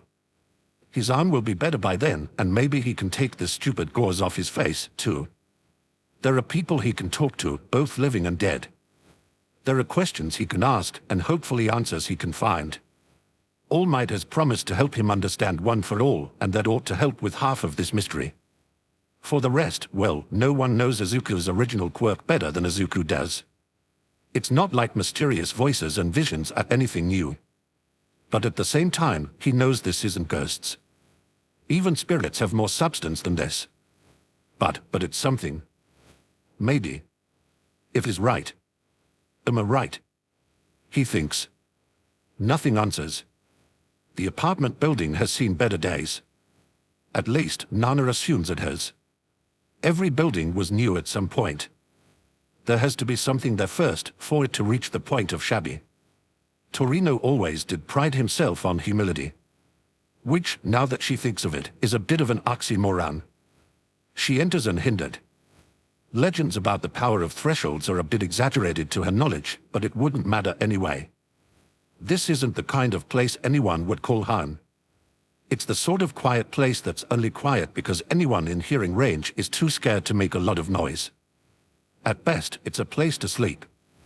He isn't hard to find, as small as he is. He used to cut at least as imposing a figure as Tashi does now, but age has shrunken him. He's as tough as an old snag, wrinkled and scarred but too stubborn to crack or blow over. He used to scowl when she grinned and grumble when she chirped, a bull-headed old curmudgeon with a tough outer layer covering his well-hidden mushy little heart. Very well hidden. But that didn't make it any less real. Take now, for instance. Now, he sits on the couch with a plate of cold taiyaki and a sheet of paper on the table in front of him. His phone is in his hands, but from the looks of it is already hung up and is only toying with it now. His teeth are clenched, his jaw set. She can almost see veins pulsing in his forehead. That bastard, he says under his breath to an empty apartment. That, a short sigh, sharp and angry in the quiet. He grips the phone with white knuckles. The way he tosses it aside is an aggressive sort of carelessness. Did it again. Poor young bastard. He shakes his head and some of the anger in him gives way. It always does when he thinks no one's watching. It parts like a curtain and sadness peeks through with no one but a dead woman to see it. Son of a bitch. Hey, old friend. He's deft her greeting, but it makes her feel better to say it anyway. What's got you in a tiff, I wonder? She sits beside him and the couch doesn't dip beneath her. Hope you won't take it out on the kid too bad. No answer, of course. Nana looks to the coffee table again and the paper is close enough that she can identify it. It's a form for official nomination. Agencies use them when scouting out hero trainees who show promise. They always come out after the UA sports festivals. This one's blank, but the pen is well within Gran Torino's reach. Nana lets herself have a quiet little chuckle. So you were paying attention after all, huh? Good. Thought you might. She glances sidelong at her old friend. Did you notice? Did you see the way he fought? His face gives nothing away. Did you see anything of me in it? Her old friend picks up the pen. His brow furrows and he glares down at the fawn. Nana watches him, watches the pen that he grips in his fingers. I'm sorry, she says. I feel like it isn't fair to you, pulling you back into this again. Untwisting you from beyond the grave. But Tashi needs your help again. Spectral fingers curl into fists in her lap. Izuku could use it too. I know what you're going to say, she goes on, though really he isn't going to say anything. I should be doing this myself, if I can. I should be more helpful. I should tell him. She feels her eyes fill with tears. I would if I were just a little less pitiful. But I've left it too long and now I don't know how to tell him. What will he say when he finds out? Her vision blurs. You think it's nothing to worry about, she asks and shakes her head. You should see him, Gran. You should see how he loves. When he loves, he does it with all his heart, and that boy loves Tashi. What will he think of the pitiful woman who went and abandoned him? She smiles through her tears, bright and painful. I can't spit it out myself. All I can do is jest and not stop him from asking you. I guess that's one more thing I'm leaving in your hands instead of taking care of myself, isn't it? I'm sorry. Her voice hitches. I'm sorry. I'm so sorry. Her apologies fall on deaf ears. The only sound that the living can hear is the quiet scratch of a pen on paper. Izuku steps onto the train an hour earlier than normal. His arm is out of the sling but still bandaged, and a good portion of the left side of his face is still covered in gauze. Recovery girl left him with sternly worded orders to pay her a visit before class, and after the blistering scolding he's already been subjected to, the last thing he wants to do is, well, anything besides exactly what she told him. People are staring at him as he takes a seat. Not that they are being blatant about it, Izuku only catches quick, brief glances from the surrounding passengers. He doesn't blame them, the bandaging on his arm is just visible where his jacket sleeve doesn't cover his wrist, and for all they know he could be missing an eye. Izuku takes out his phone. As early as it is, he can't really be sure anyone else is up yet. Only one of his friends is remotely likely to be awake right now. 6:41 at Izuku. Morning Ida, tongue sticking out. Might actually beat you to class today. He waits, but there's no answer forthcoming. Weird, he thinks, and then he mentally shakes himself. Because it's not weird at all for someone to still be asleep at s:00 in the morning. It's not like Ida got beat up bad enough to need an appointment with Recovery Girl. Izuku only hopes he hasn't woken him up by accident. He's about to switch to a new zap when a throat clears somewhere above him. He looks up, instantly worried for no reason he can articulate, and finds a sleepy-eyed salaryman holding onto a suspended handle and looking straight at him. "You're a UA student, aren't you?" the man asks. Izuku double-checks that he's alive before answering out loud. Yes, he says. Ray doesn't seem bothered by him, so he deems it safe. The man's face breaks out in a grin. "Thought, sir. I recognized you from the sports festival. More people are looking now." Izuku does a quick scan around at the faces watching openly or shooting glances. Most of them seem friendly. No one's hostile that he can tell. But still, he feels his nose kick in. It's not fear, well, it's always fear, but more of a heightened sense of everything around him. There's no reason to feel so fenced in and wary, but he does. For a moment the walls and ceiling of the train car seem closer, and he has to take a moment to blink and shake himself free. "Oh yeah, I recognize you," someone else pipes up. "Weren't you the one that punched Endeavor's kid in the face?" Quiet laughter ripples through everyone within hearing range. "Looks like he got you a good one too, didn't he?" the first speaker remarks. Izuku shrugs and his face feels hot. "Don't worry about it," one woman says, seeing the discomfort on his face. "I'm pretty sure a lot of people were rooting for you." "I know I was. You're a tough kid, lasting that long against the son of the number 2 hero. Everybody loves an underdog. You did good. What was your name again?" Midoriya, he corrects the last speaker. Thank you. You're very kind." "You're a scrappy little thing, Midoriya," says the man who first mentioned the punch. "Endeavor's son took out that one kid in 5 seconds flat, and you still almost beat him." Izuku puts on a smile. He tries to make it a normal, friendly smile, and not the eerily fixed one that he forces when he's upset. No one gives him any weird looks, beyond a few sheepishly sympathetic grins, so he must be doing all right. He can't help but notice, in the back of his mind, that none of them bothered referring to Todoroki by name. It continues as he bends an ear and listens in on side conversations.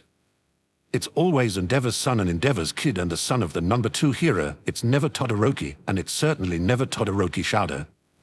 He's starting to understand his classmate, friend, just a little more. It's still early when he gets to school, and his pass lets him through the school's security barrier without any trouble. There are a few other students on campus, dedicated class representatives, early morning tutoring students, and the like, but no one he recognizes. He catches a few stares and assumes it's the gauze. If he's a little timid when knocking on the door to Recovery Girl's office, he can hardly be blind. "Oh good, you're early," she says as he steps inside. He breathes a sigh of relief. She seems to be in a much better mood. Less angry, at least. She takes a moment or two to fiddle with things at her desk before finally turning to him. If he didn't know better, he'd think she was distracted. On instinct, he looks to Ray. She's always been sensitive to how people feel. And now, she's frowning at the school nurse. She doesn't look hostile or even particularly upset. Just thoughtful. Briskly, Recovery Girl checks over his arm, mouth twisting thoughtfully. She reapplies her quirk once more, and any lingering aches in his newly healed bones vanish. "HM. Well, it's healed about as well as can be expected," she remarks when she's finished her assessment. "And luckily, you have a mostly tame day today, if Aizawa is to be believed. Hold still while I check your eye." He stoops a little to give her easier access to his face, and she gently peels the gauze off of it. Izuku tries not to wince at the itch sting that comes when her touches his injury. A quick touch of Recovery Girl's quirk wipes it away in a heartbeat. There we are. Good as, well. Good as it's going to get, I suppose. Izuku reaches up to touch the skin beneath his eye without thinking. It doesn't hurt, but... I did tell you it was going to scar. Recovery Girl's voice is gently chiding. She moves back to her desk and sets about shuffling things on it. It's not too bad. Noticeable, but you're hardly disfigured. Curiosity overtakes him. Izuku glances around for the nearest mirror and leans over to see his own face. True to Recovery Girl's word, Todoroki's ice punch has left its mark on him. The worst of it is the pale, jagged scarring right beneath his left eye. There's a little more on the side of his nose level with the eye, and his eyebrow has 2 nicks in it. It's not terrible to look at. Certainly not as vivid as the burn scar on Todoroki's face. It's something he can live with. Don't pray too much, Recovery Girl says dryly. Believe me, girls aren't nearly as keen on scars as some seem to think. Ray tugs on his sleeve to get his attention. She's worried about something, his friend signs to him. She's hiding it, but she's worried. Is something wrong? He asked softly. HM. Recovery Girl glances at him, still busying herself around the office. Oh, just news reports, you know. That stained fellow has been about. Ray's hair stirs. Izuku is tempted to question her further, but something tells him he isn't going to get much out of her. Oh. Well, do you need me for anything else? No, you're free to go, she says. And remember what I said to you before, I meant it. No more injuries like this, do you hear me? Yes, Izuku slips out of the office again and into the hall. It's still quite early, but he might as well get to class. Ida will probably be there by now, and it'll be nice to catch up with him after a weekend of radio silence. As he makes his way through the halls, Izuku pulls out his phone and checks his news app for reports of Stair. There are quite a few of them, though details are fuzzy. Apparently he struck again sometime over the weekend, but reporters are still waiting on definitive details. That's worrying. Usually, if the press is being held back from reporting on big hero-related stories, there's a reason for it. No wonder Recovery Girl's worried. He reaches the 1A classroom and pushes the door open. Morning, Ida, his voice trails off when he finds himself talking to an empty room. Ha. Well, that's a first, he remarks to Ray. I must be pretty early if I beat Ida to class. His voice is light, and there's no reason for it not to be light, but his heart feels heavy with dread and he doesn't know why. Nothing for it. All he can do is set his bag down at his desk and wait for everyone else to arrive. The news story breaks today. Tenya wants to count himself lucky, really. Not everyone is this fortunate. The story could have broken yesterday or on Saturday. But the agency has been fighting tooth and nail to hold back the press, giving his family the time they need to brace themselves, shore up their defenses for the coming publicity storm. Publicity. As if that's their biggest concern. As if privacy and convenience even register in Tenya's mind as something worth worrying about. No, he has far greater concerns. Like coming to school, facing a bombardment of familiar faces and voices after turning off his phone for the past 2 days. Like limping through his duties as class representative because nothing can get in the way of those. He can't let responsibility fall to the wayside just because. Just because. No. He can do this. He can make it through the day. He can function like a human being and pretend that he isn't falling apart, that the sky isn't crumbling and his world isn't coming to an end. He can pretend that it doesn't. At least he still managed to arrive early. At least he has that. He can sit by himself in an empty classroom and gird himself to get through the day and get through the storm that will hit when the story breaks. He can do this. He opens the door and steps into the classroom. It's not empty. Part of him screams silently, turn and run. Leave before he sees. Hide it before you give it away. The rest of him whispers it's just Midoriya. Good morning, Ida. His friend turns to look at him with a smile so bright that Tenya almost doesn't notice the scars around his eye. Before Tenya can properly steel himself and put on the front that he needs, there is meat, and he sees his friend's smile freeze. He sees. Just one look and you already gave it away. Ah, good morning, Midoriya, he greets and forces a boisterous tone into his voice like his life depends on it.